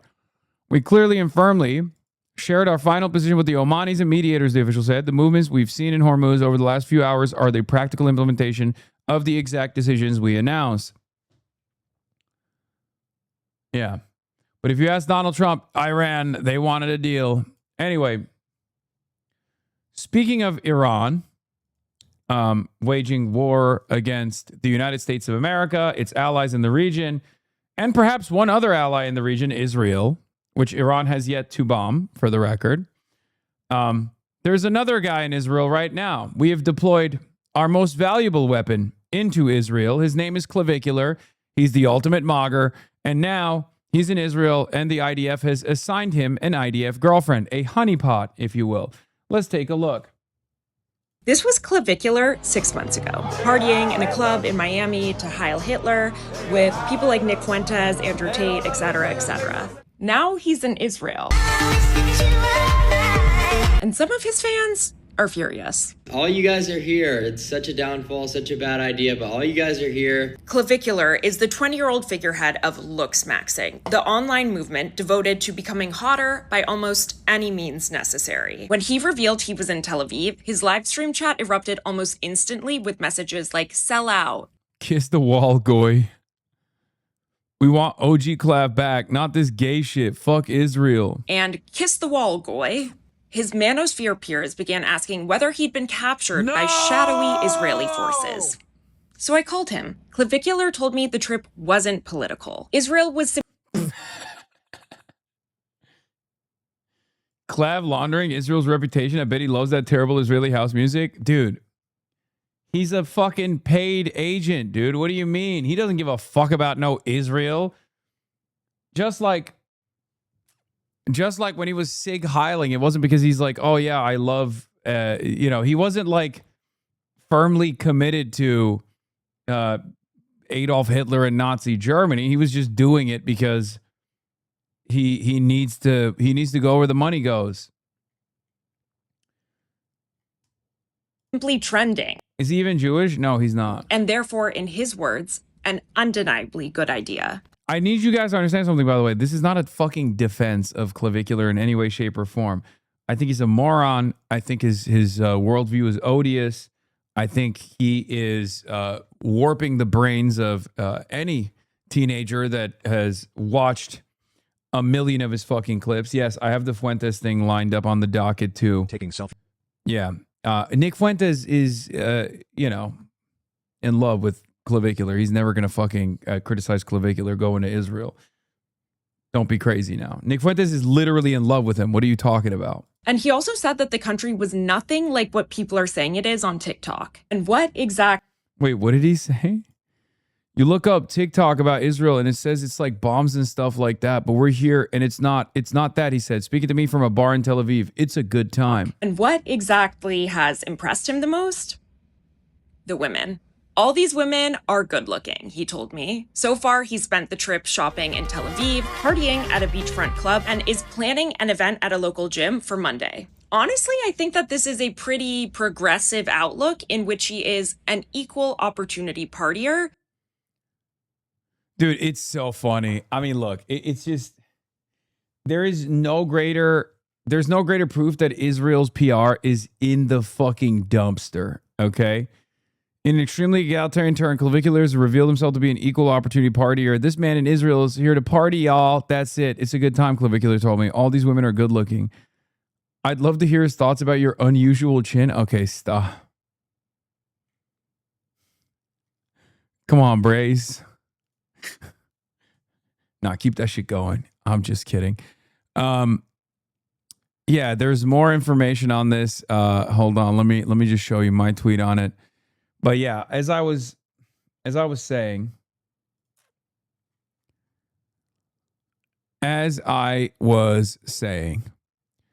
there is no greater evidence of Israel's downfall than relying on a looks maxer whose claim to fame was slamming his face with a goddamn hammer,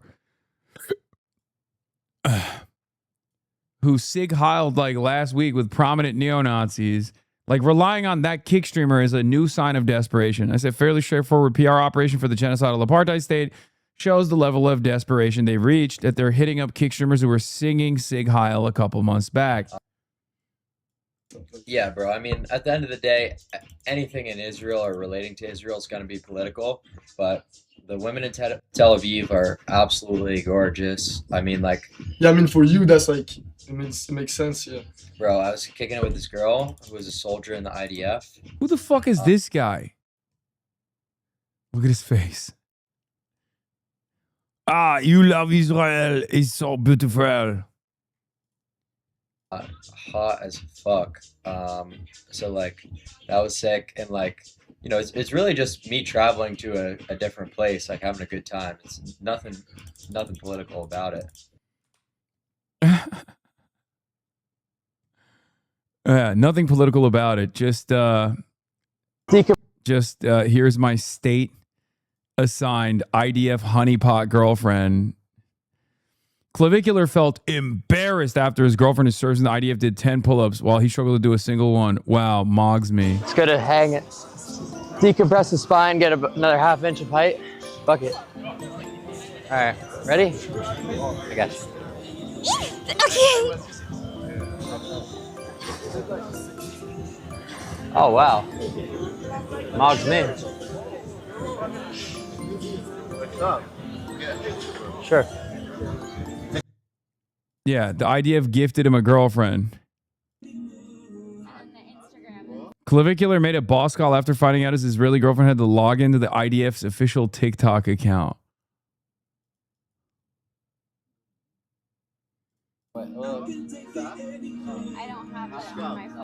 Guy, by the way, I mean, how is this any different than fucking Jonathan Greenblatt dick-eating Elon Musk after he sig heiled twice and then spending every waking moment trying to get me fucking killed?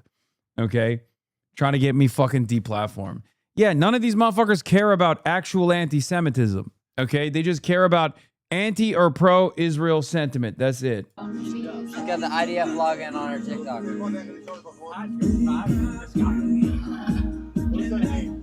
I'll ask if we can post a video on it. I'll get permission.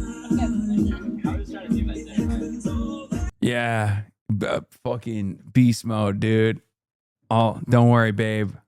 I got you. I can post on the IDF TikTok account. You want to post a do you want to do a TikTok on the IDF account? I don't care. What? Who the fuck is this? What is this thing? Who are these people? What will we do? Go up. Just act stupid. I just have to ask for permission.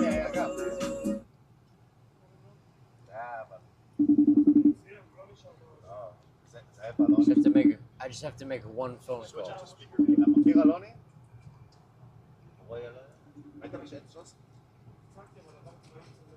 Yo, what's up, Claude? Hey, Yossi, what's going on, man? We're streaming right now.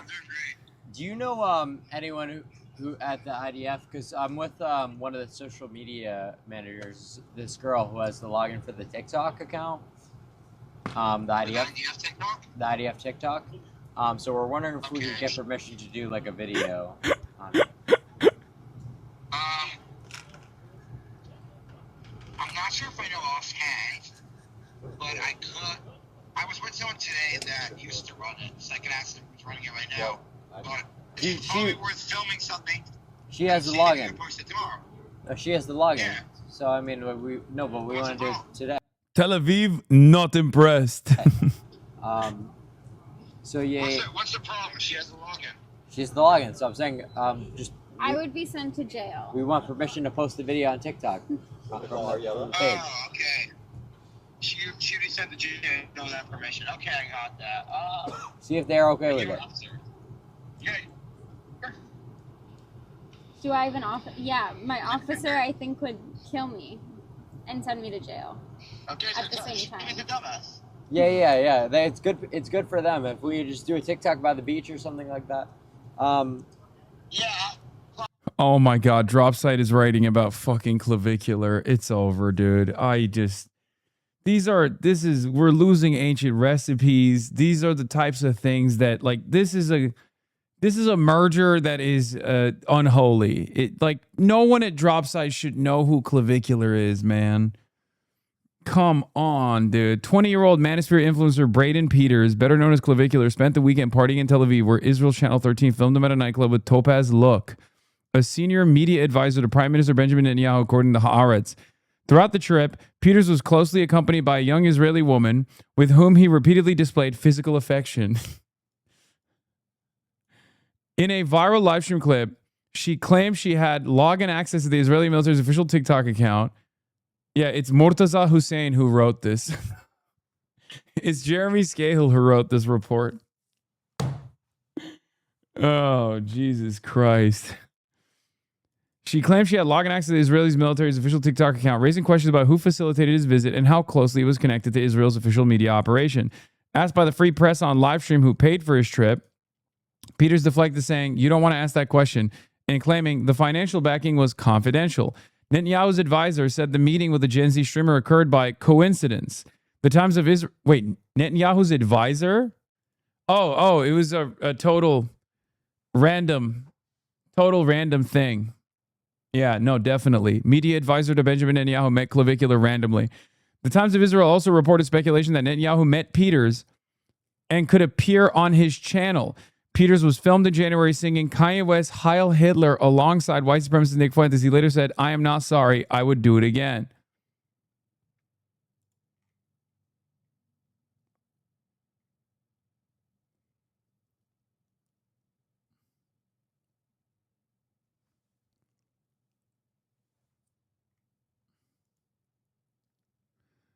This is like the Zoomer version of how Ethan Klein and Gila met. Like when you're in the clubs, like walking around. I hate it. I don't like clubbing. I'm literally. All this water? Yeah. Clavicular fell in love with his Israeli handler / girlfriend / honeypot. Yes. Let's do this. This is better, and then I can see throughout the whole club. Yeah. Yeah. Can you do this all the time? I think so. You think so? I hope so. Who is this old guy that's around him that's like not security? What is this? Why is there like a random old guy around all the time? Is that Quentin Tarantino? Yeah, it's Quentin Tarantino. I hope so. You are 34 years old, man. How am I cringing more than you? Oh, I'm cringing too. I can't. Is it? You are not ready for this clip. This is Israeli flirting. A girl just asked Clavicular to grape her out of nowhere with zero warning. What?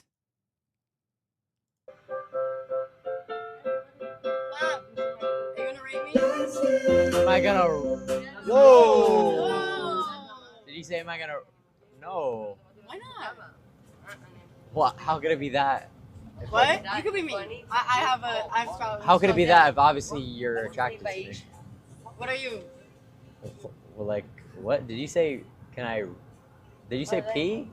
I said, can you rate me? Oh. I was like, wow. Dude, I'm from Israel, and this is my comedy. What do you think I said? I thought you said something, that word with a P instead of a T. Oh, no, you didn't think that. You did not think that. I kind of did. I also thought that. No, you didn't. I swear I thought that. I literally heard that. Like, Okay, no. Rate me. I'm still thinking about this. How long? You don't need to think that long. Why do you want me to rate you? Because I think it's funny. I would have sex with you. Is that enough of a rating? No. It's a binary equation. Would I fuck you or not? CBS News, Israeli intelligence agency Shin Bet uncovers secret Hezbollah plot to assassinate Clavicular.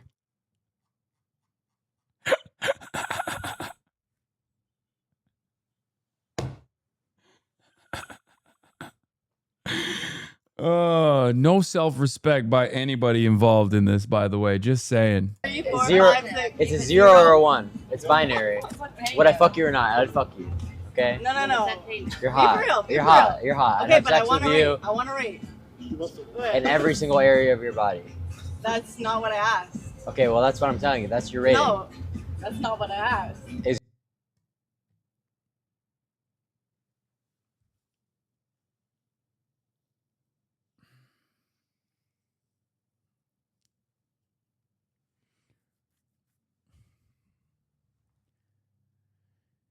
It's Alec Monopoly. Oh my God! It's the greatest artiste of all time. The only person who purchases Philip Plein shirts. That's Alec Monopoly. I didn't even recognize him without the mask, dude.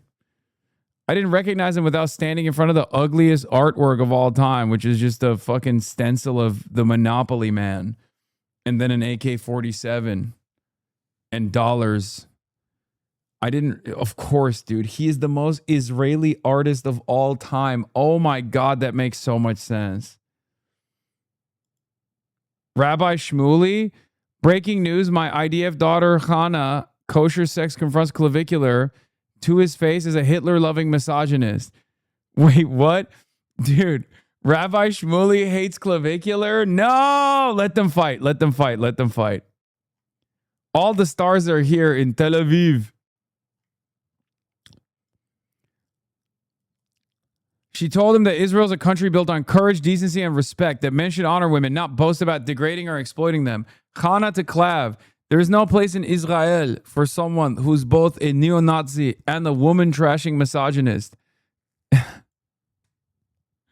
Tel Aviv. Oh, no.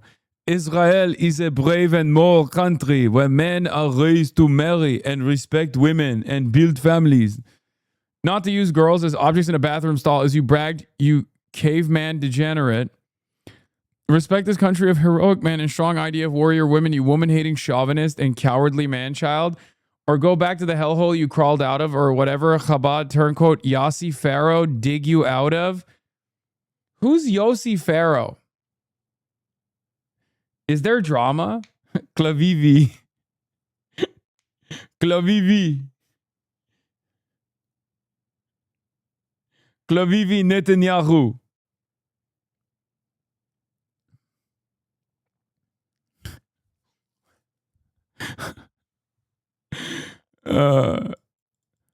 I'm named after the Rebbe's saintly mother. Pharaoh is a disgrace to the Rebbe and the light he brought to the world. If you celebrate Heil Hitler or seek to normalize the ideology, you should expect moral condemnation, not acceptance. And if you treat women as objects rather than human beings deserving of dignity, don't expect applause from society that values family, honor, and respect. I'm proud of, Rabbi Shmuley says, I'm proud of Khanna for speaking up peacefully and fearlessly for the values she believes in. Silence in the face of hatred and misogyny is never the answer. Dude, who is this for, man? You got a society that did a pro-rape January 6th. Like, who in Israel is like, wow, I'm siding with the person yelling at Clavicular and not with Clavicular? You know what I mean? Like, who the fuck in Israel would be like, this is base, this is beast mode. Thank you for combating misogyny. Like doing woke stuff in the genocidal apartheid state that's objectively pro-rape. Really?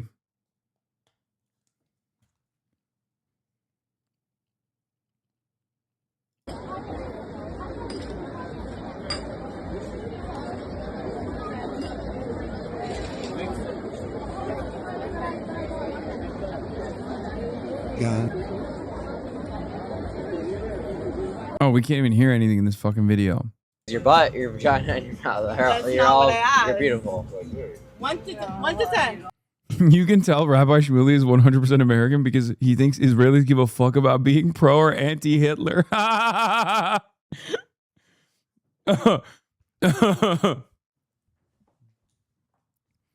True. True. You're beautiful. You're not. That's not what I asked. No, I'm not doing 1 to 10. Why? What do you care if I 1 to 10? Like, What do you mean? is What that? do I care? It's funny to me. No. You can whatever you want. 7. I don't. I'm 7. Damn.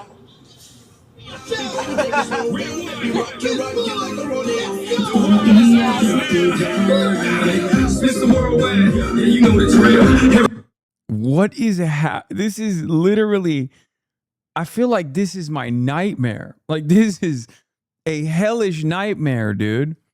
Every fucking frame of this goddamn stream has been an absolute hellish nightmare of epic proportions. Female IDF soldier was seen live streaming with Clavicular is facing major backlash from the Jewish community. Proud dad check. Another Charlila coming to lick neo-Nazi. What is Charlila? What does that mean? People will sell their religion for publicity. What won't you do in the name of the likes and publications? If you represent women...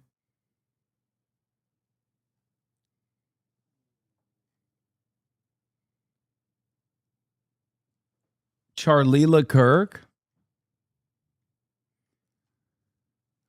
If you represent women, you should not you would not post the same content. See how he treats women. You're embarrassing your brother. Too pretty to be doing videos like this with him. Change your bio, baby. You really do not represent me. You certainly don't represent me. Shame on you, and walk around with vomit bags to share to all of us. Hey, girly pop, change your bio. Hila? It's a shame to let this unfounded brainstorm that endangers many children in the world for your content. We're happy to see the other comments here that agree with this. We hit it in a video based in Israel on the subject, then that's a good thing. Holy fuck. Someone said it's a shame they didn't rape you and kill you at Nova. You fucking whore, you escort. May they slaughter you. We'll throw a party over your body parts. Jesus Christ. Handle the pressure of all the liberal media outlets who are attacking me because I met with Bibi's advisor, right? I had... Why does this look like he's standing next to him? Charlila is like an Israeli version of Sharmuta. Wait, they stole that too?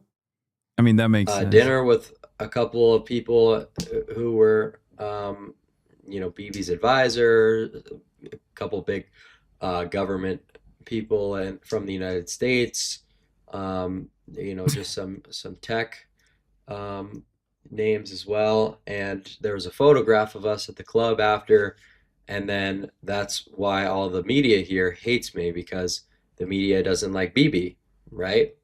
And I was fine. Who does, dumbass? Nobody does.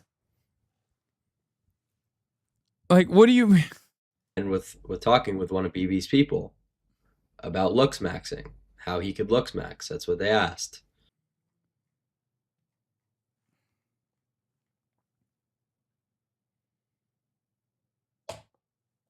You realize there's a non-zero chance of Bibi looks maxing stream right now? I mean, I think they deserve that. Like, I think he does. Like, that's not even a fraction of what he deserves, but like, that's a little bit debasing. You know? Yeah, smash that fucking jaw with a hammer. They said, hey, Bibi's been having a lot of trouble with humanizing himself to the younger generation. They think he's too old and out of shape. Would you want to do like a gym stream with him or something like that? And if I had any ideas about like his fitness thing, because he's getting into sports or something, and I was like, sure, man, I'd be happy to help with his gym cell routine. So I said sure. And then, you know, after that, after the picture comes out, all the liberal media in Israel kind of gets mad that I'm talking to him, and starts putting all this press about, you know, how Clav's, you know, an anti-Semite, Clav's this, whatever, basically just apologize to me for, why don't you apologize? Why don't you apologize to me for wasting my time? You know what everybody in Israel is talking about right now, right? Well, everyone in Israel is talking about, you know, what we're doing that's good. You know, so for you to kind of start the interview off in like a negative manner doesn't really make sense. You know, we came here after a ceasefire ended in a very unstable state, technically, to kind of show that, you know, Israel's a safe place. So for you to start off in an antagonistic way, I'm really, you know, kind of just confused. But how can you not talk about like the a very song? Poor journalist Just tell tactic. No. So if you're gonna be negative. Is he getting beat up by the Israeli woke somehow? Yeah, I guess there are people in Israeli society that are mad. And also, by the way, he just admitted that he's doing a fucking propaganda tour to show how safe Israel is. Next up, Dubai. Well, next up is not Dubai. It turns out next up is Russia, as a matter of fact. Clavicular posted, happy to announce our next trip will be to Russia if all goes well with my visa.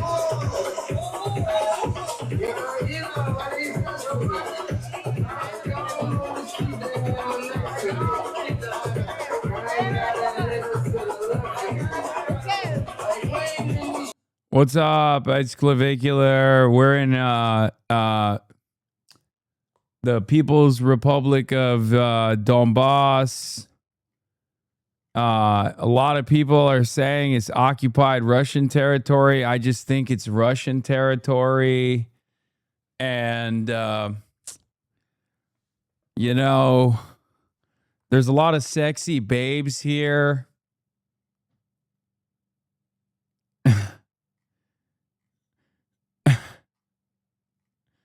We're in Luhansk.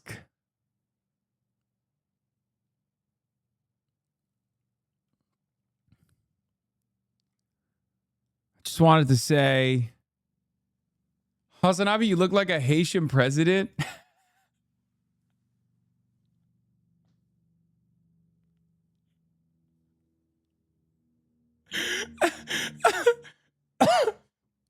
That is... Bro, what the fuck? No, he's not wrong. That's such a fucking mythical pull, dude.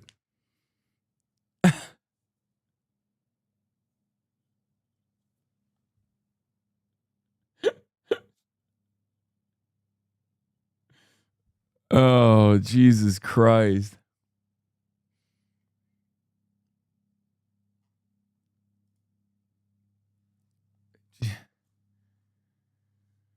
Wow. Four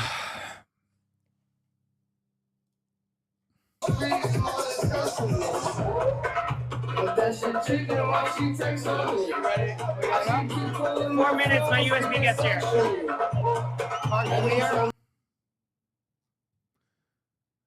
Braden is so awkward and strange. Buddy, don't call him anything but Clavicular. If you're going to be negative and ask about, you know, like old, you know, situations that are not so positive, then old situations that are not so positive, dog, that was like a month ago.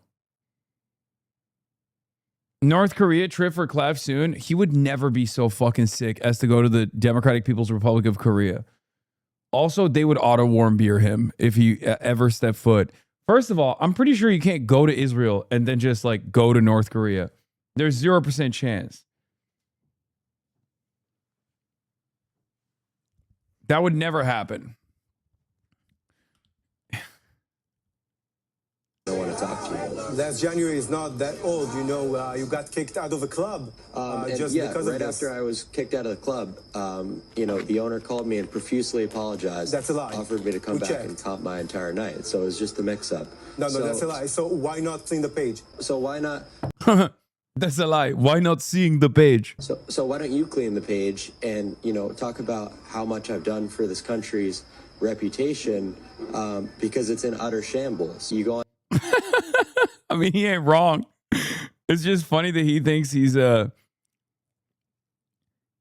it's funny that he thinks that he's doing anything positive to the country's reputation, but also at the same time, he's not wrong when he says the country's reputation is in shambles. This is another let them fight style situation.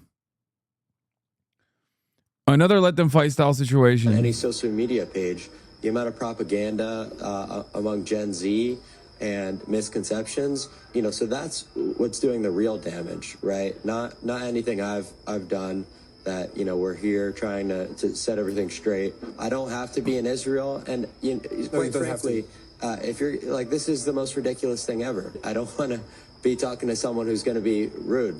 We understand, but there's an online backlash, you know. Because I'm here to do good things. So there's a backlash because of people like you. There's an online backlash because people like you, like me, talking about negative. I mean, yeah, the Miami to Israel pipeline is already, like, he did the most Israeli thing he could, which is get into an ownership dispute of a Miami nightclub. So he was already Israeli in spirit before he ever stepped foot inside of Israel. Okay? It's the most Israeli thing you can do other than just living in Miami.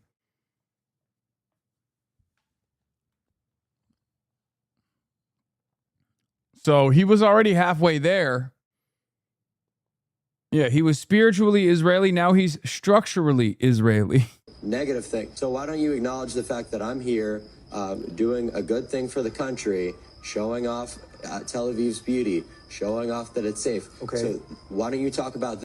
Clavicular seems like just a dude having fun. Why are they trying to make this some international incident law? Really? Okay, Neek Skid. Do you think it would be appropriate if I traveled to occupied Ukrainian territory and just talked about how sexy the babes were there? Or do you think that would be an international incident?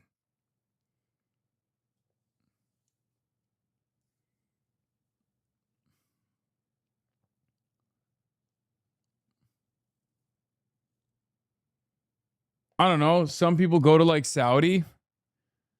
Yeah. It was in the news when fucking a bunch of comics went to Saudi Arabia for like a week. Hello?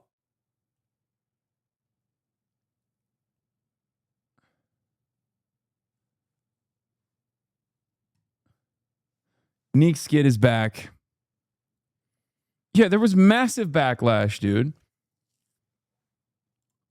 That, and then there won't be a bad PR. Okay, so you're the one who's causing these issues. So you are the. Yeah. Also, this is ironically one of the few instances where Saudi Arabia is currently not occupying a foreign country and like murdering its citizens. You are the one who's doing this. How can you not see the comments? How can you not see?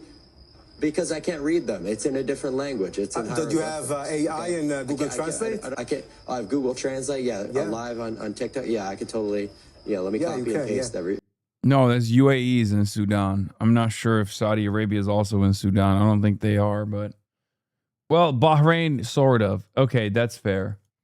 But Bahrain is also a GCC country, so it's Bahrain's in the Gulf. Saudi was in Yemen. I know. I said this is one of the few instant. Bro, I'm talking about right now. I didn't say fucking, you know.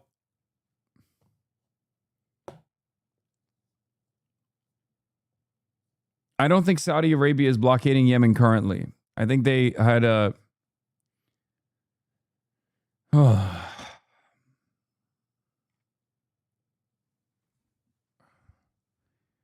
actually played a role in purging the UAE influence out of Yemen alongside the Houthis. Every single little thing into Google Translate. So Please don't go partying with Saudi babes. I'm not doing that anyway. What the fuck are you talking about? To show me understand that people are angry. No. Let me make you understand. I'm here for a good thing, and you're trying to drag me through the mud and, you know, give me reputational damage. So quite What's honestly, wrong with this interview apologizing is about? over. He doesn't understand the dynamic in Israel. He thinks he's dunking on a woke liberal channel. I mean, I guess in this circumstance, the woke liberal channel, like every Israeli channel, no matter how far right, is probably still going to be like, why did you sig Heil? Singing Heil Hitler. No, this interview is over. Just apologize. Why don't you apologize to me for? Why don't you apologize? I need to apologize. Why don't you apologize to me for wasting my time? Why are you Thank afraid to very much. apologize? Just apologize. You apologize.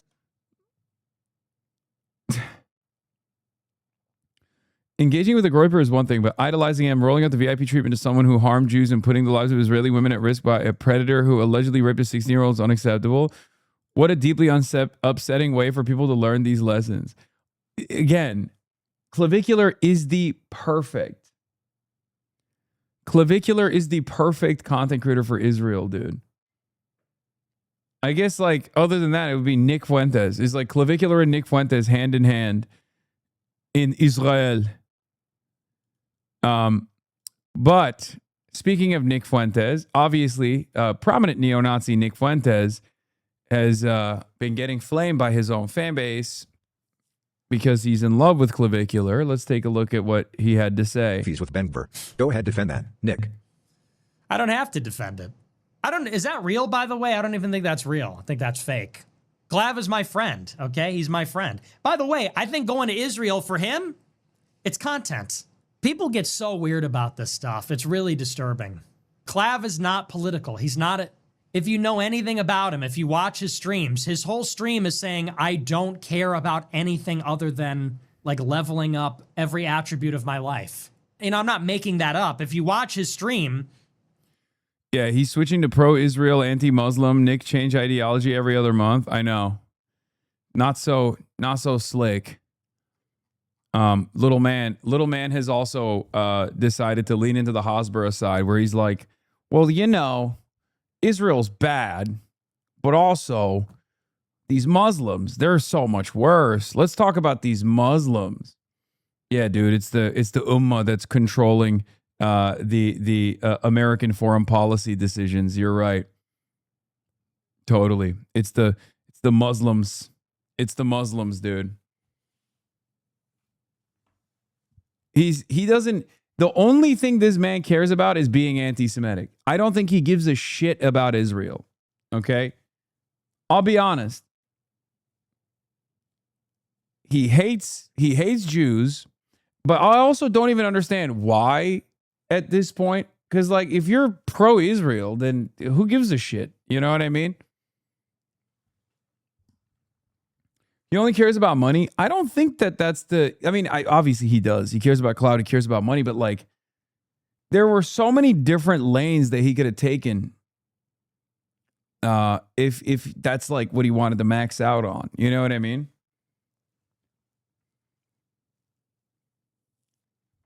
He blames the Jewish for being gay and Mexican.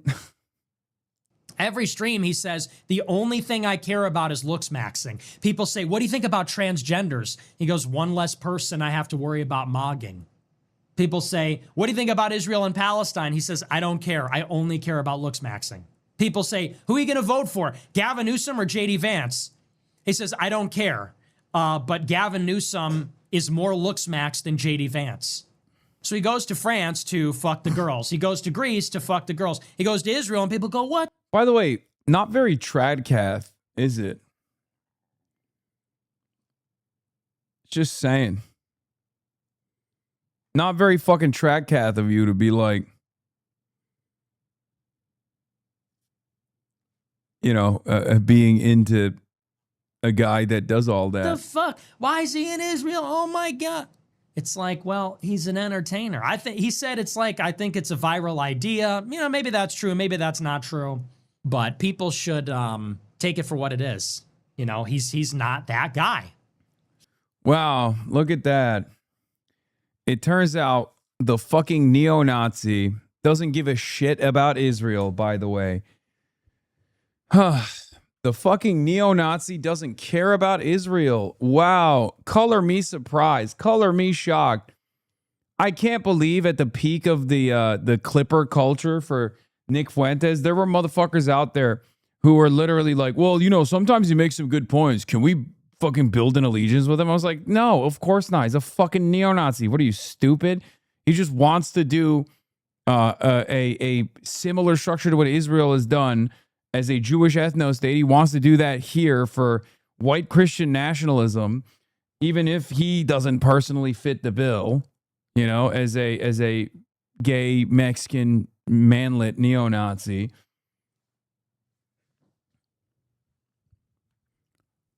Like, you can't trust any of these fucking people. This guy will say something clear and coherent and actually intelligent, and then will immediately follow it up with, Zoran wanted to take fucking money from white people and give it to black people. And you're like, well, there it is. Just an unbelievably stupid fucking statement. That's just how reactionaries are. Stop trying to make sense of it. In short bursts, you see certain things that this guy says, and you're like, oh, is this guy clear and coherent? Fuck off. Yes, in a 30-second increment, he can be clear and coherent. It's true. I'd go so far as to say Nick Fuentes is probably the only fucking literate right-winger amongst the entire crop. If you're a moron, maybe, oh God, dude, I'm not defending Nick Fuentes, okay? If you can't identify why he rose to such prominence over a short period of time, okay, you'll never be able to tackle this issue.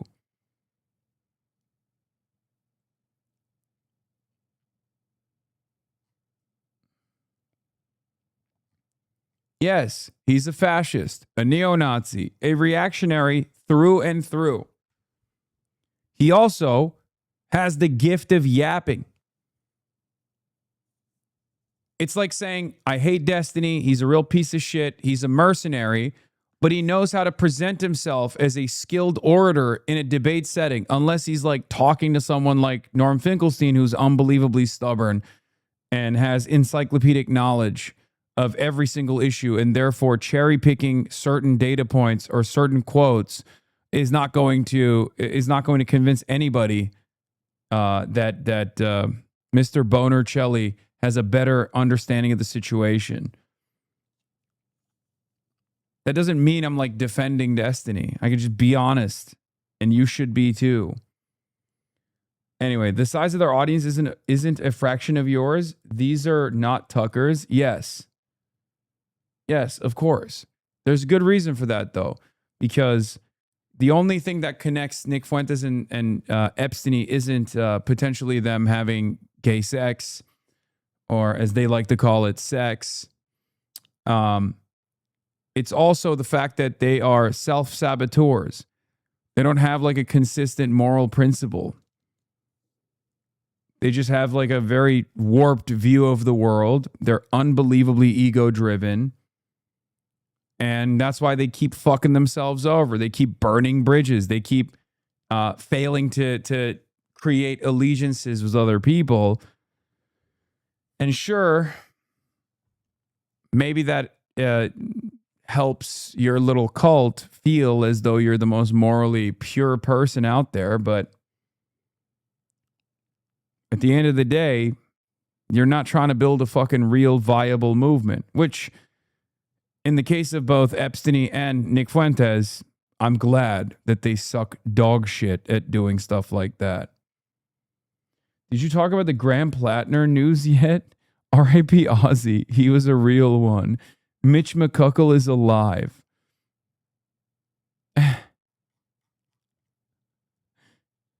Did you talk about Graham Plattner news yet? This is low-key a big story now. Well, really? Graham Plattner is low-key a big story? I didn't even know. If I went to Israel, that's a different story. I'm a political guy. Hi, I'm a political live stream. I talk about politics. Yeah, he's like selling Epstein merch, shit like that. Anyway. But yeah, here's Clavicular. I hate politics. So whoever wants to give me the fattest bag, let's be real. Republicans, Democrats, if you guys want to give me a bunch of money, I'll go each and every way, brother. Come on now.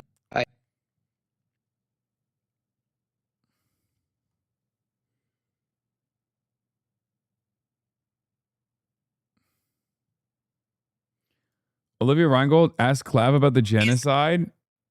He said it's a good time. What the fuck? Country a genocidal, fascistic place, or what do you want to look into there? No. So I'm not a political guy necessarily, but you know, you look up on TikTok about Israel, and it says it's like bombs and stuff like that. Right. But we're here, and it's not that. It's a good time, you know. We were walking around at 5 in the morning. And it's safe. It's like we're here to have a good time, explore the city. It doesn't necessarily have to have a million political implications. We're kind of traveling around, meeting new people, and it's been a great experience. So it is what it is. Dude is brain dead? No, he is. He is brain dead. He's also being used for the easiest to identify propaganda of all time. It's such a dumb fucking PR move. He says it's a dumb PR move for Clavicular, and it's a dumb fucking PR move for Israel as well. Because it's kind of fun, and the women are beautiful according to him. So again, he says it's not about politics. It's about having a good time. And he says he's having one in Israel.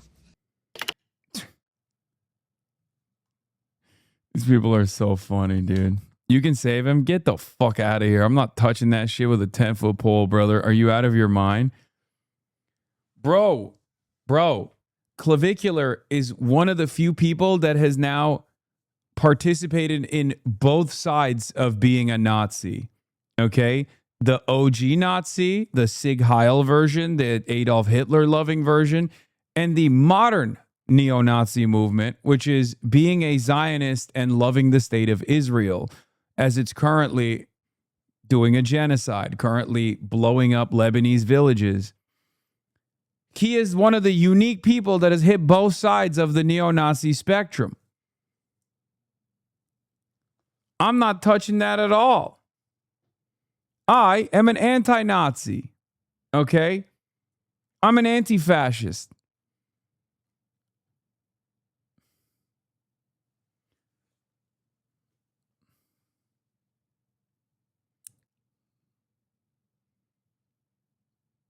The DJ musician guy has hired an Epstein style guy for Clav to get sex in Israel.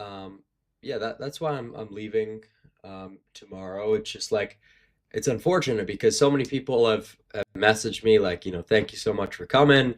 All the people have been extremely positive here. Met a lot of cool people over here. It's been great. It's been great overall. I've had a great time and a great experience. He'd respect you because you mog.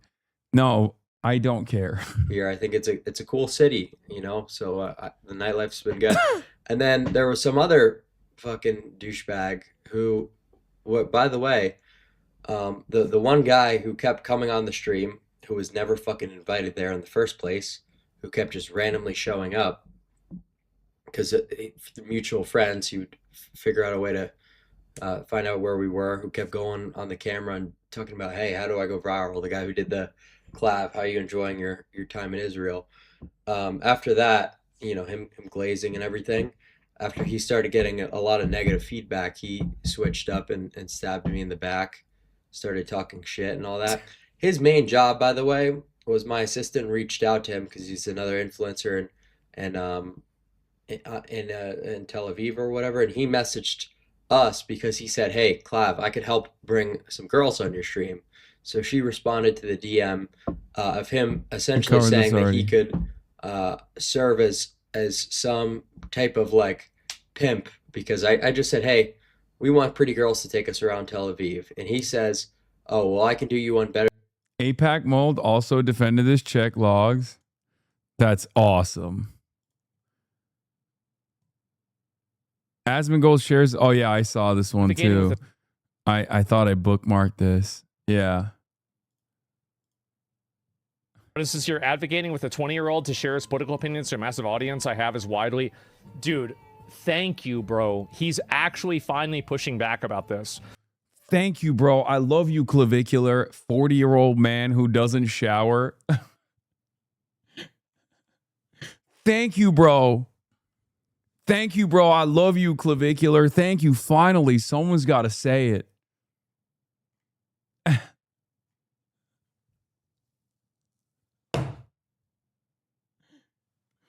Zionism will look at cheerleaders like John Fetterman and Clavicular and Asmongold and be like, see, the best and brightest support Israel. Dude, they're so cooked.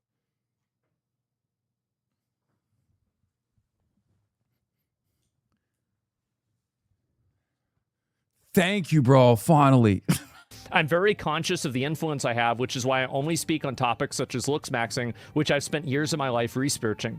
More influencers need to humble themselves and realize that they are ignorant politically or just generally fucking stupid. That is exactly right. And the people that are trying to push everybody to have a political opinion don't want to push everybody to have a political opinion. They want to push everybody to have their political opinion. And that's the main thing that they care about. This is here advocating with a 20-year-old to share his political opinions to a massive audience.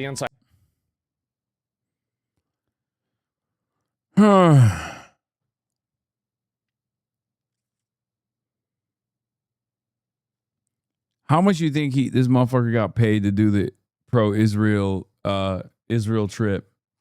Clavicular, I mean. It's got to be more than $7K.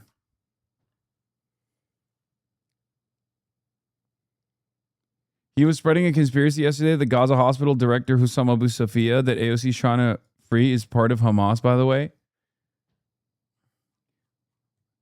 I think Asmongold is genuinely too stupid to deal with. Like, he doesn't know any of these things. He doesn't know what he's talking about.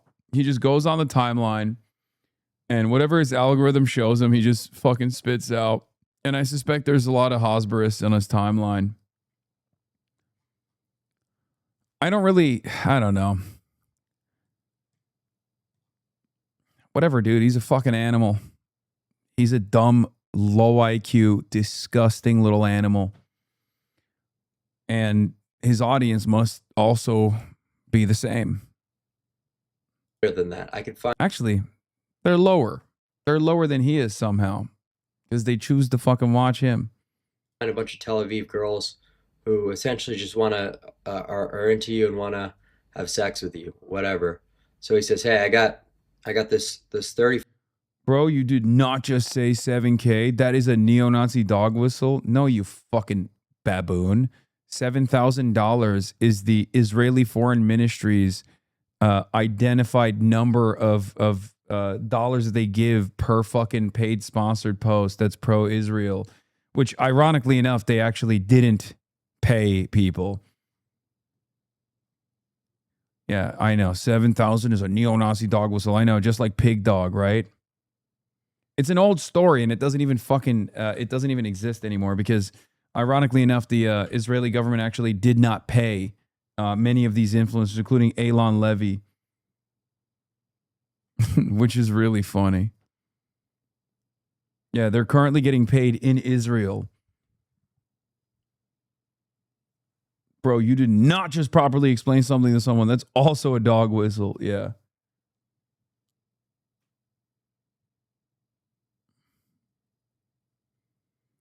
Where'd you hear that the $7,000 was a neo-Nazi dog whistle, chatter? Go ahead. Fucking enlighten us. Yeah. Bro, it is. They always say it. Yeah. Neo-Nazis also say Israel fucking sucks. Does that mean we should stop saying it because it's a neo-Nazi dog whistle now? What do you mean? Are you all right?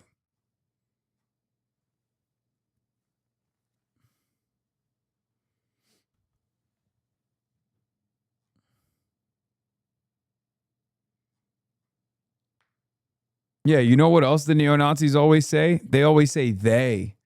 They always say it. When they, the neo-Nazis, are talking about they, the Jews. Substitute they with Jews. Not so funny, is it? Boom. Got them.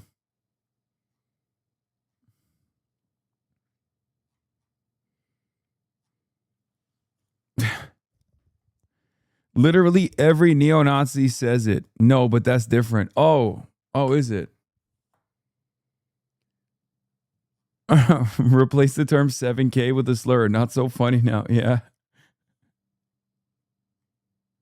Israel sucks is different than taking on their lingo. It's not their lingo, you fucking idiot. It was a real news story. What are you talking about?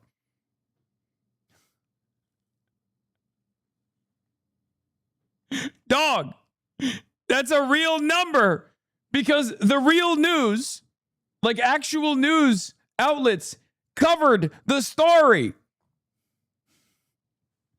Open the schools.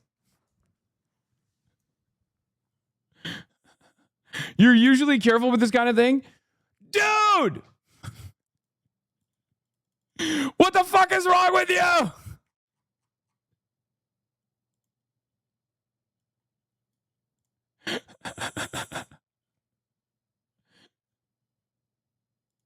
It's literally a real thing.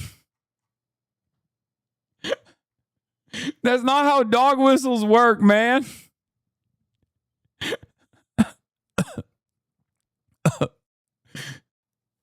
Wait, actually, it's a story? Oh my God, you're so fucking stupid. Why are you not listening to me?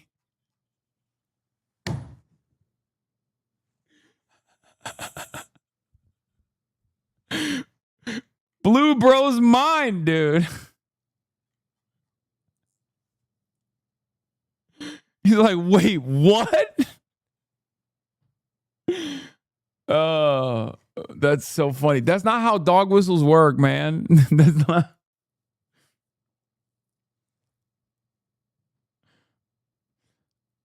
Yeah, they're like, here's a dog whistle, okay? I think this dude is thinking of 271K amount. No, he's probably seen like neo-Nazis also say, "Oh, did you get paid 7K for this post?" So he just associated with neo-Nazis. A dog whistle would be something like 271K. Okay? 271K.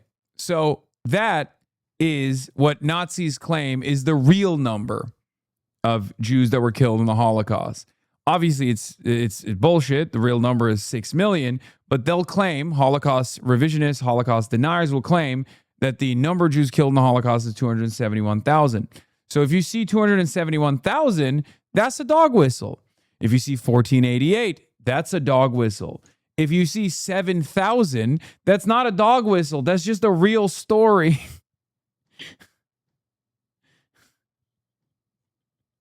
That's just a real thing that the Israeli government actually did, which is ironic because they also stopped paying the influencers. So the influencers sued the Israeli government. 5-year-old girl, and his whole pitch to me was, hey, Here, I'll give you another example. Promise 3,000 years ago meme. Okay, a lot of neo-Nazis use it. Where does it come from? Well, it comes from the idea that Israel was promised to the Jews 3,000 years ago. People are making fun of it. And a lot of neo-Nazis say it too, but that doesn't make it a fucking neo-Nazi dog whistle. Okay? That's the difference. Holocaust denial made no sense because wouldn't, as a neo-Nazi, you'd want to be proud of the actual numbers. Nazis are so fucking dumb. Yeah, I mean, that's why I sometimes say they're Holocaust deniers, but also Holocaust enjoyers. I could find girls who want to have sex, really hot girls who could want to have sex with you who are in Israel.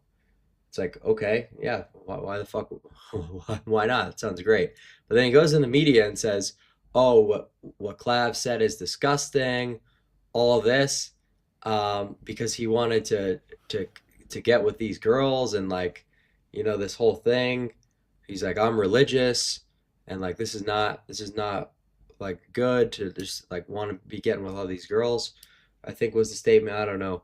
exactly what he said. And it's like, well, dude, you literally were the one who offered that to bring a bunch of hot girls around who want to party.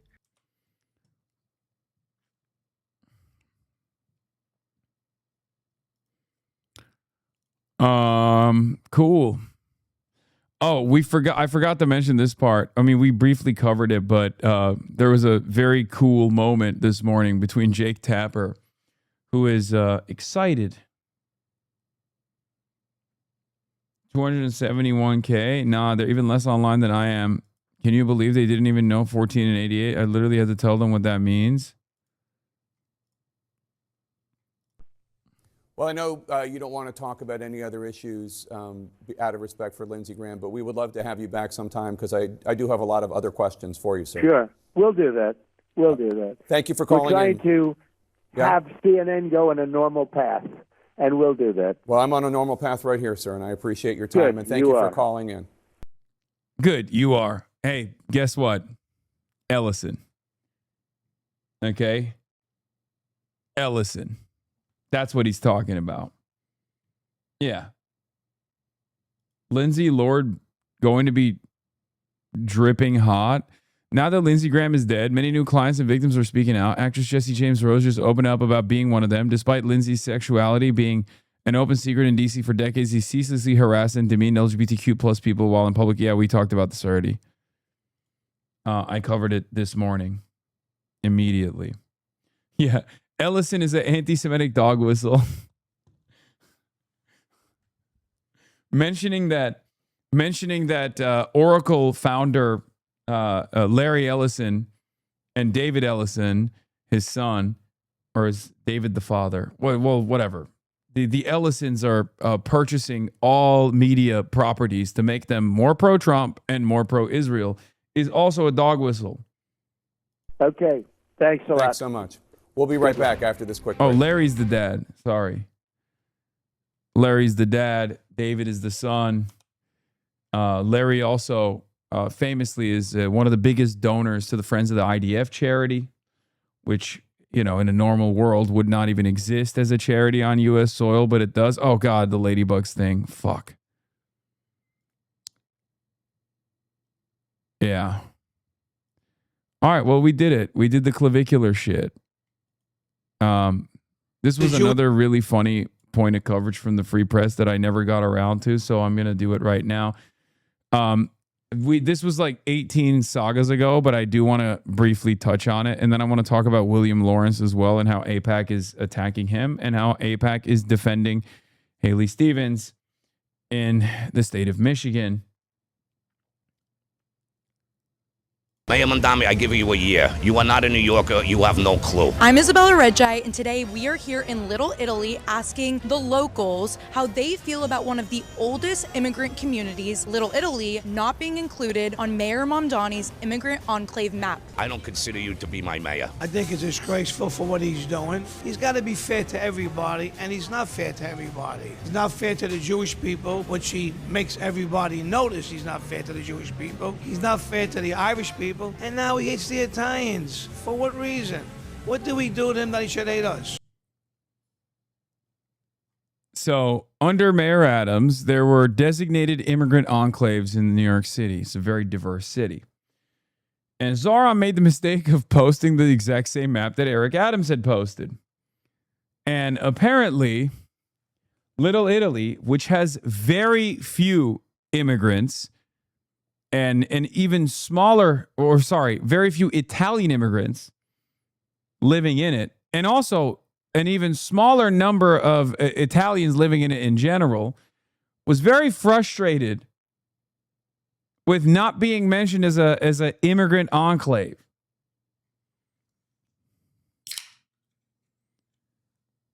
It's basically Chinatown? No. Chinatown actually has a fuck ton of Chinese immigrants living in it. So no, it's not like Chinatown. It's actually far smaller. The number of Italians living in Little Italy is not even marginal. It's like 2%. Chinatown, on the other hand, Chinatown. Oh, you're saying Chinatown absorbed Little Italy? Sure, fair. I thought you were saying like Little Italy it has or Chinatown doesn't have Chinese immigrants living in it. Chinatown does have a shit ton of Chinese immigrants living in it. They always sort of pushed us to the side. I got it. Yeah. In other words, the Little Italy, they take care of their own problem. I think one of the funniest parts about this is I'm almost certain that the Free Press went and found the only 15th generation Italians that even live in Little Italy or have shops in Little Italy. So that's the other funny side of the story as well. Because, again, there's not that many Italians living in Little Italy. And also,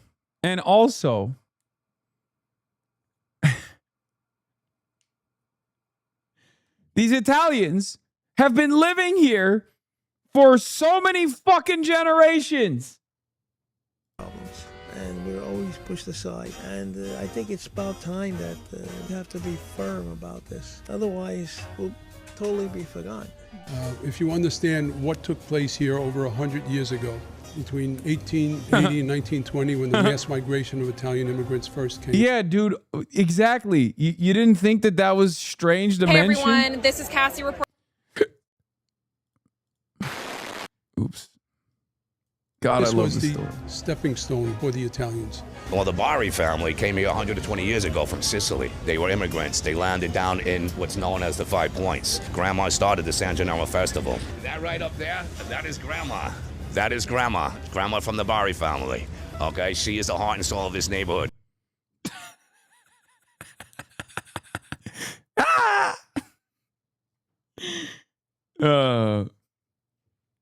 I fucking love that guy, dude.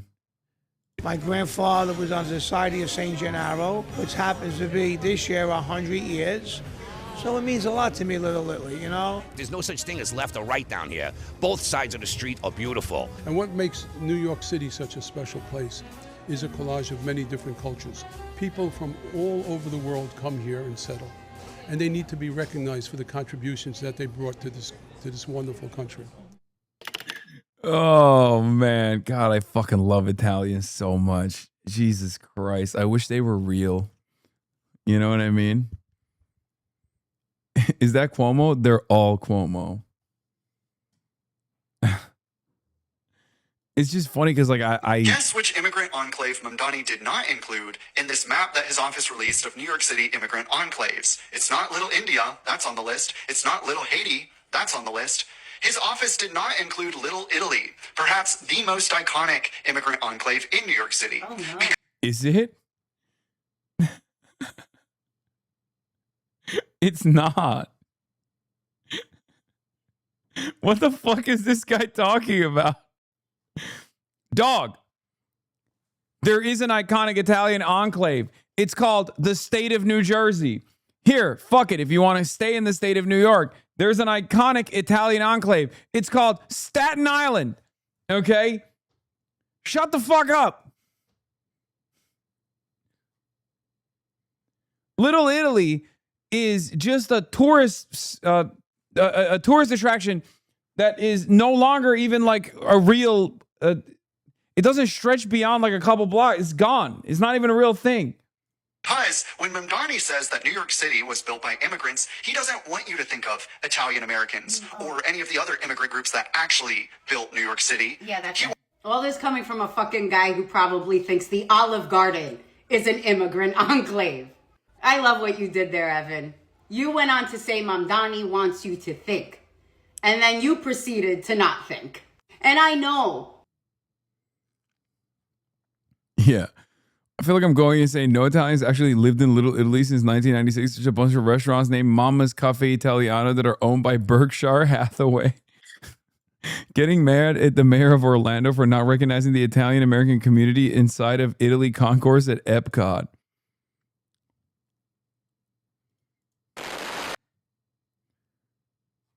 That guy had the English peasant look to him. Oh my God, you're right. He did.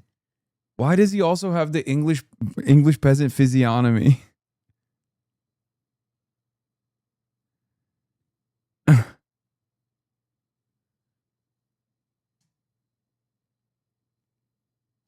Anyway, I'm done with this story. It's so fucking stupid. Okay. UAW VP collaborating with Trump admin to prosecute Sean Fain, who alleges the government monitor is motivated by UAW's opposition to the Gaza genocide. You can read more about the backstory of the probe into Fain's leadership at UAW. It appears to be a political retribution from liberals motivated by Fain's early support for Palestine in this lengthy prospect feature here. So yeah, our boy Sean Fain is under attack. The Department of Justice investigating allegations against UAW President Sean Fain. Nasty business. Totally fucked up. Sean is the GOAT. He's the legend. I do not believe any of the allegations. I don't even know what they are, but it doesn't matter. He's the man. And yes, this is totally politically fucking motivated. Statement from the UAW President Sean Fain. And if I find out that it's that fucking trot, opposition internally inside of the UAW that has anything to do with this, I'm going to lose my fucking mind. I hope that that's not the case. Okay? Don't immediately assume that that's the case, okay? I've remained silent on the political infighting in our union over the past 2 years because it only distracts from our mission as a unit and as a movement. But the stakes are too high and the membership deserves to know the truth. Let's be clear about what's going on here. Rich Boyer has fed the Monitor false allegations about me and is now trying to weaponize these bogus allegations to steal the upcoming UAW election. Wait, that's not the one, right?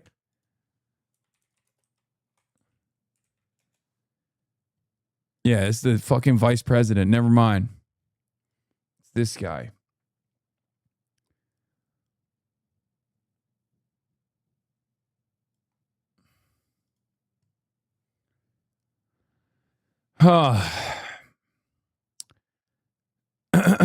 He knows he can't win a fair fight because he has no real platform to run on. I'm done being silent. Neil Barofsky has political grudge against me because the UAW took an anti-war stance about what was happening in Gaza. I've retained a law firm to fight against the Monitor's trumped-up claims against me. What the Monitor is doing is wrong. It's unfair to the UAW and you as members, and my lawyers are looking at any and all legal options I can pursue to make it stop. We are going to fight back hard. The truth, when it comes to Boyer, is that I didn't want him running the Stellantis department because he wasn't doing a good job for our members. I wouldn't let him hire family members into UAW positions, and I wouldn't stand by while he bargained. Oh, my God. While he bargained concessions with Stellantis and failed to enforce our contract. Boyer is bad for our union, and I'm not going to let him use the Monitor's bogus investigation so he can try to fail upwards into a bigger title. I've stayed quiet about this because I don't believe it helps our union to have these fights out in public. But make no mistake, our contracts, our jobs, and our union are at stake here. Our members are either going to see through these lies and the nonsense or let Boyer and Borofsky destroy our union and weaken us at the bargaining table.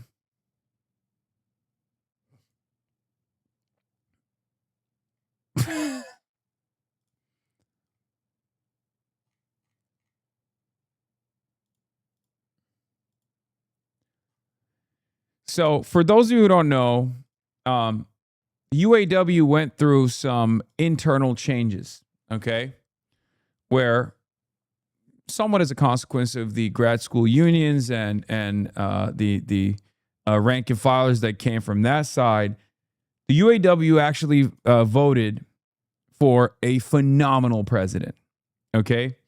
UAW was obviously slated for a lot of reforms. There were a lot of issues internally. And Sean Fain has been an incredible leader for this union, okay? The United Auto Workers. And also, contrary to the name, it's not just auto workers for those of you who don't know, okay? And Sean is a phenomenal leader, okay? I think he's an incredible leader. I think he is doing right by the rank and filers. They fought really hard. They fought like fucking hell. And if you recall, secured a fantastic contract, right? It's a big fucking deal. Yes, he led the UAW out of a very dark time. I was a teacher and a UAW member for a decade. He's been a great president for the union. Yes. But let's be real. every major union in the United States of America, from the Teamsters to the UAW, has also had some dark chapters in their history. And a lot of unions, a lot of legacy unions in general, also have real issues with nepotism within the union structure. If you've ever been in a union as a younger employee, you've probably seen some of these problems. Okay? Now, Shawn Fain doesn't really do that. But it's clear to me that his vice president is trying to do that. Okay? So when he calls that out, it's like that's something that I instantly recognize as a holdover from previous UAW troubles. And it makes a lot of sense because there's a lot of fucking unions that do this shit. There's a lot of seniority and nepotism that exists, unfortunately, within the union system as well.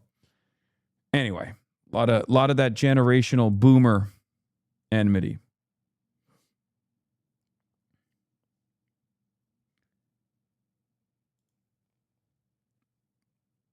Yeah, also appears to be old guard versus new guard split, which doesn't surprise me given how much Fain has taken them in another direction. A better, more relevant one if you ask just about anybody who isn't bitter about the way things used to be, in my opinion. Alex writes, who monitors the UAW's federal monitor? Neil Borofsky arrived at the UAW with a well-developed philosophy of oversight and no experience with unions. Shawn Fain's reform administration in the United Auto Workers now finds itself locked into conflict with the federal anti-corruption monitor that says Fain is overstepping his bounds, including in his opposition to the union's stance against Israel's genocide in Gaza. That's it. That's pretty like that. They are worried.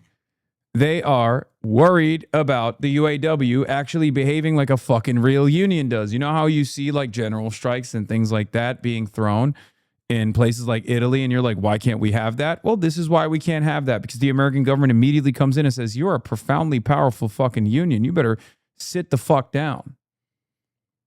Okay? Better sit the fuck down. At most, we don't even want you striking for a better contract, but at least you can maybe get away with that if we allow you to get away with that, but you better not fucking strike for or take any action or make any statements about the genocide in Gaza. Now, Shawn Fain has taken it one step further. He's also personally talked about potentially facilitating a general strike in 2008. Now, that requires a tremendous amount of organizing ahead of time, and that is a terrifying prospect for American capital. This is the reason why. Did I say 2008? I meant 2028. Sorry. I can't believe I said 2008. 2028. And this obviously is a big fear, striking fear in the heart of capital. The truth is, when it comes to Boyer, is that I didn't want him running the Stellantis department. I talked about this already. I've stayed quiet about this because I didn't believe it helps our union. Our members are either going to see through these lies and nonsense or let Boyer and Borofsky destroy our union and weaken us at the bargaining table. We've accomplished more in the past 3 years and 3 months than in the previous decades. This is what happens when you go against corporate America and their allies, and I'm not going to be intimidated or harassed out of serving our membership. Our election is in 6 weeks. Neil Borofsky will not run our union, no matter how hard he tries, and no company sellout like Boyer is going to dictate our elections. Our members are the highest authority in our union, and they should have the final say. In solidarity, Shawn Fain. Statement made in a personal capacity. Titles used for identification purposes only.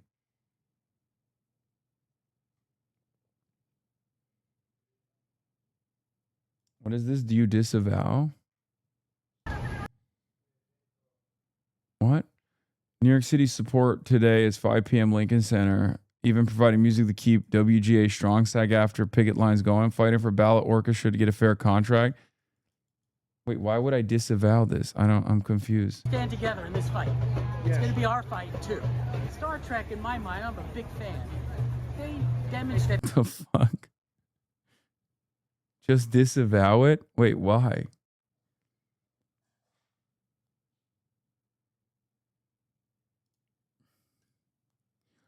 You young people make me tired because it's easier. Mick Gibbons, shut the fuck up. You are an Alberta separatist, okay? You are literally an Albertan separatist. We will never take you seriously in this chat. You have openly, when you delivered to me that you are a centrist, liberal, and an Albertan separatist, that was literally the greatest gift that you could have given me, okay? I will never take you seriously.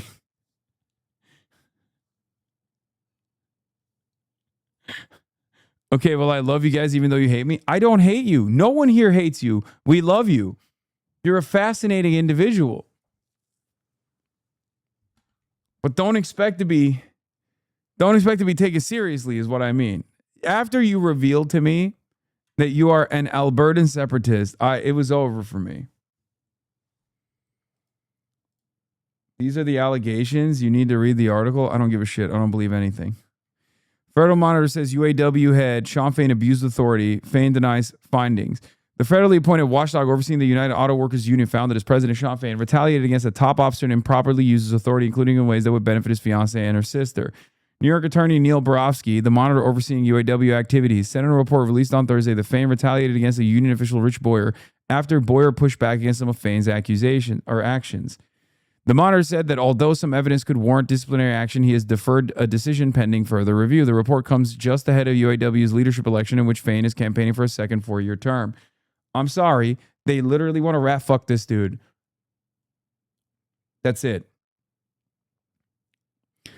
Fain said in a statement that Borofsky's reports were politically motivated, citing what he described as heated and highly personal disagreement with the monitor in 2024 over the union's executive board's call for a ceasefire in Gaza. Now, more than 2 years after becoming aware of Vice President Boyer's allegations and on the eve of our election, Mr. Borofsky has chosen to publicly release a politically charged and false report about me. A spokesperson for Jenner and Block, the law firm that employs Borofsky, said he is active with the highest levels of professionalism, integrity, and respect in his role as a public service, private practice, and as a DOJ-appointed monitor. Art Wheaton, a labor studies professor at Cornell University, said that although the federal watchdog can take severe disciplinary actions, some of which could affect Fain's ability to run for office, the potential for drastic criminal punishment in the case does not appear likely to reach that level. Fain rose to prominence in 2023 after leading strikes against General Motors, Ford Motor, Jeep maker Stellantis. Although accusations about a monitor bruised his reputation among some UAW members, Boyer is one of several candidates running against Fain. Executives of the Detroit car makers will be closely watching the UAW election, as Fain proved to be the union's most combative chief in decades and won historic contract gains after the 2023 strikes. The Teamsters have stood by the other Sean, Sean O'Brien, despite him being a hog. There are many hog Teamsters out there. There are many right-wing Teamsters out there in the rank and file, but there's also plenty of woke Teamsters out there. Many of them are in this community. But ultimately, you stand by your union leader if, regardless of the political posturing and the ridiculous politics they may represent, if they're fighting for good contracts for the rank and filers, you stand by them. And Sean O'Brien's contract, some people have disputed and said that it's not like good enough or whatever. I can't speak on that. I don't know enough about the UPS contracts, so I apologize to the UPS rank and filers that are in Teamsters in here in this chat, and you will get mad at me. But I don't know the full details, okay? I can only speak on him going and delivering a speech at the Republican National Convention. We're talking about Sean O'Brien here. But for the most part, by and large, I think Sean O'Brien is defended by rank and filers. Why? Because he fights for his fucking workers, right? He fights for his union. Shawn Fain, on the other hand, has the opposite politics to Sean O'Brien. He's a fucking phenomenal union leader. He's very popular from what I understand, and he secured historic contracts. You guys, if you guys recall, huge contracts for the rank of filers. So these guys, I think, are trying to rat fuck Shawn Fain because his politics are perhaps a little too radical for the AFL-CIO, perhaps a little too radical. Well, actually, that's not even fair. I think the AFL-CIO love him too. But perhaps a little too radical for the establishment Democrats, and certainly too radical for the Republicans and capital owners in general. Latest report stated that Fame pushed for bonuses for non-union employees at a Stellantis training center, which would have benefited his fiancée. It additionally states that Fame pushed Stellantis and union leaders to intervene in a workers' compensation matter for his fiancée sister after she was injured working at a Stellantis plant. Fame and Boyer also clashed over other issues relating to Boyer's management of the Stellantis department and its personnel. The report states that when Boyer pushed back against some of these actions, Fame retaliated by stripping him of his certain duties. The union had designated the duties back to Boyer following a previous report from the Monitor.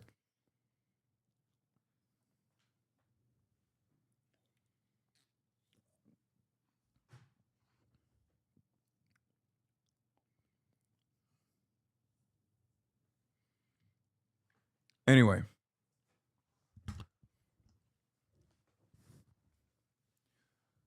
What? Rat fuck is also a dog whistle? You used to be careful about this stuff. It's not. Okay, stop.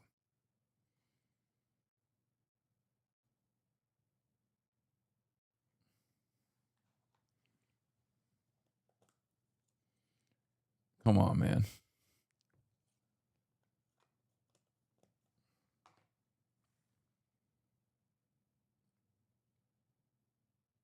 What is this? Plattner like gaslighting? Does anyone really believe that Haley Stevens thinks is the best thing we can do with our tax dollars? Send him abroad, drop bombs on other people? Make your case, but stop the Plattner like gaslighting. It's insulting the voters. Plattner like gaslighting. They're trying so hard to tie El Sayed to Plattner. It's all they have. They know AIPAC is dumping a record $30 million to support Stevens, and she has the grassroots energy of a Pepsi ad. So it's the 15 iteration of Bernie Bro Islamophobic edition. Yeah. Let's move on to someone Sean Fain also endorsed proudly. Abdul Al Sayed. I saw something earlier today that really, really bricked me. It really hurt my feelings. One of them was a flyer that I saw that was being distributed, I believe paid for by AIPAC or an AIPAC subsidiary, if I'm not mistaken. Flyer implied that Barack Hussein Obama, very popular president for those of you who don't know, had endorsed Haley Stevens. This was displeasing to me because Barack Hussein Obama endorsed Haley Stevens in 2018. Barack Hussein Obama has not weighed in on the current race that Haley Stevens is participating in the Democratic Party's primaries for the vacant Michigan Senate seat.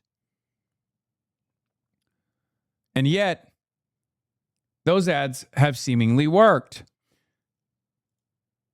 This couple here from Sam Robinson, Donna Mills, and DW of Troy say Stevens' ad with President Obama is the reason they're voting for her. They put a lot of money behind Haley. We don't know a whole lot about him. I asked about AIPAC. The Mills said they aren't anti-Israel, but what's happening in Gaza is a genocide. Oh. There's another, this one killed me. This one actually killed me. Southfields Hollywood tells me he already voted for Haley Stevens via mail-in ballot. This is what he responded with. Haley, nigga. Haley, why? Because Obama said so. That's the only reason. That's all you need. That's all I got. What's your name, brother? Hollywood. Hollywood, I'm saying. Yeah. This is the ad that they're using, aside from the mailers that they're sending out. A pro-Haley Stevens group with an ad that ends with, if President Obama trusts her, so do I. Okay? And they've been... Haley Stevens is literally running the gamut on the pro-Obama shit. Here's the AIPAC link mailer. Haley Stevens was a critical part of my team that helped the American auto industry come roaring back. President Obama. Detroit Free Press opinion. Black Michiganders will help decide Michigan's U.S. Senate primary.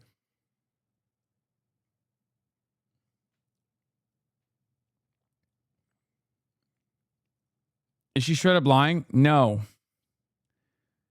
It's just implying something that's not happening in this race because Barack Obama has in the past endorsed Haley Stevens.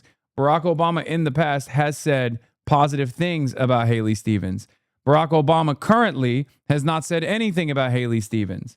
And that's the issue. Let's take a look at the video and maybe you'll understand it a little bit better. I worked at Ford for 41 years. My father worked for General Motors for 30 years. And when they came for our auto jobs, Haley Stevens stood up. She was chief of staff to President Obama's auto rescue. And Haley Stevens, by the way, she was a critical part of my team that helped the American auto industry come roaring back. That saved 200,000 Michigan jobs. She helped save jobs for my own family. If President Obama trusts her, So do I. Stronger Michigan is responsible for the... On the one hand, they're doing this shit. And on the other hand, they're doing this. They're trying to say Abdul al-Sayed, as a Muslim, was a part of the uncommitted movement, which he was. But the uncommitted movement, for some, lasted only into the primaries. Actually, for many, it lasted only into the primaries. Abdul al-Sayed was one of the first Muslim leaders in the entire state of Michigan that endorsed Kamala Harris and wanted Kamala Harris to be president. And yet that isn't stopping Haley Stevens from leaning into this lie. Here's the issue. Both the Abdul al-Sayed is Muslim. He's from Dearborn. He's a Dearborn-style Muslim. They voted for Trump. And he didn't endorse Kamala Harris. And Barack Obama endorsed me, is the triple Monty for Haley Stevens trying to secure a larger share of the black vote in the state of Michigan. Okay? That's literally what they are trying to do. I am telling you right now, there's no reason to use fancy language here. Okay? That is exactly what's going on. I've already talked to you about the conversations I've had with organizers and community leaders on the ground in Michigan. There's this strange dynamic where black voters, of course, are unbelievably woke. Black voters overall are very anti-Israel and very critical of Israel and openly recognize that it's doing a genocide. But also at the same time, there's a little bit of enmity, not super significant, but a little bit of enmity between the Dearborn voters who, the Muslims, the Arab voters, who some people claim or blame, rather, for voting for Donald Trump.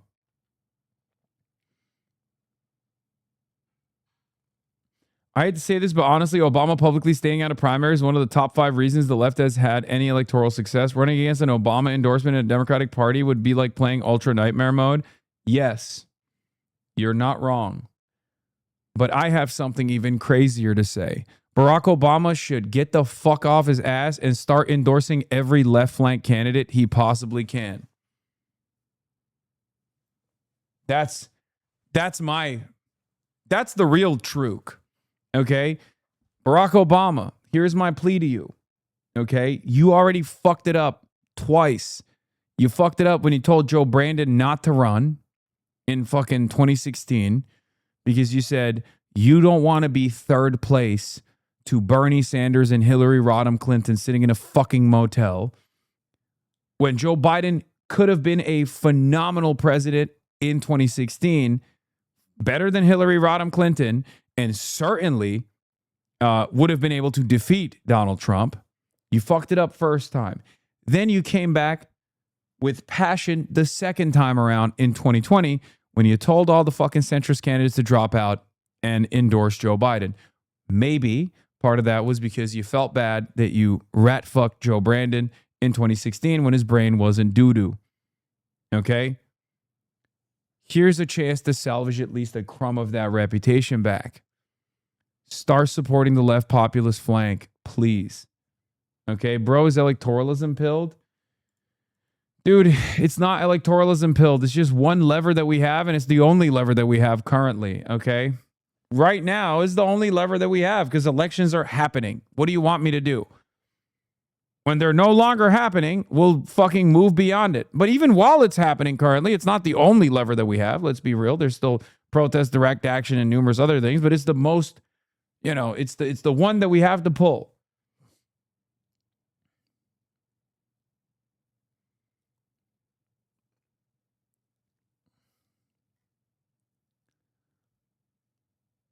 Obama's not doing shit. Yeah, it's probably for the best. Let's be real. Tell Big Z to get Obama to endorse Abdul. I don't think Big Z has that level of motion with Obama. Let's be real. The issue is, you think Obama has a bad reputation that needs to be saved? His reputation is good among men in this country because liberals are stupid. Wait, what? No, I wasn't even talking about his reputation that needs to be saved. People love Obama. That's why I was saying, hello? I was one of the few people on the left that was like, yo, Obama actually linking arms with Zohran Mamdani is really fucking good for Zohran Mamdani and is really fucking good for the movement in general. I know we see all of his failures and all of his faults, but the average American fucking loves the guy. The average liberal loves the guy, let's just say. Okay? Obama is still the most popular politician in the country. Okay? Obama has a bad rap among like 10 leftists online. Everyone else loves him. That's not true. Holy revisionism, Hasan. Biden should have run in 2016. Not that's cap an Obama endorsement. Dude, who are you arguing against?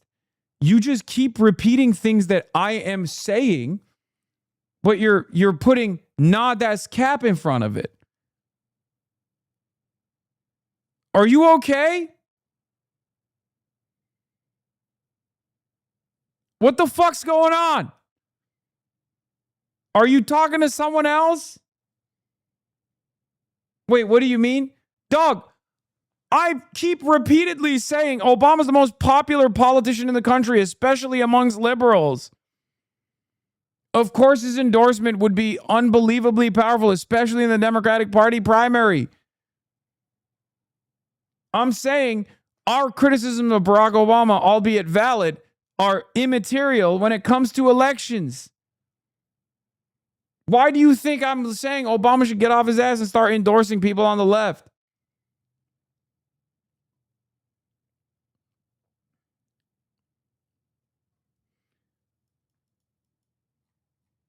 But he won't even protect his boys in the pod johns who are getting their fucking asses beat by Shannon Watts and like Neera Tanden, Center for American Progress, all these fucking right-wing forces in the party.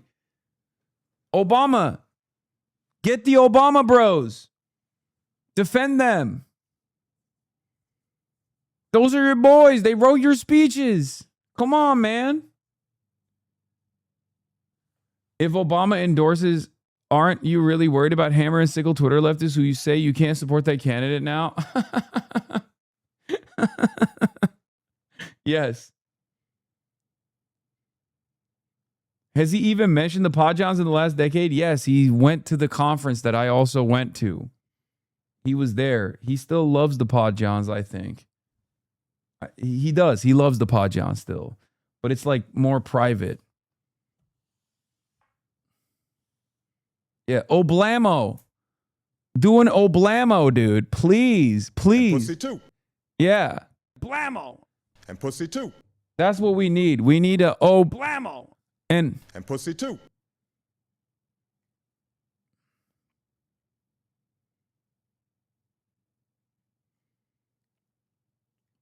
Is that a panda pin you're wearing? Yes, I got it in China. One of you HasanAbi heads in China gave it to me. It's a panda pin that's holding up a heart that has the Palestinian flag in it. You're never getting that Obama collab now? Come on, dude. I think that was a wrap a long fucking time ago.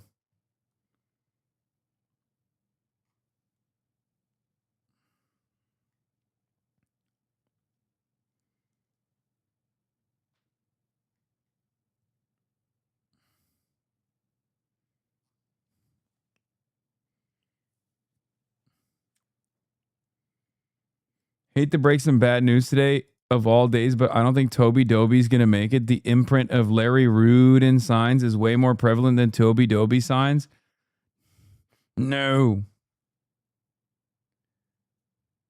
Yeah, see? Exactly. This is the right way to do it. Barack Hussein Obama, I know you don't love the left, but I know you hate the Clintonites. Use your anger. Use your vengeance. Use your voice. Wipe out the remaining vestiges of the neoliberal rapist caucus and you will be given 44 ethereal bisexuals in heaven. Yes, but no, not the 44 ethereal bisexuals. That's old Obama. That was him in college. No, what you got to say is every celebrity will love you and will participate in your Netflix production. Okay? Every celebrity will be like, oh my God, I can't wait to do an Obama show. I will watch every single thing that you've produced. I swear to God. I'll even watch the fucking Larry David thing that I didn't really like. Please. Please, Barack Obama. Please. Obama, save us.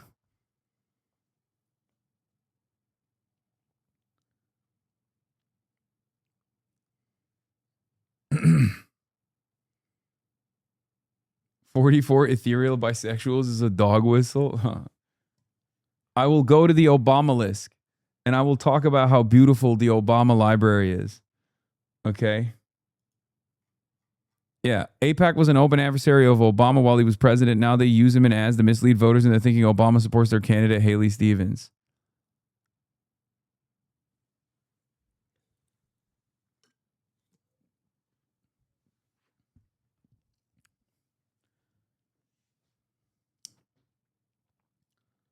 Yeah. Abdul endorsed Kamala Harris in 2024's campaign on July 21st, 2024. Haley actually endorsed Kamala 4 days later at a press conference. So Abdul actually endorsed Kamala Harris before Haley Stevens, by the way. And before people say, who gives a shit? Oh my God, I can't believe we're now fighting over who endorsed Kamala Harris first. Kamala Harris is bad, whatever, okay? This is an election. And this is a Democratic Party primary, and there are a lot of voters that care about that in the Democratic Party primary for the reasons that I already mentioned.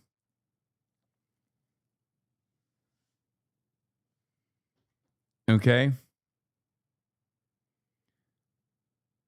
Just show this historical picture of Obama to leftists and it's GG. We need him. Yeah, I'm sure. They're going to get mad. They're going to say, why'd you put the war criminal next to Lenin? He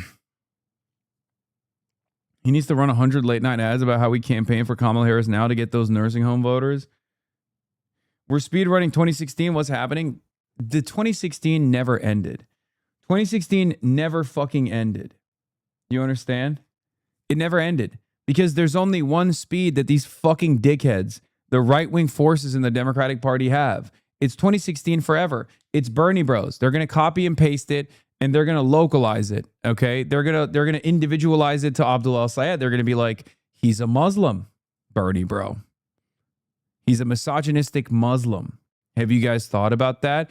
And he misogynistically and Muslim style hates black people, like the possible first black female president, Kamala Harris, who he hates Muslim style, just like everybody else in Dearborn who didn't want to vote for Kamala Harris, not because of the genocide that she was overseeing and saying she would continue, but because she was a black woman. Okay? These guys are not above lying. They're not above drawing racialized animus. Okay? Because they can't win on the issues. That's it. What the fuck are you going to do? Tell the voters in Michigan like they don't deserve nicer things and that what they deserve is to have more of their tax dollars go to fucking Israel? Of course, Michiganders are going to be like, no, that sucks. Shut the fuck up. Okay? So they have to do this shit instead. Yeah, it goes back further than that. Obama fans were criticized for being irony-pilled, Daily Show loving Obama bros. Yes, I remember. I still remember the Podjons with that photo of Hillary Rodham Clinton, the cutout of Hillary Rodham Clinton. Was it John Lovett? Or was it John Favreau that was like grabbing on to the cutout of the Hillary Rodham Clinton with the beer in hand? That image is etched into my mind. Old heads know. Yes, they used to call Obama's fans the Obama bros.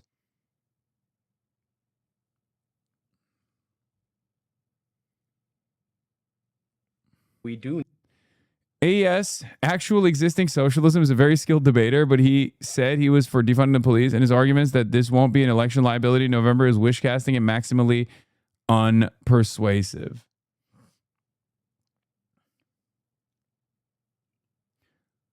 Okay, you want to hear the electability argument?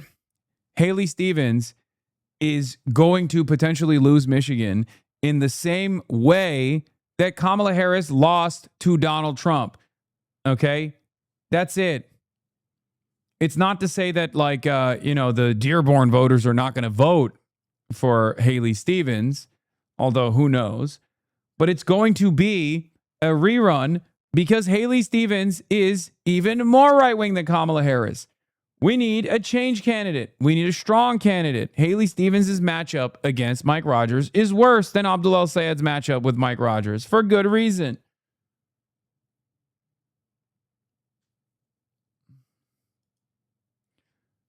My name is Martha. Yeah, I already covered this when it first came out. G. Scott. I'm a Wayne County Commissioner and a proud Democrat.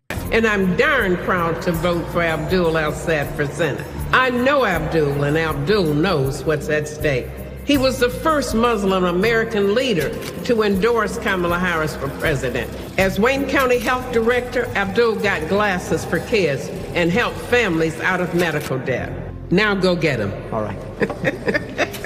I'm Abdul El-Sayed, and I approve this message. They're now saying he's making fun of her accent, lol. My name is James. Hey, James. Let me get this straight. Abdul and his supporters mock his opponent for having a Michigan accent while glorifying a kid from New Jersey. Okay, this is you, Michigan voter. Okay, it's you, Mitch voter. I'm from the great state of New Jersey, so I flew all the way out here to ask you this question. I'm very excited. Wait a second. Now there's the whole story. So what brings you to Michigan? I'm a student out in D.C., and I'm excited to meet you. I have friends out here, and I'm just really passionate. God damn, you guys are such fucking nerds. And I say you guys because that's definitely one of you motherfuckers that's in here, okay? That's gotta be one of you motherfuckers. I don't know a single goddamn nerd in this age group that would literally go to Michigan to be like, I can't wait to go to an Abdul town hall. Jesus Christ, chatters. No, I know. It's not you, Mitch voter. I'm just fucking memeing. This isn't me. Thank you for your attention to this matter. Even though you, Mitch voter, is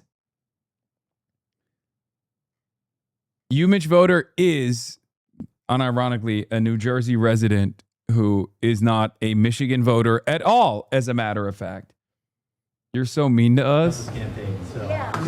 Wait. You came all the way here to be a part of this campaign? To meet you in person. I've seen you on social media so much. Can we give a round of applause? James, thanks so much.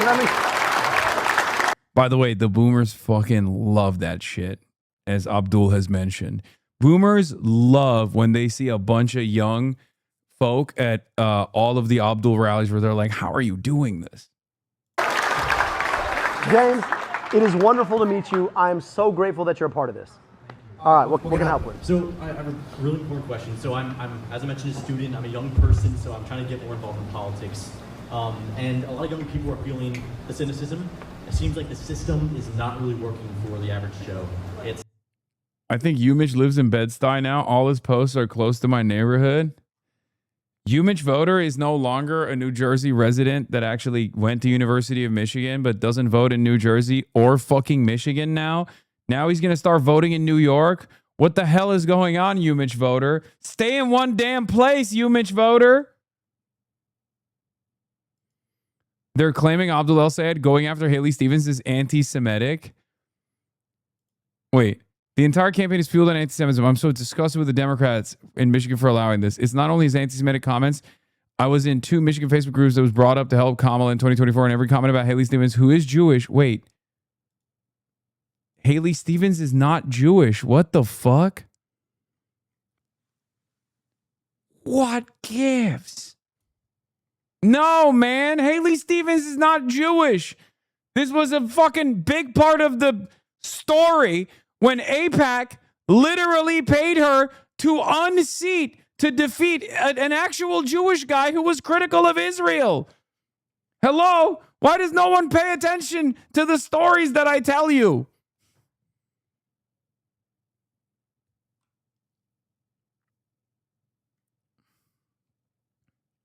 No, she's just like really weirdly into Israel. She's not Jewish. Yeah. We now live in a world where Brad Lander is no longer Jewish, but Haley Stevens is. How is this? What the fuck is going on? For the mindset of Americans, they literally are just like, oh, dude, yeah, you're goyim if you don't like Israel sufficiently. You're only Jewish if you actually dick ride Israel. And the more you dick ride Israel, the more Jewish you are. And if you criticize someone who's dick riding Israel, then you're an anti-Semite. What gives?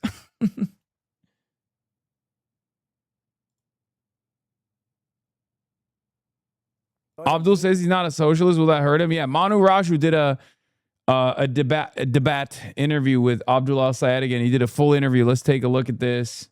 And yes, Abdul's not a socialist. He's just not. I've had this conversation with him. I wish he was, but he's not. Okay. Dr. Al-Sayed, we appreciate you joining me. We talked about this on my stream. Remember? As you know, your party leadership, they're fearful of your candidacy. They see you as the kind of candidate who can win a primary but can lose a general election in a purple state and cost Democrats the majority. So why shouldn't Democrats nominate a more moderate candidate, someone who doesn't have such progressive views and may not alienate those swing voters you need in November? So Manu, first of all, thanks as always for having me, and thanks for an important conversation about what electability means right now. I've been up and down my state, 110 different cities now, 475 public events. And everywhere I go, people tell me it just shouldn't be this hard. Shouldn't be this hard to afford groceries or pay your rent or believe you could own a home or see a doctor in the richest, most powerful country in the world. And the reason why those things are true in this country right now is because too often politicians on both sides of the aisle are bought off by corporations. The worry you're hearing from the establishment in my party isn't about whether or not I could lose. It's about whether or not I might win, and actually challenge them on the fact that our party is supposed to be a party for working people, not for corporations. Because if my opponent in this primary or the Republican win, DTE wins, our utility that just left millions of people in the dark. Blue Cross Blue Shield wins, who raises our rates on premiums every single year. AIPAC wins. And so I think people are looking for an alternative that really can fight for people without having to worry about whether or not that politician is being bought off by a corporate lobbyist. But Republicans think you're going to be easier to beat. I mean, shouldn't Democrats be concerned about that? Well, I don't know. That's not what it looks like on Fox News. That's not what it looks like with Mike Rogers. They're teeing off on me every single day because they realize that if they don't try and take me out now, the 3 months in which I will label Mike Rogers for what he is, a corporate shill who's never seen a corporate PAC check he didn't like, a guy who retired to Florida to golf with his buddies, made $14 million he can't explain. He knows he can't beat me head on in a general. So they're trying now to beat me up here. Now, I know my opponent wants to talk about Republicans, but look, poll after poll after poll after poll showing that I am the strongest candidate because I actually have something to say to the electorate. Those swing voters you're talking about, they're not swinging between right and left, Democrat and Republican, because they're happy with either choice. They're swinging because they keep going to the buffet and finding nothing that they actually want. I'm offering them an alternative that isn't a megalomaniacal maniac like Donald Trump, or somebody who's bought off by the corporations like too often establishment Democrats. Yeah, this is the same centrist criticism of Jean-Luc Mélenchon. They say you'd lose in the second turn. He's the only lefty who makes it to the second turn. I know. It's fucking annoying. Everybody has just deluded themselves into thinking that centrism is the answer at a time when like the voters are saying centrism is not the answer. But the media won't stop pushing that fucking line. And I get frustrated all the same. Even after victory, we get back to the drawing board every single time. And it's unbelievably frustrating. Ugh. It's so goddamn annoying, man. Victory after victory, immediately. Okay, but Mélenchon would lose the second round. Unfortunately, it's not about how left he is. It's just about who he is. Okay, stop. He can win if you believe in him. Okay, and I believe in him. Jean-Luc Mélenchon. Jean-Luc Mélenchon. Okay? Put some respect on his motherfucking name. Republicans. And I think that's exactly what they're going to choose. And that's why we're seeing that in the polls. Let's talk a little bit about yourself, your own politics, your views, because you said you're not a democratic socialist, but your policies really are in line with democratic socialist ideology, like backing Medicare for all, for instance. And you're obviously campaigning with the most prominent democratic socialist of them all, Bernie Sanders. So what makes you different than a democratic socialist? Manu, I support Medicare for all, not because of any ideology. I support Medicare for all because I went to medical school to learn how to heal. And when I graduated, I realized that I didn't want to. Come on, man. Come on, man. I mean, that's good bars. That's good bars. Also, at the end of the day, socialism isn't some like rigid ideology that we defend. It's about improving people's lives. It's about changing the current design of the economy to center the needs of the working class, the needs of the many, not the few. So like, it's great fucking line overall. He doesn't even like shit on socialism or anything like that. Did you see that ad about Abdul hating women? I know he's ran against women. Misogyny much? Work in a system that too often chews up patients and spits them out. I am a scientist. I try and take empirical questions and ask, how do you solve this problem? And right now, a lot of people are priced out of healthcare. And for the folks who aren't, they have a $4,500 deductible that they can't pay. That's putting us into bankruptcy at the tune of $225 billion in medical debt. But what? So But forgive me if for I being can a jump in, scientist who if I tries can to jump solve in, problems. if I can jump in, just but what makes you different than a democratic socialist? I am not somebody who is a socialist. I believe in capitalism. I just believe that capitalism has to be regulated.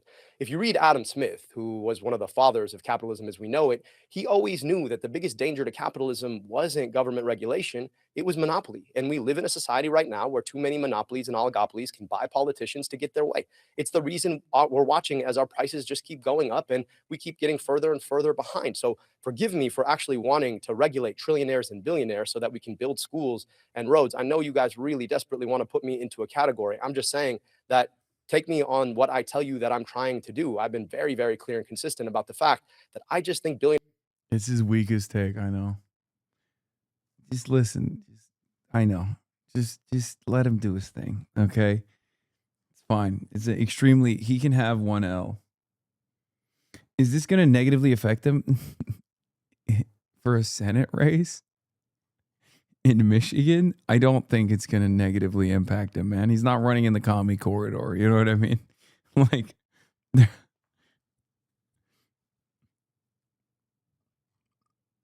is a L in our community and in our, from our perspective.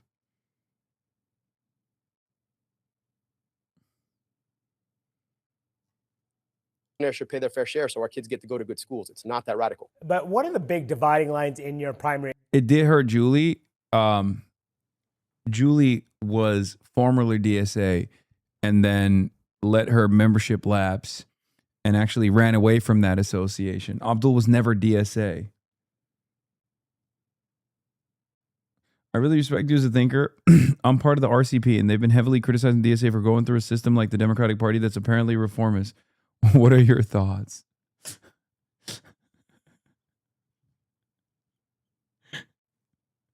I love you, chatter. Yeah,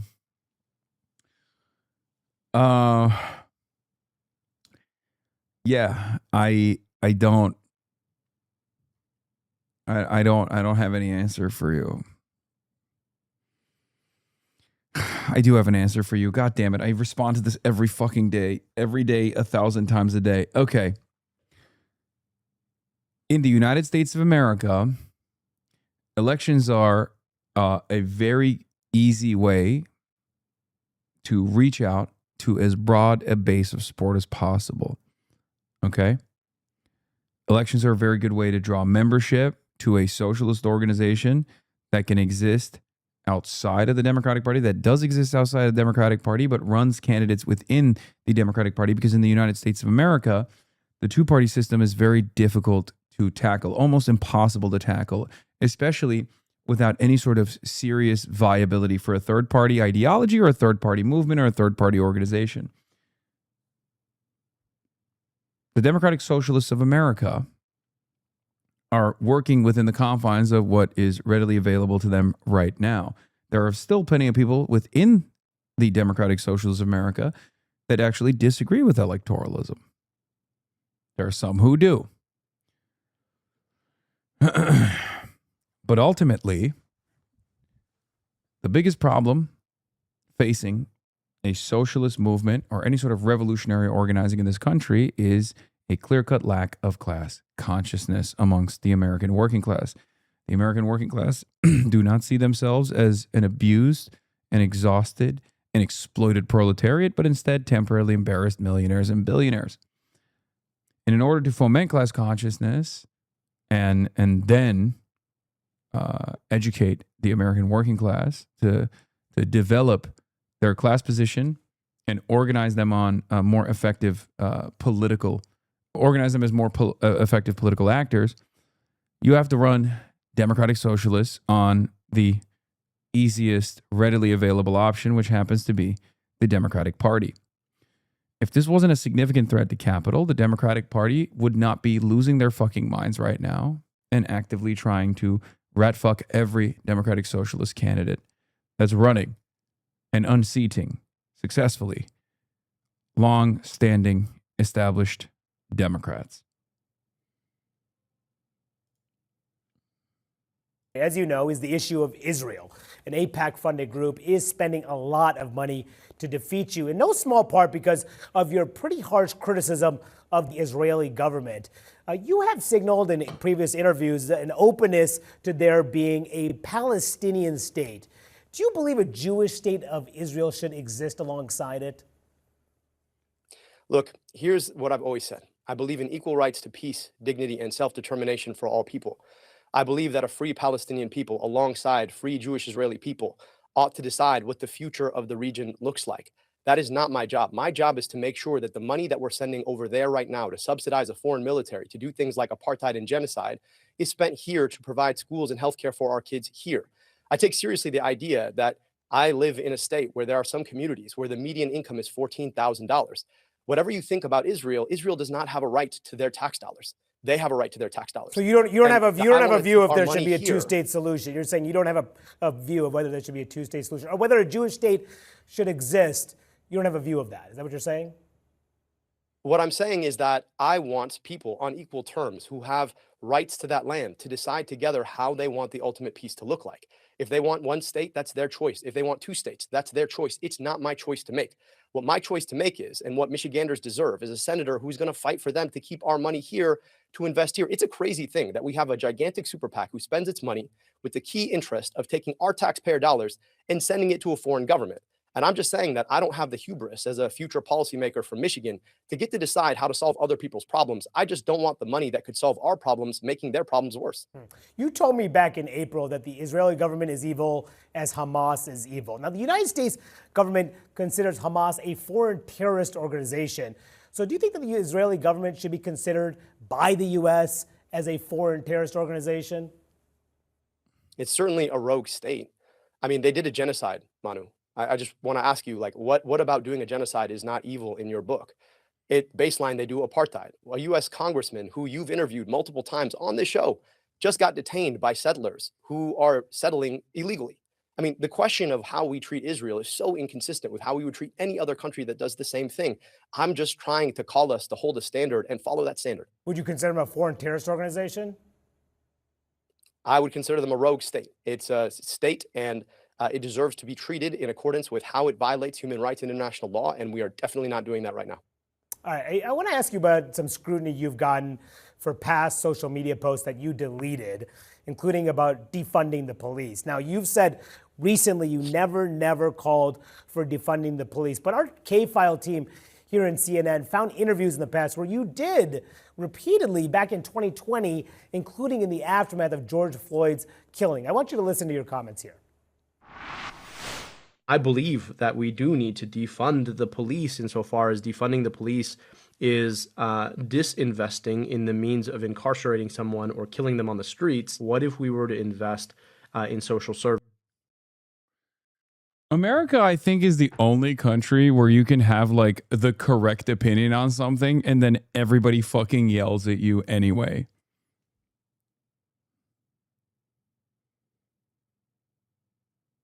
And before people say that's not defund the police, no, it is. That is what defunding the police is.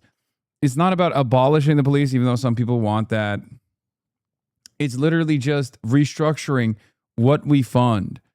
Instead of funding mass incarceration and increasingly more punitive draconian measures that clearly do not do anything to tackle recidivism rates, tackling the root causes of crime, which is in most circumstances, poverty, the socioeconomic conditions, should probably be our highest priority.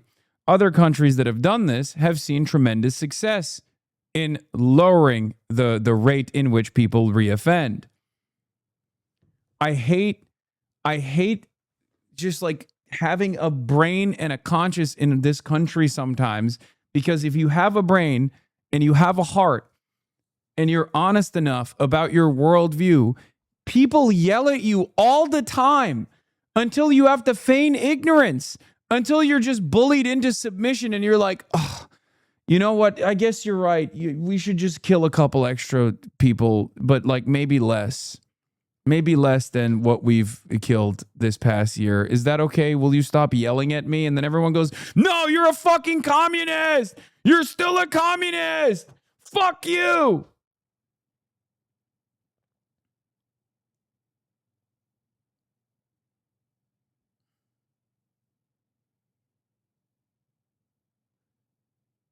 We are such an unbelievably reactionary society, man. It's so...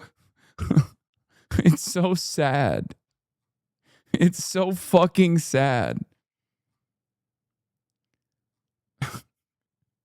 Like, what is he saying here that's heinous?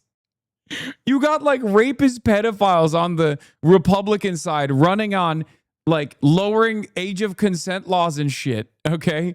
And Manu Raju's here like, well, you're saying that instead of giving more millions of dollars to an unrestrained force that keeps murdering civilians, unarmed civilians, we should how about focus instead on the root causes that manifest crime? You know, focus on building public libraries and schools and invest in social services. That has been the most resilient way to tackle the crime rate. How about we do that? And Monteraj is like, that's the worst thing I've ever heard in my life. You should just kill yourself right now. You fucking police abolitionist, communist monster.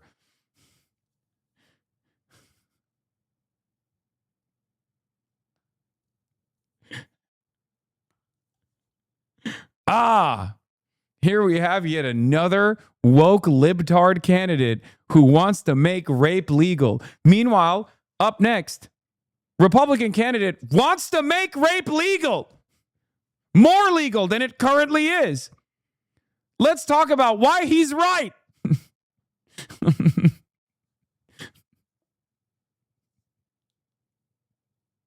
Fuck! Yeah, how it feels to hold the morally correct position in America is right. This is literally, if you have any intellectual curiosity, if you've read more than like 3 books, if you have just a crumb of empathy, you are so alone in this fucking country. The mainstream media will destroy you. They will rip apart everything that you stand for. Yeah, why don't you piss yourself? Waterboy is right.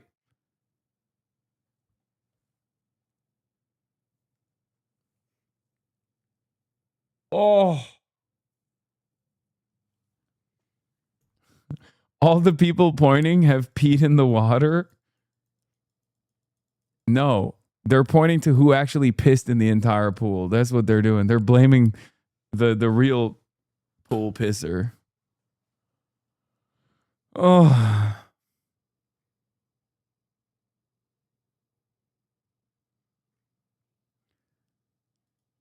God. Being, like, not even being a socialist necessarily, but that makes it even worse. That makes it even harder. But like being just an empathetic person that is in any way, shape, or form invested in American politics, in the American political project in any capacity, is an insane experience. Okay? It's just, you're surrounded by people who are just like, oh, you're saying that better things are possible? How about you fucking kill yourself, you fucking piece of shit? Why don't you become a cynical monster like me? Why don't you also bludgeon your head with a Teflon pan until you're seeing the world through my eyes? Why don't you give yourself brain damage right now? As a matter of fact, I'm going to keep bullying you until you do get brain damage and then agree with me. What if we were to invest in public schools? What if we were to invest in public libraries? What would the world look like there? And I think that has to be the way we go. And that means both investing more in these services, and it also means investing less in police. So why did you say you never call for defunding the police when it sounded like you did in the past? You know, what's interesting about that comment is I go in as far as defining what I mean by that. Do you disagree with investing in libraries and public services and social services? You fixate on the word defund, but what I'm talking about is war material that we made too much of during the war in Iraq. And then because we had too much of it, we had to find somewhere to sell it. So we sold it to a whole bunch of local police departments. I believe in investing in retention. See, they're going to get it. They're going to be like, he's criticizing Obama again because Obama did the whole, what was it called? I forget. I wrote about this back in the day. Obama did this program where they started selling refurbished like military equipment to every fucking police department in the goddamn country. Was it the 1033 program? Yeah. No, not the surge. Not the surge. We're talking about the domestic program. Yeah, the military surplus shit. And retirement for law enforcement. I've done work with law enforcement during my time in Wayne County. But won't that issue of defunding the police, won't that become an electability issue in November? Let me finish my answer, Manu.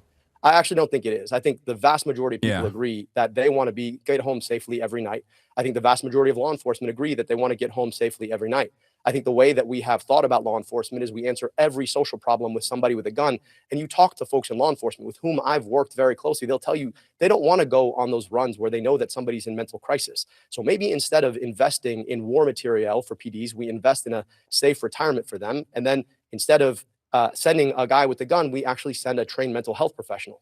That's what I'm talking about. That's what I defined. And I think that's exactly what people want. Now, if you want to keep talking about one particular word that was in vogue that I tried to define at the time, sure. But I think if we're having a serious conversation about. This is why I fucking hated when Democrats immediately were like, defund the police? How about no thanks? You guys are a bunch of fucking radicals. Shut the fuck up, blah, blah, blah. I was like, defund the police could have been like Black Lives Matter, something that people understand as a slogan. But the Democrats, the established Democrats, chose to not define it or not understand what it meant. Okay?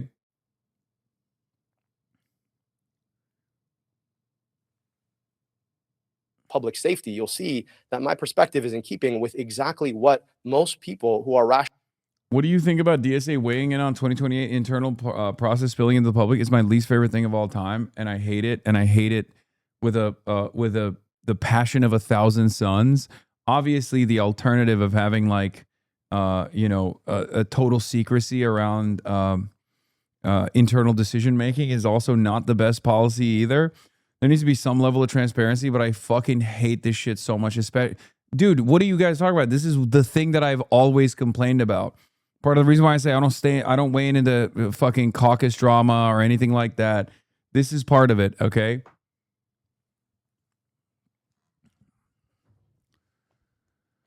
I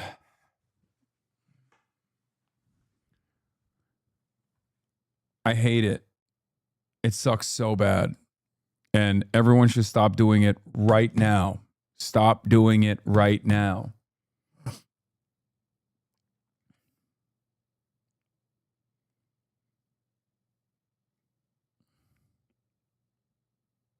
About this question are talking about and what they want. I want law enforcement to be able to get home safely, and I want people to be safe in their communities. And the way we do that is to make sure that we have competent law enforcement and to make sure that we are not making war on our streets and that we have the social services that people need to stay healthy and safe. So I do want to ask you, because Haley Stevens, your opponent, has been going after you about a separate issue for not releasing your tax returns or financial disclosures before the primary. She's been campaigning as the lone non-millionaire in the race. Are you concerned that by releasing those financial records, you'll show you to be considerably wealthier than Stevens while you're courting working class voters?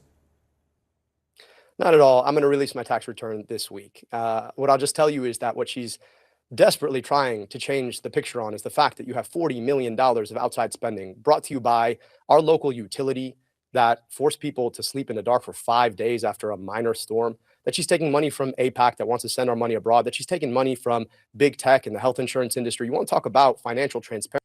If you say to defund the police and you don't ask specifics, you're giving people room to tell you what you mean by that. Dog, what are you talking about? He literally did give the specifics of what he means by that. And so did every other organizer that even came up with the term. The Democrats refused to hear it. They went, la, la, la, la, just like Manu Raju just did. Dog, Manu Raju brought up a clip of Abdul El Sayed genuinely explaining what it means, what he means when he says that, which is very common. That's like the common explanation of what defund the police was. And it didn't matter to him. He was like, well, don't you think you want to defund the police? Fuck. Oh, God. And now he's doing the, why don't you release the tax returns? Aren't you're just like Trump. The picture on is the fact that you have $40 million. Except worse, because you're Muslim.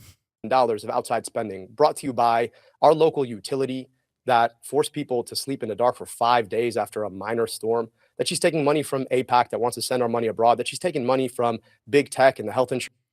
What is this? We need to change the way we speak about these things, even if we have the right idea. Instead of defund the police, it might be more advantageous to say support police aid. This is what I mean, dog. This is what I mean. Bro, we're fucking cooked.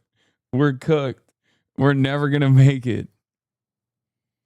We're fucking cooked. Instead of saying defund the police, how about we say, here, I have an alternative. I say it all the time. If you want some fucking free ball, I say, make the police do their jobs. Okay? That's my take. And that's my sincere take. Do your job, police. How about that? Is that better? Do your fucking job. Because what you're doing right now is not your job. Your job in theory is to protect and serve the people. Okay? What your job in practice turns out is protecting and serving the interests of capital, beating the shit out of people, twiddling your fucking thumbs, playing Candy Crush, never actually solving a single fucking crime. Do your job. Police are the only institution in this country outside of like CEOs and politicians that get rewarded endlessly for doing a dog shit job. Okay, they have a very important job. In theory, it's one of the more important jobs in society. In order to have a civilized society, you have to have law and order. We've already established certain rules. Okay, there's a social contract. People want to violate those rules. They should think twice before doing so. And in order to maintain the presence of law and order, sometimes you need guys. Okay, sometimes you need the enforcers. Okay, sometimes you need that. More importantly, though, you need guys that are going to solve the crimes, okay? Solve the issues that people are violating when they violate another person's liberties, rules, another person's personal space, when they engage in what we decide is a criminal act. The problem is they're not doing it. They're not doing the job. They're not doing their fucking job at all. That's the problem. Do your job. Cops basically live in Norway, but in the United States of America. Okay? Literally, they have robust social democracy in policing. They have the most powerful unions. They get the best benefits. They get unbelievable amounts of overtime, and they get hazard pay. They get to do whatever the fuck they want. Okay? And turns out what they want is to not do their jobs, which really sucks. Because it's technically kind of an important job to do. Okay? That's it. That's my problem. Just do your fucking job. Please. Please. I beg of you. Do your fucking job. Members of law enforcement. Okay? I work at a prison as a nurse, and our union is fucking insane.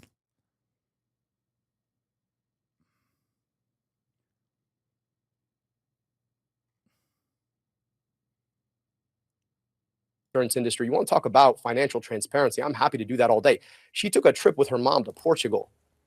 I don't know why her mom had to go to Portugal, but it's from a group called Center Forward. I don't know what they talked about. I think the people in the state of Michigan deserve to know. What I will tell you is that I filed jointly with my wife. Haley Stevens files alone. What you're comparing is apples to oranges. And I understand that if you really want to turn the page on how your campaign is funded, you might try and pick something like this as a distraction. But we're going to clear the record this week. And I'm happy to turn the page to a conversation about why her and her mom decided to go to Portugal on some special interest dime, what they learned about, and what that means they traded for the vote that she's going to give in the U.S. Senate if she gets elected. And very quickly, do you think that she would lose, Haley Stevens, in November if she becomes the nominee?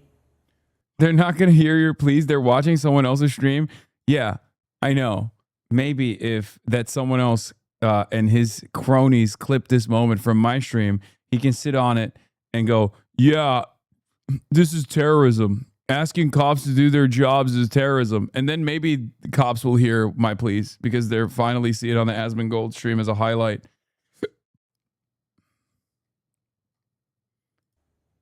I think she's going to have a really, really hard time. Mike Rogers barely lost to Alyssa Slotkin. My question to her is, what are you even running on? What is it that you're after, aside from the fact that you have $40 million that can come in and pretend that somehow President Obama endorsed you in this race, even though he hasn't, that can say a lot of bad things about your opponent, take low blows, without actually having to say what you want to do. If you're bought off by the same companies that buy him off, at some point, we all lose. All right. Michigan Senate candidate Dr. Abdul El-Sayed, we have to leave it there. Dude, come on, Pod Johns. He's one of your boys. He had a podcast on the Pod Johns. Like, there's a high likelihood that Barack Obama has seen Abdul El-Sayed's podcast. Oh, fuck. It was all about Medicare for all.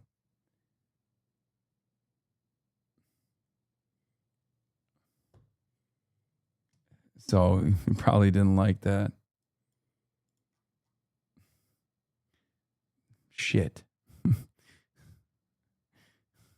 God damn it.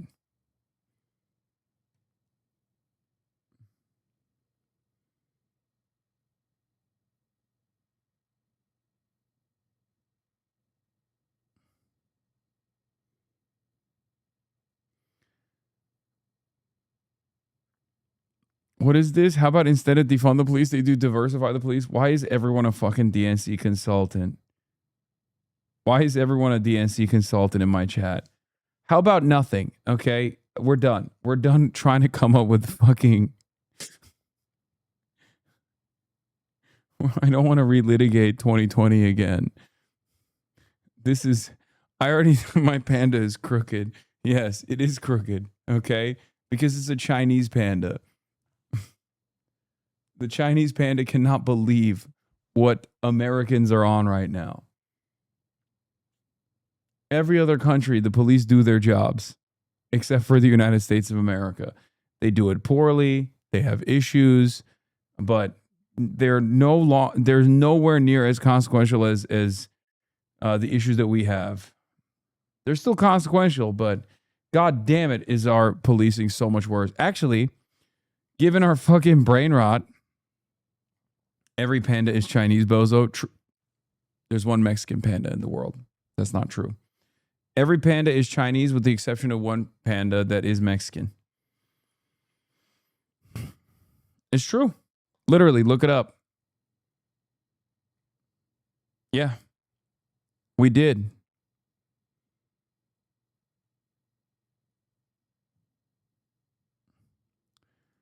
All right, that's all I got for today, man. I'm fucking dying. I'm so tired. We had a long ass... I follow a lot of true crime girls, and honestly, the Korean police is really bad for sexual assault cases. Yeah.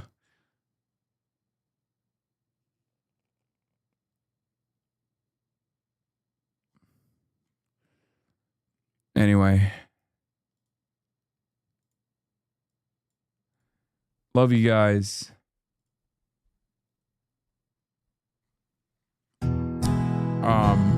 Yeah. I'll see you tomorrow. Tomorrow's Monday News Day, baby. Bye-bye. Stunning lo-fi introduction, starting off the day.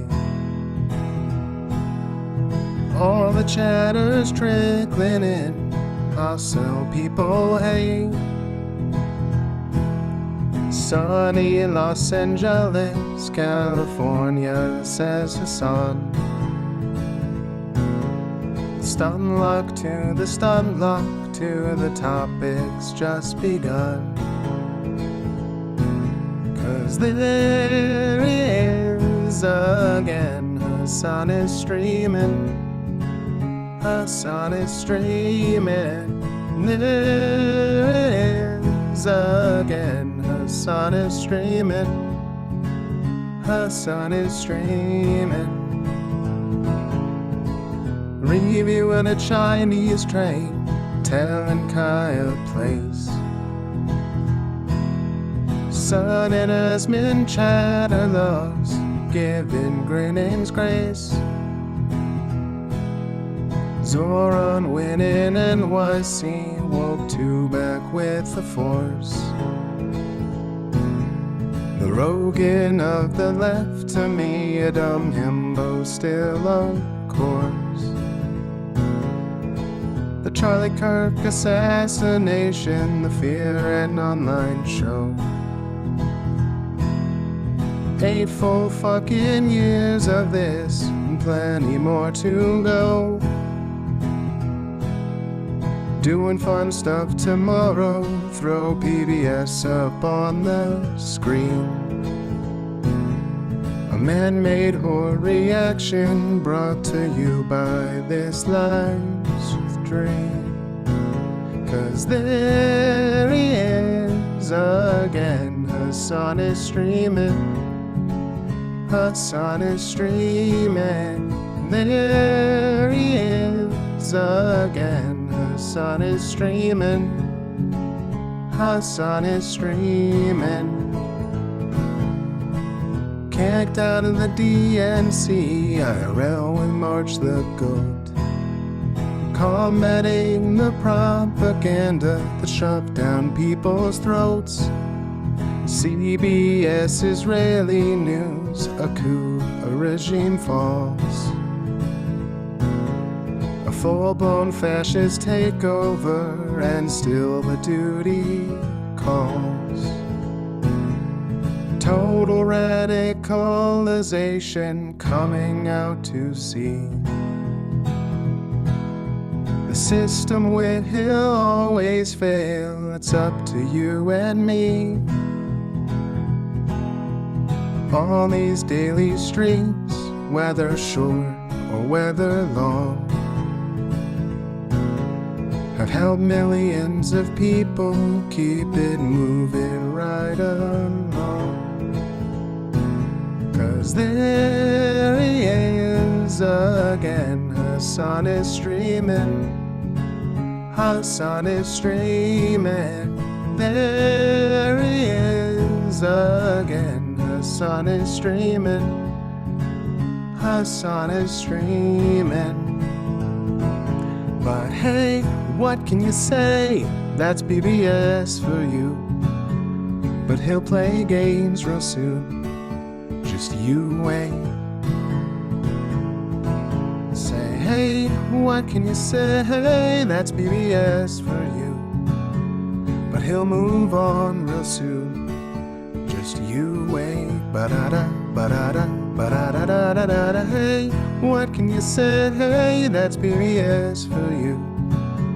But he'll pull your lungs real soon. Just you wait. Sha-da-da, sha-da-da, sha-da-da-da-da-da. Hey, what can you say? That's PBS for you. But he'll do jet advice real soon. Just you wait. But hey, what can you say? That's PBS for you. Brought on by viewers like you. Just you wait. Just you wait.